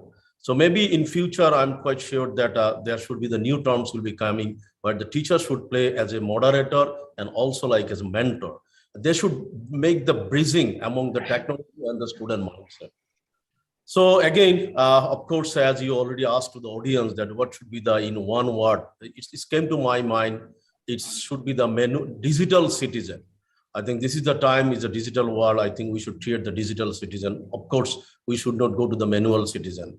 And at the same time, you know, that the mobile technology, electronics device, a lot of the gadgets is changing in every minute, every day, in every month. So of course, the educational system also need to be changed and updated and upgraded as per the demand of the technological trend. As the previous speaker has already mentioned, that artificial intelligence, you know, the chatbot, and a lot of this interaction is coming through this artificial intelligence. So now to developing any software, I think this architect of the software or the developer need to consider about these present trends, what exactly the lot of the earlier speaker has already mentioned. So of course, I should say that considering the education 5, I'm sure that now the student pulse also need to identify. I think this before going to reach or before meeting or going to meet with any doctor is always try to understand the pulse and other tests, and then they are giving the proper prescription. But as a teacher, I think it is the time that intention need to be changed to understood the pulse of the student. What exactly, what sorts of education or what sorts of technological transformation need to pass through the present scenario, that need to be identified. At the same time, education 5, I should say the industry, market, demand, everything need to be analyzed by the teacher before going to the class. And I'm sure that the teacher sometimes they also need to discuss with the industry, discuss with the demand of the market. Otherwise, it will be very tough for disseminate this information as a teacher. And at the same time, everybody will agree with me that before 4 years or 5 years or 6 years, I think physical was not known by the maximum teacher or the maximum people, but now maximum people understood what is called the physical education. At the same time, you know, the LMS, blending learning, these sorts of matter was not earlier known by the lot of the educational people, but I'm quite sure this it is not the common. At the same time, I'm sure that everybody will agree with me that in near future, maybe the degree that education will be transformed to consider how much skill they already learned, what soft skill, what hard skill they already learned while they already completed their education. Maybe I think initially student, teachers, government, everyone try to be take the proper precaution that skill bank, academic skill bank need to be already. India is already established the academic skill bank, which is the fantastic step is already taken by the Indian government. I must appreciate, because 5 years back in one presentation I already mentioned that once upon a time academic skill bank will be implemented by the government, and thank you, Indian government took this initiative, right initiative. So what should be the future student trend? The future student trend should be the considering the digital or technological transformation. I'm quite sure that it doesn't matter to carry them 1,000 or 2,000 or 5,000 online certificate or physical certificate. But the question is, employer what is asking? Employer always ask what is their professional skill, how they should contribute. So that is why I should, in future student, the most challenge should be how much they are carrying their skill, rather carrying their certificate or academic value. Of course, I'm not undermine the academic value. So again, as I just lastly, I love to say that it is the time that education system is need to think, rethinking, retransformation, and of course, as online, everything is available. And you know that if you know the Google searching or YouTube searching, I think if you know the internet searching, I think it is very easy to understand or to get the all sorts of contents, education, guideline, everything we are getting from the internet. It is the depend how much you or the person is adequate knowledge have internet or not. And on the basis of this technological development, I'm quite sure that he or she can reach on his or her own destination. So that is why the education system, of course, education 5.0, and at the same time, all of the stakeholders need to think clearly to change our education system and change the pattern of the present system. Thank you very much. And I wish all of you good luck. Thank you very much. I'm so sorry. Due to my flight, I'm just maybe a few minutes, I'll be stay with all of you. Thank you very much. Thank you, sir. Thank you very much. That was a fantastic overview of and particularly we like the techpreneur mnemonic for a teacher. Next, maybe have Mr. Colin Bell, the CEO of the Council of British International Schools, for his initial thoughts. Mr. Bell, please. Excellent. Well, thank you so much, Professor Naveen Das, for moderating the session. And it's a real thrill, a real privilege to be with you all today at the CII Summit. Good afternoon to you. It's just about 20 past 10 in the morning here in the UK. I'm based in the city of Bath, southwest London, southwest England, sorry. But yeah, I'm just sorry that I can't join you in person. I must say that the program is fascinating, really stimulating, and just what we need at this pivotal time in education. So thank you for the invitation. You know, the power of the network, the power of collaboration has never been so more important globally in education. And that's one of the things that COBIS, the Council of British International Schools, is really well known and respected for. So I do hope that as a result of this connectivity, we're able to work with colleagues in the audience, whether you're face-to-face or online. It'd be great to keep this conversation going. Excuse me. So my background, I'm a plant scientist. That was my first degree. And that really helped me in terms of understanding more about the fertile soil, growth, nurturing, yielding fruit, as one would imagine. And so, you know, like you, I truly believe in the power of education. After university, I went off to teach after qualifying for teaching as well, in Japan, Czech Republic, also in the UK. And when I meet people now for the first time, and they say, hey, Colin, what do you do? What's your role? What's your job? I say that I work in the futures market. And like yourselves, you know, I truly believe in the futures market being for children and young people, their development, their education. That's what's critically important for, you know, global citizens worldwide. So in terms of relationships and the organization of COBIS, we're a membership organization for high quality British style schools globally. We've got about 300 schools in 80 odd countries. And certainly we believe in sharing good practice and the importance of rigorous standards. Now, we do that through our accreditation systems, the Patrons Accreditation and Compliance Scheme, which actually the British Council helped us to develop a good 5 or 6 years ago. Professional development is key to what we do and what we offer. And that's so important in terms of Education 5.0 too. We know that also child protection, safeguarding, and that's one of the things I'll touch on in just a moment as I walk through my understanding and my feeling of Education 5.0. Professional development conferences like these are also key to what we offer as well as representation and lobbying for better recognition of teachers worldwide, not just British teachers, not just British schools, but again, ultimate respect for those of you there who are actually practitioners and those of you who help schools in all aspects of operations. As we know, the pandemic has proven the resilience and the strength of educators worldwide. So my respect to each and every one of you. Okay, so briefly, Education 5.0. Well, we know that the world is in constant change and development. The world never remains still. Education should not and cannot remain static either. It needs to change and develop.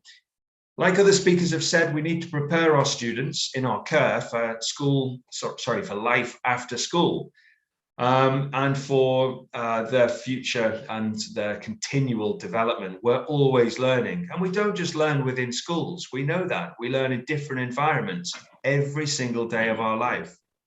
So the curriculum and learning styles cannot remain monotonous. They cannot remain boring. They always need to stimulate our learners. We don't want uniformity either.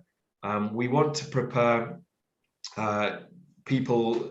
students taking into account their own differences and their own individual learning styles.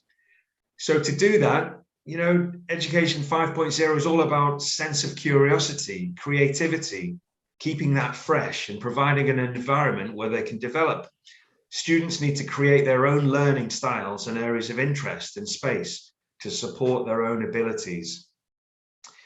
And that's, as I say, for a lifetime, not just for short term. So for me, I would also say that, it's Education 5.0 is not about technology solely. It's about humans. Humans are at the heart of it. It's about how we use technology, though, as an enabler for adding value and increasing effectiveness. It's not about less or more technology, but it's about making conscious, responsible choices while seeing the bigger picture. Education 5.0 pays special attention to, or must pay special attention to privacy, to ethics, to safety, and obviously technological mindfulness. So just a couple of things as well. For me, that includes putting human qualities at the center of education, identifying skills and roles that are best fulfilled by humans and cultivating those skills. It's about considering as well what the market needs, what companies need in terms of employability, but also what society needs and also what learners need. It's about big picture education as well, keeping in mind the bigger picture of how education fits into the overall learning trajectory and developments cross-culturally connected across the world. Learners as well, students, they need to be really viewed as and valued as the change agents here, actively engaging them in curriculum development and implementation. That is definitely key. Now, also, the consideration as well about learners, we've seen it all throughout a pandemic in terms of ensuring their safety, online, offline, their mental health, being mindful of their well-being, and also for staff well-being too. We cannot ignore that. In fact, we do at our peril. So the safety as well, it's all about ergonomics at home, at school, at work. Making sure that we've got good physical and mental health is really important. Fulfilling the objective of lifelong learning and a passion for that too. Learning doesn't finish after school, after university, it carries on and on. So we need to engage our students early about the passion for their continuous education. And then finally, if I may, we see at COBIS, we've got a real key part to play in all new educational initiatives, to test them out, to try them out, to help enable schools and teachers and students and families and parents, and also regulators to see what works and what doesn't work. So we've got to remember, whether we're governments or organizations, that we need to, rather than put technology at the center of educational agenda, make sure that we keep the desired learning outcomes for humans as our #1 priority. We also need to encourage initiatives to identify and disseminate good practice of each of the elements of Education 5.0. We need to encourage initiatives to develop common guidelines as well of education and training. Help those providers to train brand new teachers, as well as attracting new teachers, quality teachers, and also continuing to professionally develop those in the sector already. We've got to stimulate the adoption of new guidelines. And then 3 more points. It's all about monitoring and analysing as well, bad practices. We do that really well at 𝗂𝗏𝗂𝗂. We have beacon schools which help other schools to develop self-evaluated areas of weakness or areas of development. Guidelines really important for governments, for organisations. I said it before, but about data protection, privacy, and other aspects of digital ethics. And then finally, just about really paying special attention to creating healthy environments at schools in relation to the rapid increase of technology. We've just got to be mindful of, for example, screen time, the impact of screen time. And, I'll go back to my first degree, plant sciences.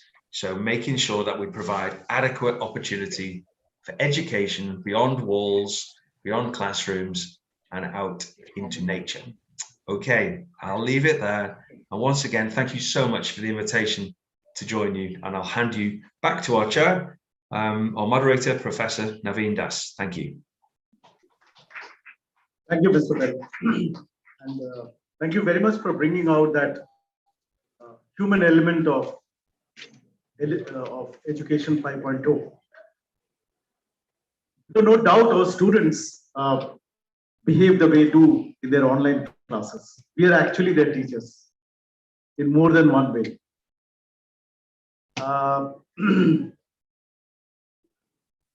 Incidentally, again, almost about more than 150 years ago, when Vivekananda went to address the World Parliament of Religions, he insisted that he should be the last speaker.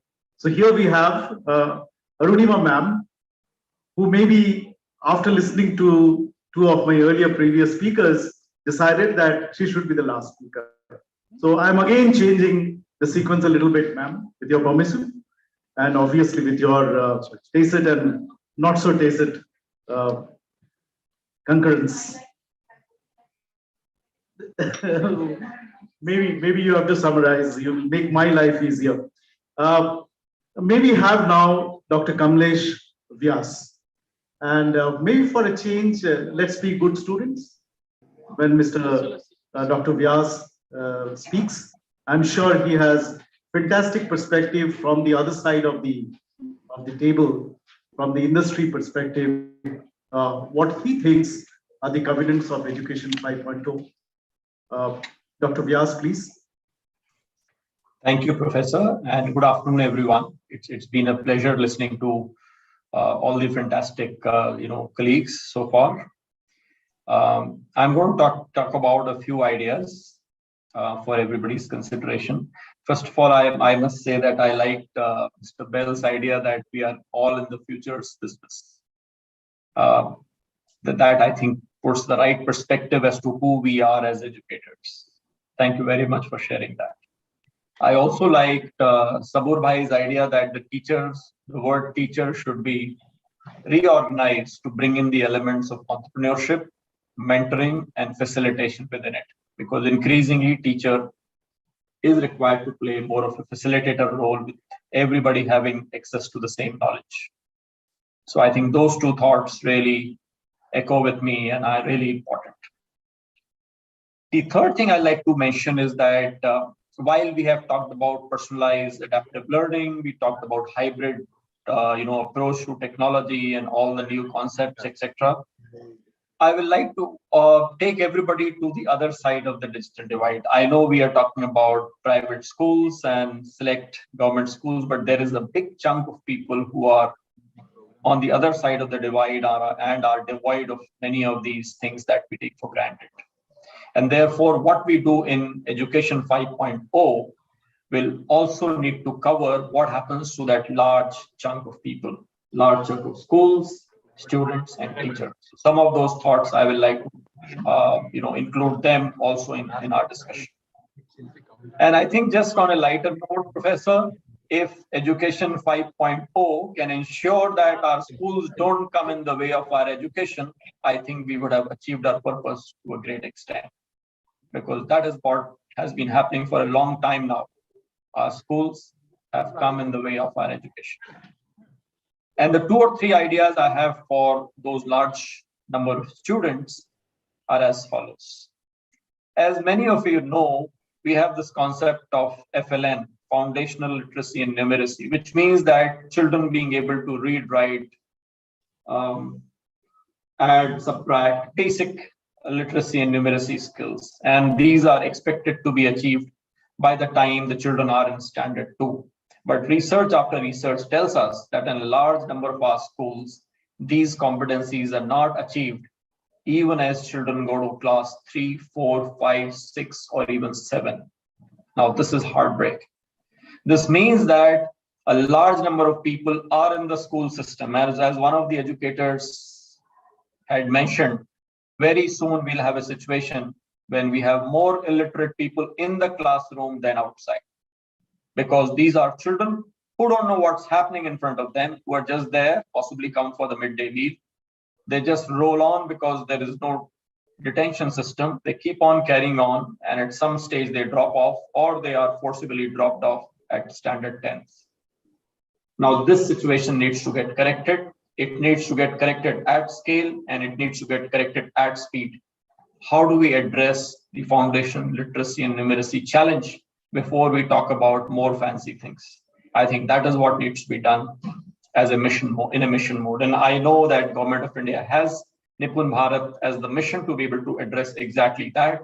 But my view is that a lot of the stakeholders will need to work together to be able to achieve this mission on foundation literacy and numeracy. The second approach I want to talk about, sometimes we forget that when we are talking about education, one of the key stakeholders is the teacher. And unless we are able to address the teacher coefficient of the whole equation, we are not going to get far. Howsoever technology enabled we might be, but unless we address this issue, we are not going to be able to achieve our goals. Therefore, how do we address the challenges of the teachers? How do we ensure that that teacher who, a lot of times, we put it down to lack of capability amongst the teachers? I have a slightly different view. I think it's not so much about capability. I think at one level, it is the element of motivation, bringing them along, making them part of the journey, and not just treating them as this last soldier who's only given instructions.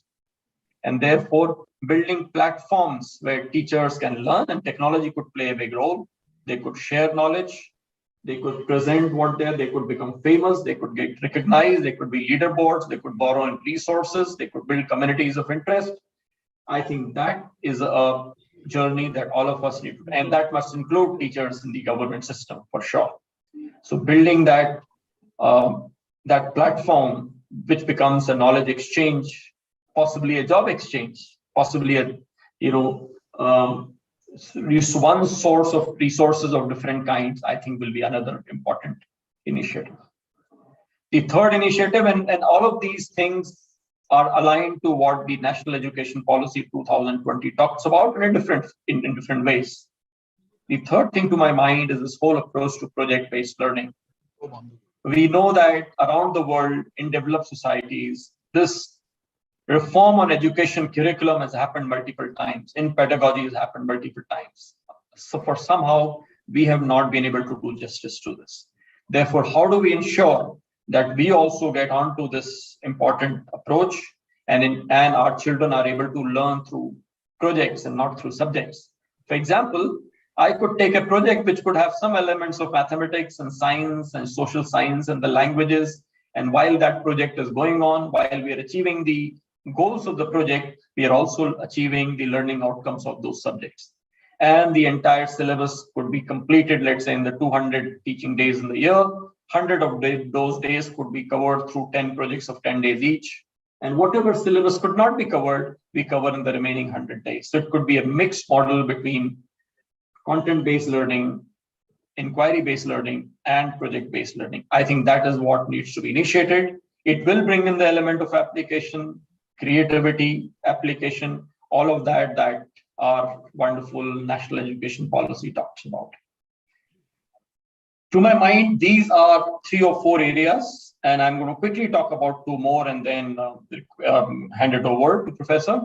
The 4th one is this entire approach to early child care and education. We know that if children are not coming prepared to the school to be able to benefit from the school, they will not be able to derive much.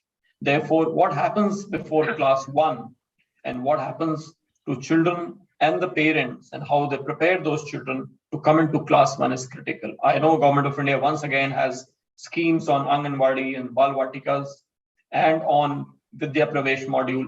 All of this needs to come to the fore. All of this needs to be implemented with quality so that we are able to have children in school ready for school. Otherwise, we'll continue to have laggards right from the beginning. And one last thought I want to leave. I know in EdTech, we have so much activity happening, but there is one large segment which is sort of missed out. A lot of commercial activity, a lot of content available, all the experiments being done in standard 9 to 12, because that is where the commercial opportunities are. But the K8 segment, KG to 8 segment, which is like the malaria of education. It's important, but there isn't money, therefore very little effort goes behind that. I think that needs to be focused on. And to my mind, these 4 or 5 thoughts on project-based learning, on implementing elements of NEP, creating teacher platforms, focusing on FLN, focusing on early child care and education, and making sure that the teacher's role is changed, technology is made available, and we equally think about people on the other side of the divide, maybe through innovative ideas which do not require so much of access and so much of devices, innovative approaches, which I think many are the examples are there in our country and around. I think if we were to do all of this, I would think that we will be able to achieve this common vision of reaching to education 5.0.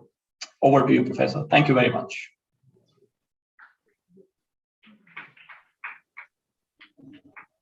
Thank you, Dr. Vyas.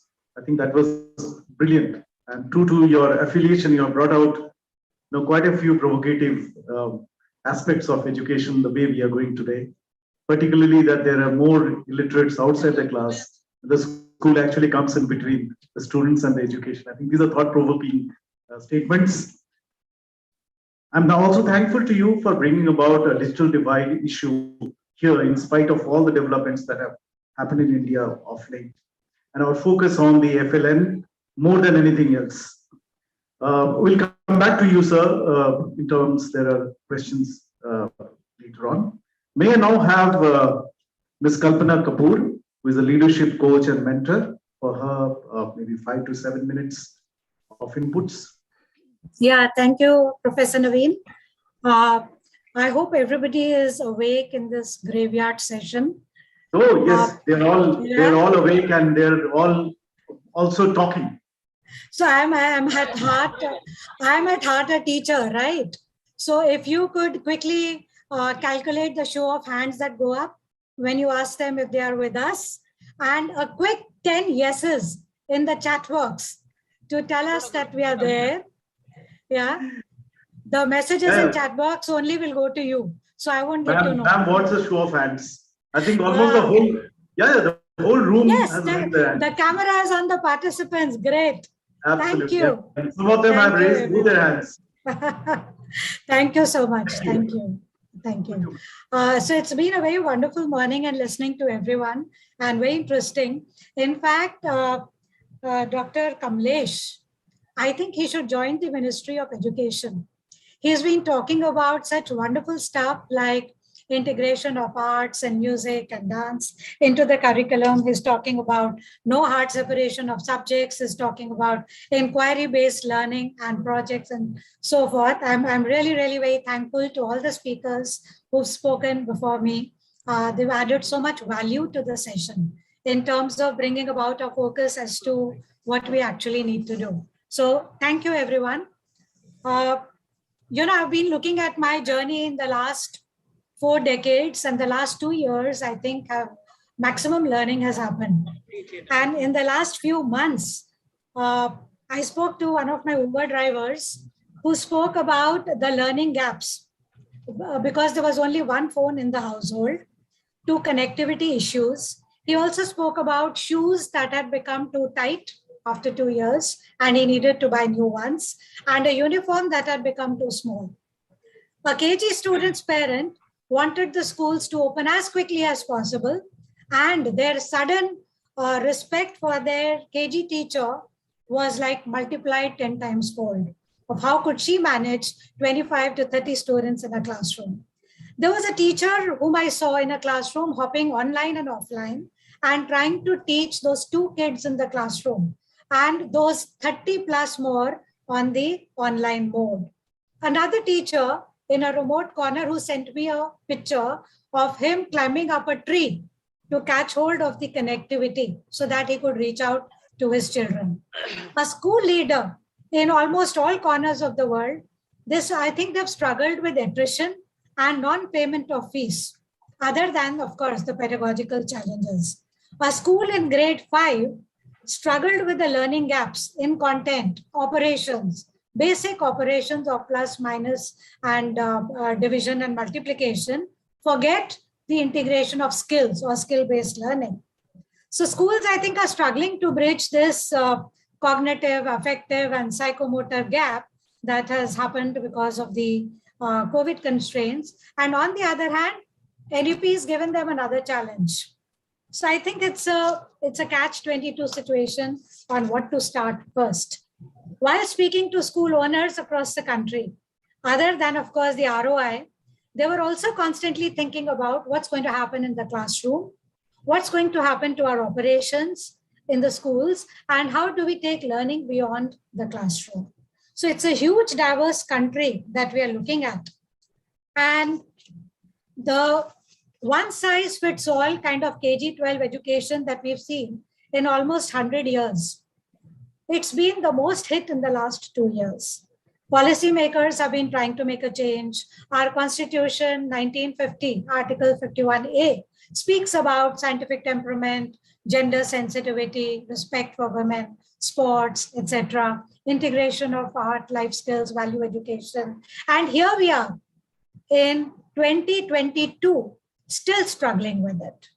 So I think it's time in education 5.0 to take stock and rethink, as Professor Naveen said. Technologies have changed, school structures remain the same.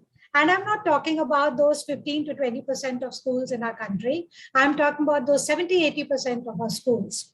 COVID has brought home the harsh realities to the surface, our vulnerabilities, our weaknesses, accentuation of inequality, and how unprepared we are for this massive shift to digital and distance learning. But the positives, the resilience, the adaptability, the creativity, the innovation, the resourcefulness, the parents becoming aware of the multiple roles that schools are engaged in, there's definitely an increased awareness and appreciation. There are Facebooks that are flooded with parents' responses on how grateful they are to the teachers. And on the other hand, there are other things also happening there. We don't know whether those 80% of our schools are using the Facebook as a medium of communication too. So yes, despite all the policies, despite all the commissions, despite NCF 2005 and NEP coming in, we are still, I think, in that transitional stage where we need to try and understand the challenges that are there across the country. And as a diverse country with different kinds of schools that we have, I think we're all aware of the multiple kinds of schools that are there. Maybe a few questions that came to my mind that I jotted down, that are we ready for an inclusive, flexible, data-driven buildings and spaces that will enable schools to learn beyond the walls? Can the school buildings be safe spaces only for socio-emotional learning? Can we think of the changing role of a traditional classroom? Can we look at creating strategies that prepare students, what Mr. Collins said, that prepare students not for the university, but for the universe? Can we look at teachers who spend less time in designing the content and more time around providing children with learning experiences? We talk a lot about technology, but can we use technology only as a tool? And we look at it only as a tool. But are we forgetting the tools that nature has endowed us with? our eyes, our ears, our nose, our tongue, our skin to touch and feel and experience the wonder around us, the technology of consciousness? Can we move to people-driven learning? Can we move to what Sir said in the beginning, to personalized learning and end with the current cycle, the routine cycle of tests that we have, a unit test, a periodic test, and then ending with your evaluation that you are good at studies and you are bad at studies and labeling children all the way through based on marks? Can we look at teaching and teachers and the leaders in a school as a reputed and a valued profession that we would like to get into? We have, can we look at schools that look as a whole school design for success rather than pockets of excellence? We have a huge color palette in front of us. What we wish to paint in this palette, I think the choice is ours. So maybe as group of learned members here, can we look at reaching out to the less fortunate? Can we look at reaching out to schools that do not have as much as the schools that are present here today? Can we form collaborations? Can we look at mentoring? Can we look at handholding?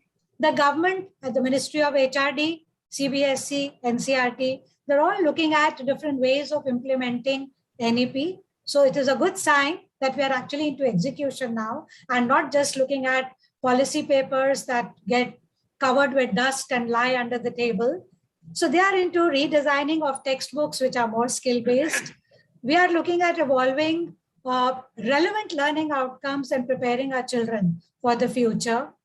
They are looking at developing, since I've been also a part of it, school assessment, school quality assessment and assurance framework that sets standards, but which encourages schools to be accountable, self-assess themselves, be reflective, innovate. It is not linked to accreditation or anything else because, as we said, schools are at different learning levels on their developmental continuum. So let the schools learn, evolve, grow before we start assessing them for what they know and what they don't know.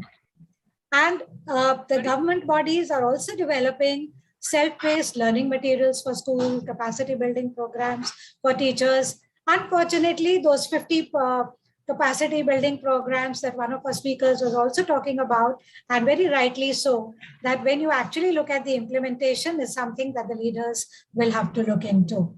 And there is also a national mission on mentoring that is being developed.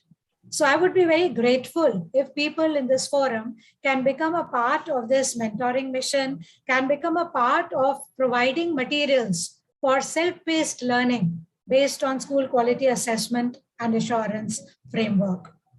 So to conclude, the law of attraction says, stay with me. It's a simple philosophy that means we can attract into our lives whatever we focus on. So simply put, positive thoughts will naturally bring positivity our way. So I'm sure that if everybody joins hands together, in another 3, 4, 5 years, we could have a certain standardization across the country where there is no gap between the mainstream schools and the remote schools and the government schools and the public schools and the IB schools and the international schools. So my only request would be, let's work on execution now. Time to discuss, debate. All these 2 years we've been doing that. So it's time for execution and intelligent collective action. So thank you so much. Thank you.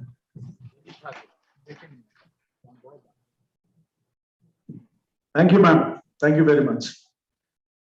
Just to borrow the word from you, with that palette, the kind of broad brushes that you have painted and the questions particularly, the few questions, and like a true teacher, your questions look like a yes, no kind of a question, but actually those are thought-provoking essay type questions. So if we spend our time thinking about those questions, that itself would be a brilliant takeaway from this panel discussion. Thank you so much, ma'am.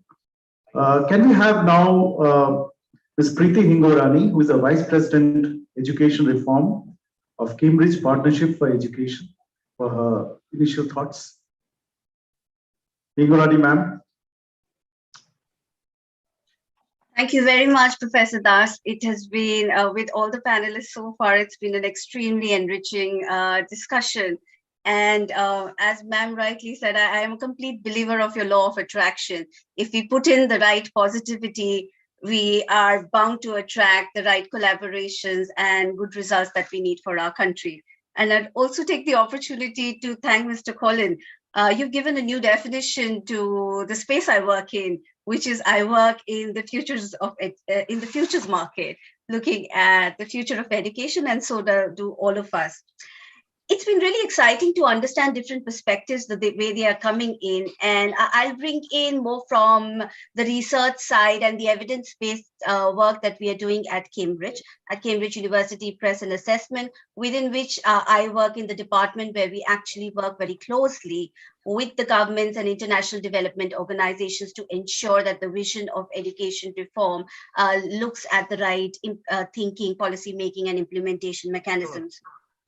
So when we do talk about Education 5.0, I would say that this is one that promises us that we can achieve equity and quality at scale, which is absolutely important for where we as a country are. And when we talk about this, competence certainly becomes a very, very important aspect. Competence in Education 5.0, or even for that matter 4.0, is if somebody is competent, what do we mean? It is they're able to perform successfully in whatever they choose to do, be it the academic side, be it sports, be it any area of interest or something new that they discover later. It's extremely, extremely important for an individual, invaluable for the workplace that they would join and the life settings that they would find themselves into, and definitely very beneficial to our economy. To ensure that we use the students' time, to ensure that we equip the teacher in the right direction, and we use the public money appropriately, it is extremely valuable for us to consider that how do we design these education approaches? Are we focusing on designing development of what the curriculum should be, how the teacher can be equipped with it, how does the teacher take it to the classroom, what are the kind of assessments that happen, how do we strengthen the system as a system that can deliver to the students' aspirations and build competencies across. And obviously, taking advantage of the research that's coming out, taking advantage of the technical tools that we have, and together, that's the way we see that we'll be able to map out the way for a more equitable future for education.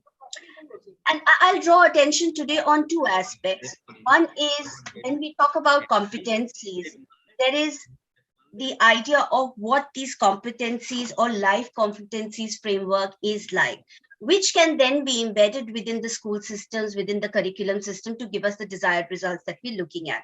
So there's a fair amount of research that has been done within the Cambridge organization, and we've come up with what we know as 21st century skills, and we've kind of divided it into two aspects, which we think will be easier for us to adapt into curriculum. So when we talk about creativity, critical thinking, digital literacy, learning to learn. So these are the thinking and learning skills. And if I might just, deep dive slightly. So when we're talking about creativity, what are we really saying? A child should be able to create new content from own ideas or from other resources.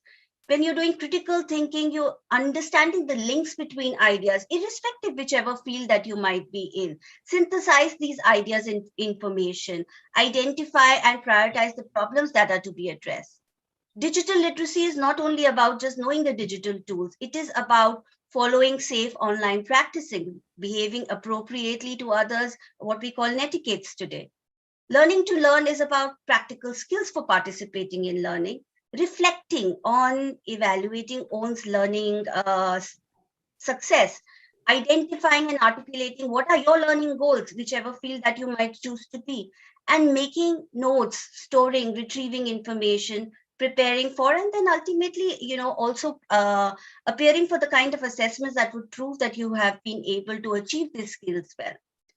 When we come to social, there's much we talk about communication, collaboration. So when we say communication, yes, it's important that you should be able to communicate. At the same time, are we able to participate with appropriate confidence, clarity? Are we able to support others to communicate successfully in different kind of discussions we need to have? There's an angle of collaboration where can we share ideas? Can we take personal responsibility for our own contribution to a group task? And can we listen to others and show a lot of respect within that? There are aspects of emotional development where we say one is about managing your own emotions, but are we able to look at others' emotions? Can we offer the empathy and relationship skills that would recognize and respond appropriate to other children, other people in the workplace for their emotional state? Similarly, when we come to the last one, which is social responsibilities, we're talking about can we show leadership skills? Can we understand and describe our own culture very well? Can we integrate with others' cultures with all the due respect that's required? So when we look at all these skills that we do need, there is an aspect that how do we bring this into our regular educational frameworks? Because every school might want to do, there's a lot of creativity that's available. They will do things on their own, but that we have to start setting standards so that we ensure that what we are getting from the school system are future-ready citizens, future-ready professionals that are here. So, and another research that we did, and what, there have been lots of debates about what future of education really looks like. So one thing that has been a goalpost for us is identify or outline the principles which stay in the future of education, rather than saying what it would all be like. So Dr. Kamlesh spoke about the early literacy and numeracy, very vital foundations for broad and balanced learning. We talk about curriculum coherence. We want to achieve so much, but is our curriculum aligned? The content of our curriculum aligned to that? What are the standards we are setting for each other within the curriculum practice? Then we build that practice for a teacher, saying this is the standards we want to achieve. This is what you know already. These are things we can improve on, and we can change the way we are teaching the competencies now. The teacher, ma'am just mentioned, the teacher should be focusing on the classroom rather than creating content. So at the same time, does the teacher is well equipped with the right kind of resources he could access, or what were the kind of assessments that are fundamental to high equity and high attainment for all learners? All this needs to tie up. Curriculum coherence we see as a very vital aspect. And as we work with different countries who are set out to achieve their goals, everybody realizes that in absence of the curriculum coherence, perhaps we might not be able to achieve what we have set out for. Then there is, of course, excellence in teaching. It has to be supported by technology, but very well-designed and carefully chosen technology that can support teaching and attainment. Technology, sometimes we see, it needs to enhance learning, and within the spectrum, there are also comments that we sometimes might say that we are in the early stages of technology, how it can enhance learning. So the teacher's input and the, while hybrid or now that we're moving back to offline, will continue to play a very, very significant role. And within this education fight, well-trained and well-supported teachers, we know well-supported is a very key word, are central to high-quality pedagogy, high attainment and the well-being of learners. A few other points that I'll just wind up with is when we look at assessment, sometimes we say we should do away with assessment, but we need dependable assessment, which is vital for the social justice and the learning support and the equitable progression that we are looking at. And that's how we will achieve the high equity and high attainment. And as a matter of fact, if we are able to bring in the coherence, we feel very confident based on the principles that we have identified based on research, that equity and high attainment can really be achieved hand in hand. If we were to focus on coherence and start structuring how we would want to deliver and how we would want to equip our teachers. So that's purely what we have been seeing from the Cambridge evidence perspective. And, these are research papers that I'll be very happy to share across with the panel and the audience at large. One thing that we certainly could do together, again, I go back to ma'am's word, focus on the law of attraction. There are people in this room all of us committed to the future of education. And it is collaboration is going to be key. All of us need to come together. Each one of us excels in one aspect or the other, but we will have to build a system that can deliver the education 5.0 at the school level, at the institution level, at the national level. And that's something I'm sure we are all very, very passionate about. Right. Thank you very much. And over back to you, Dr. Das. Thank you, ma'am. Thank you very much. And thank you for actually bringing out a very important aspect of education 4.0, which has already been delivered. I think pandemic has also proven the fact that equity and quality can go hand in hand thanks to quality. I think that's one of the most important message that I think you wanted to give to all of us. And thank you also to bring about this important aspect of curriculum coherence, because without that, I think whatever we do as teachers, I think ultimately the objectives would fall flat if we don't have curriculum coherence. Thank you for bringing those important aspects. May we now have our last speaker, at least for our initial thoughts, Ms. Arunima Das, who is the Vice President Academics at Nalanda Learning. Ma'am, 5 minutes of yours.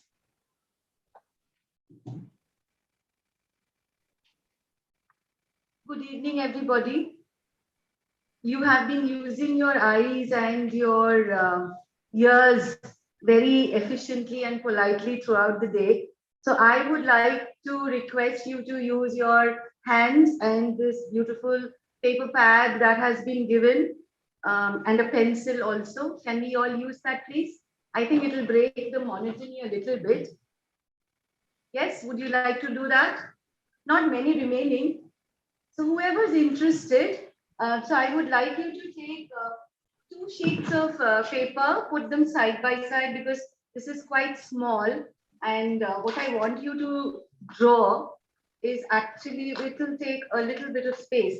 If you have an A4 paper with you, very good.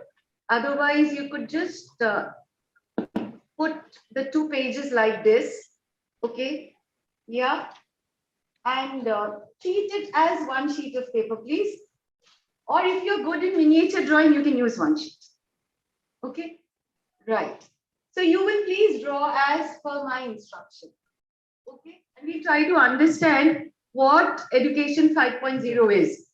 My grandfather used to say one thing. Whenever you come across anything new, first ask yourself what it is. Eta khai na mathay deয়. Tarpor to implement korbo, deliver korbo, we'll do all things. First, we need to understand what it is. So I hope in 5 minutes I'll be able to help you understand what education 5.0 could be. It will also depend on us where we want to take it. Then only it will become what it is supposed to be. So are you ready with your paper and your pencil? Yes. Could the ones at the back, the backbenchers, could you please come to the positions in front so that I can go down and really see what you're doing, so that I can make it interesting for myself also. Please, quickly, time is really running short. No time to die, as Bond would say. Ready? How many of you are ready, please? Can you? Oh, great. Okay, so the paper that you have, what you need to do is right at the center of your paper. I think Yeah, sure, of course, absolutely. I'll give very fast instructions. Right at the center of the paper, you have to draw a circle or a square, small one, just enough to write students. Just write students in the middle of your paper. You can collaborate and work. 2 people can do it together, anything. Just write students in the center. You can circle it, you can square it. On 4 corners of the paper, left corner, right corner, any corner, on the 4 corners, write parents. In another corner, write teachers. In the 3rd corner, write communities. And in the 4th corner, write peers. Very good, wonderful. No wonder it's so easy talking to teachers. They understand everything. Right? Student in the center. No, just write the words. Don't have to make it so elaborate. It's just like a, like a mind map or a web map that I'm trying to help you with. Right. Under students, please write literacy, one below the other. Literacy, numeracy, data literacy, digital literacy, health literacy. And repeat. Below students, we write literacy, numeracy, data literacy, digital literacy, health literacy. Health literacy, health literacy, health literacy. Done? Are we done? Said only 5 minutes. So you have to cooperate with me. Right. Now, from students, you make 3 arrows. One to the left, one to the right, one at the bottom. You make 3 arrows. At the end of the arrows, on the left arrow, you write creating new value. Creating new value. From students, we make 3 arrows. On the left-hand side arrow, we'll write creating new value. On the second arrow, which is at the bottom, let us write reconciling tensions and dilemmas. Reconciling tensions and dilemmas. Reconciling tensions and dilemmas. That's arrow number 2 at the bottom. So which arrow is left? Right, very good. You're all paying attention. Thank you so much. That's taking responsibility. Taking responsibility. Right? So we've got 3 things. What are they? First one, creating new value. Reconciling tensions and dilemmas. Taking responsibility. Now, these are the 3 transformative competencies, which is added to the KSAV, knowledge, skill, attitude, and values of Education 4.0. We already had them. These are the 3 new heroes in the market. Okay. What are they? Creating new value, taking responsibility, and reconciling tensions and dilemmas. Right? Done? Understood? Now, right on top of students, put a big arrow, like a compass north arrow. Big arrow like a compass north arrow. Over there, you write well-being 2030. Well-being 2030. And below that, you write individual and societal. Well-being 2030, and below that, you write individual and societal. So Education 5.0, with all these transformative competencies, is trying to bring about well-being, not only for the individual, but also for the society. So where every learner learns to be part of an inclusive and integrated way of thinking, and learns to make good for himself and also for the others. Okay, in brief. Now, how will you inculcate? How will you inculcate these competencies, or how will you develop? So where you have put the 3 arrows, around those 3 arrows, around the student, connect the 3 arrows with 3 curved lines, like a cycle. Like a cycle. I know, I didn't make much sense. Let me try to give a better instruction. Where you have written students and you have put the 3 arrows, you connect the 3 arrows with a circle, which is continuous. Okay, so it goes from arrow 1 to 2, from arrow 2 to 3, and again from 3 to 1, right? Done. Great. Wonderful. Okay. In the first arrow, which goes from 1 to 3, actually, you write reflection. Reflection. In any one of those arrows, you write reflection, the curved arrows, cycle, the part of that cycle. Reflection. On the second one, Please write anticipation. Yeah, perfect. Reflection, anticipation. Reflection, anticipation.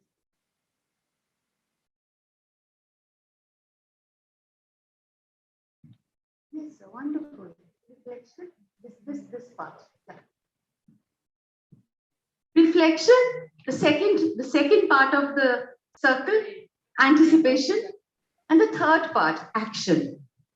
So if we follow a sequenced process of reflection, anticipation, and action, and we teach learners to do that, we will be developing the transformative competencies. Does it make sense? The whole picture. Now please look at the whole picture. What have we put over here? The student in the center. So one of the panelists before talked about that Education 5.0 is rehumanizing industrialization. So it's putting the student in the center, and everything, the four corners, who are they? They are the stakeholders, the parents, the peers, the communities, and what else is left? Teachers, correct. So all of us influence the students' learning. And from knowledge, skills, attitude, and values, along with that, we have 3 new competencies that Education 5.0 envisions to inculcate. What are those 3? Create new value, then very good, reconciling and taking responsibility. Thank you so much. Thank you, Dr. Das.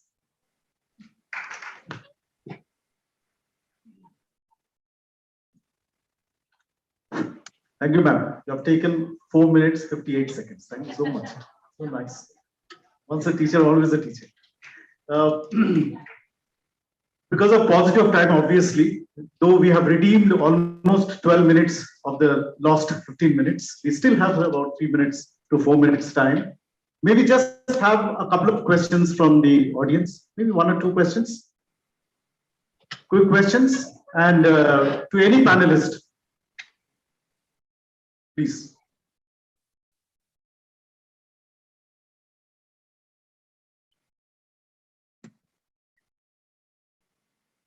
So this is primarily for 𝗥𝗲𝗃 𝗃𝗀𝗃 of Cambridge assessments, but for anybody else who can answer. You were able to redeem, I think you said 3 to 5 minutes of your 12 minutes.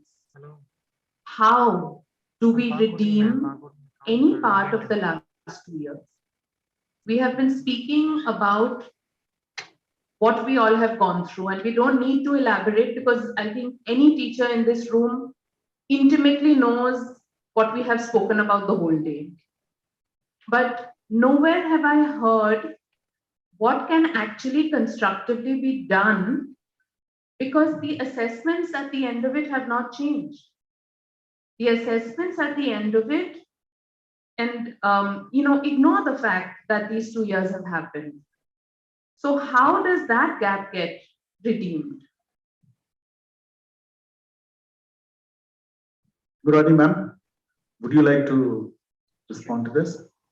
How do we redeem the gap year, the 2 gap years?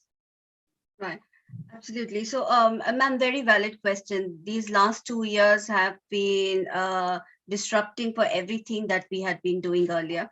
The idea now is, I would comment more as I work on how we can make that change from the education perspective at a larger level from the countryside. One thing I would definitely say that we've been working closely with the CBSE, who themselves are making a change in the way they would be looking at assessment, which is now changing from rote-based to competency-based learning. So there is this change happening, and neither were the systems very much ready to take into account the changes that came in because of the pandemic. But the assessment systems have been able to adapt reasonably. I know that there has been marginal change that's happened both from the national side as well as from the international side. But going forward, we've been able to look at what would be the key interventions that are required, given that if assessments were to be taken offline or tomorrow we have another wave of the pandemic, where we're looking at student profile building, which will ultimately start talking about all the work that the students has been doing over the years. So that's where we are. I am sure when we're talking about education 5.0 now, there is much change that's awaited. And that's the reason the coherence aspect becomes all the more important, that we cannot be subjecting our students to different pedagogies and different methodologies of teaching and learning, but still keep assessing them in the same old manner. So this transformation is to happen now as things have progressed, and I'm sure that it's going to be for the better. Thank you, ma'am. I'm sure you have partly answered the question, because ma'am doesn't seem to be completely satisfied. She's smiling. So ma'am, I understand. Just a couple of points from my side. I'm sure all of us, we know about this Great Resignation, which was almost like a realization as to what we are doing. Part of the reason about that Great Resignation was that people realized that what they were doing pre-pandemic was not the right thing. Perhaps the fact that all of us are realizing that whatever we have been doing in education was not enough. Things need to change. The fact that you asked that question and the fact that you don't seem to be satisfied now, frankly, there is no answer. So let's put our heads together to find out what exactly needs to be done beyond this time. The 2 years gap, I know, I have personal experience of my daughter going to college, to a medical college, where much of her theoretical classes were not held. You must be knowing that medical colleges at least held the practicals in the class, in the classrooms, in the labs, but much of her theoretical classes were not held. Flipped classroom is easier to talk than to implement. Flipped classroom needs a certain level of maturity among the students. And particularly when we are handling kids, particularly if we are handling school children, I think things need to be accepted that this has been a gap year. My colleague from Finland, my colleague from Sweden, perhaps they can say that this was a gap year, and therefore let's let the children go back to their schools wherever they started, wherever they left. But we in India, with 120 or 130 million crores of population, with such mad rush for everything, I don't think we can afford to do that. So I think this is a question unanswered. Can I have the next question and the last question, please?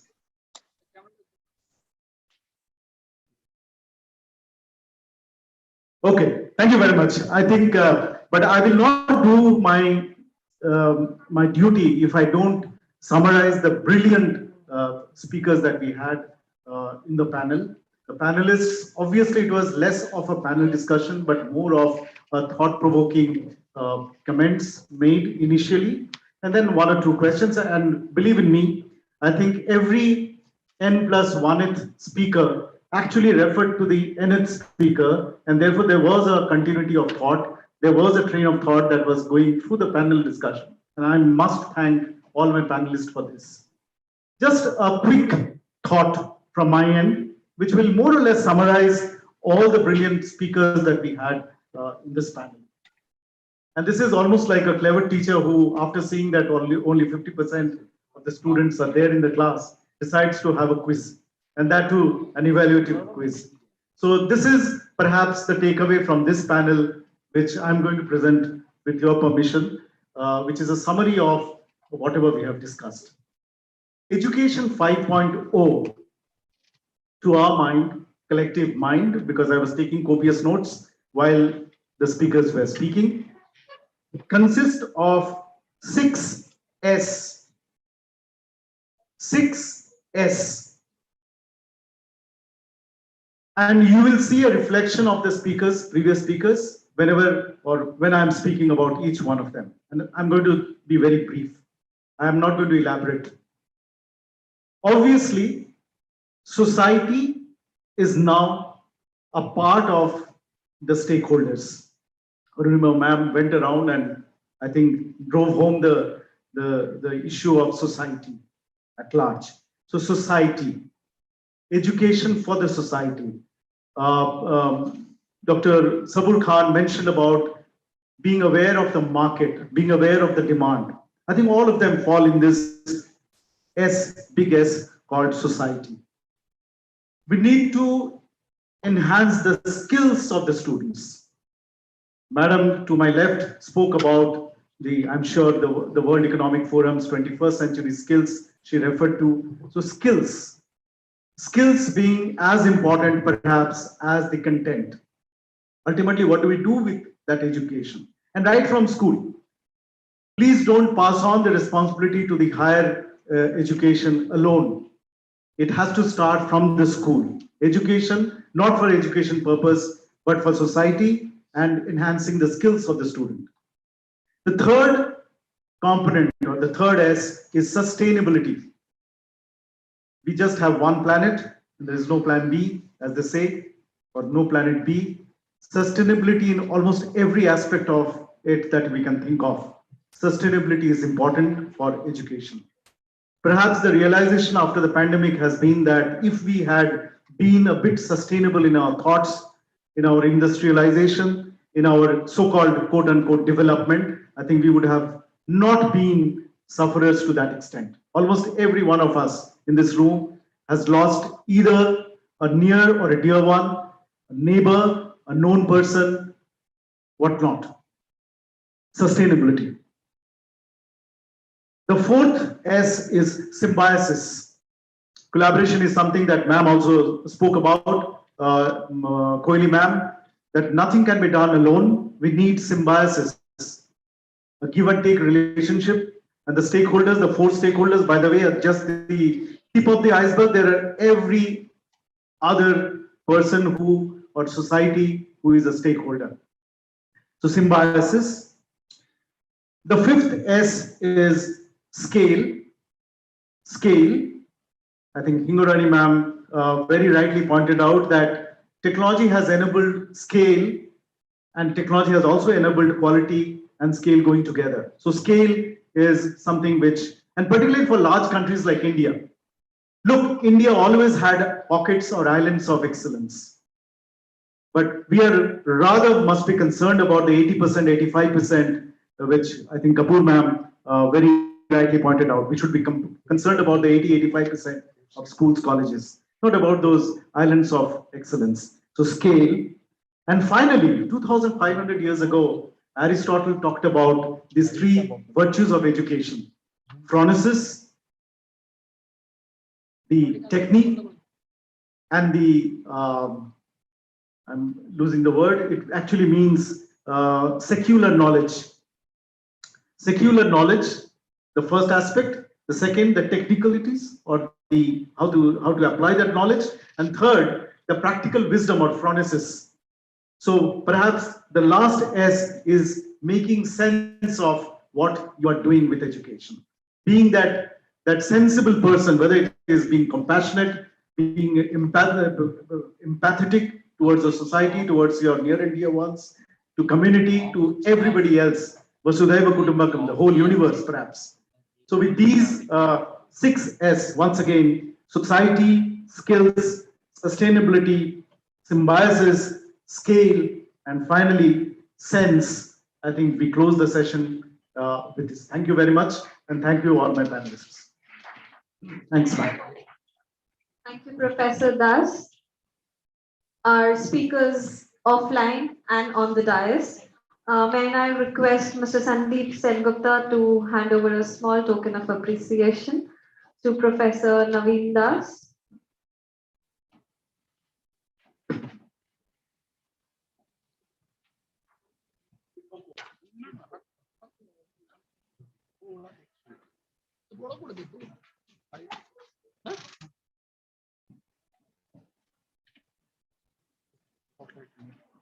To Ms. 𝗥𝗲𝗂𝗂𝗂𝗂𝗂.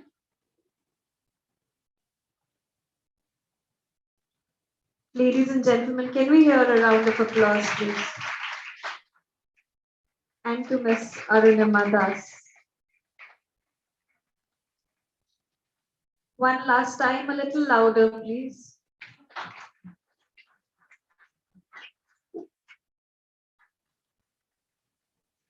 Thank you. With this, we come to the end of the first day of the Education East Summit.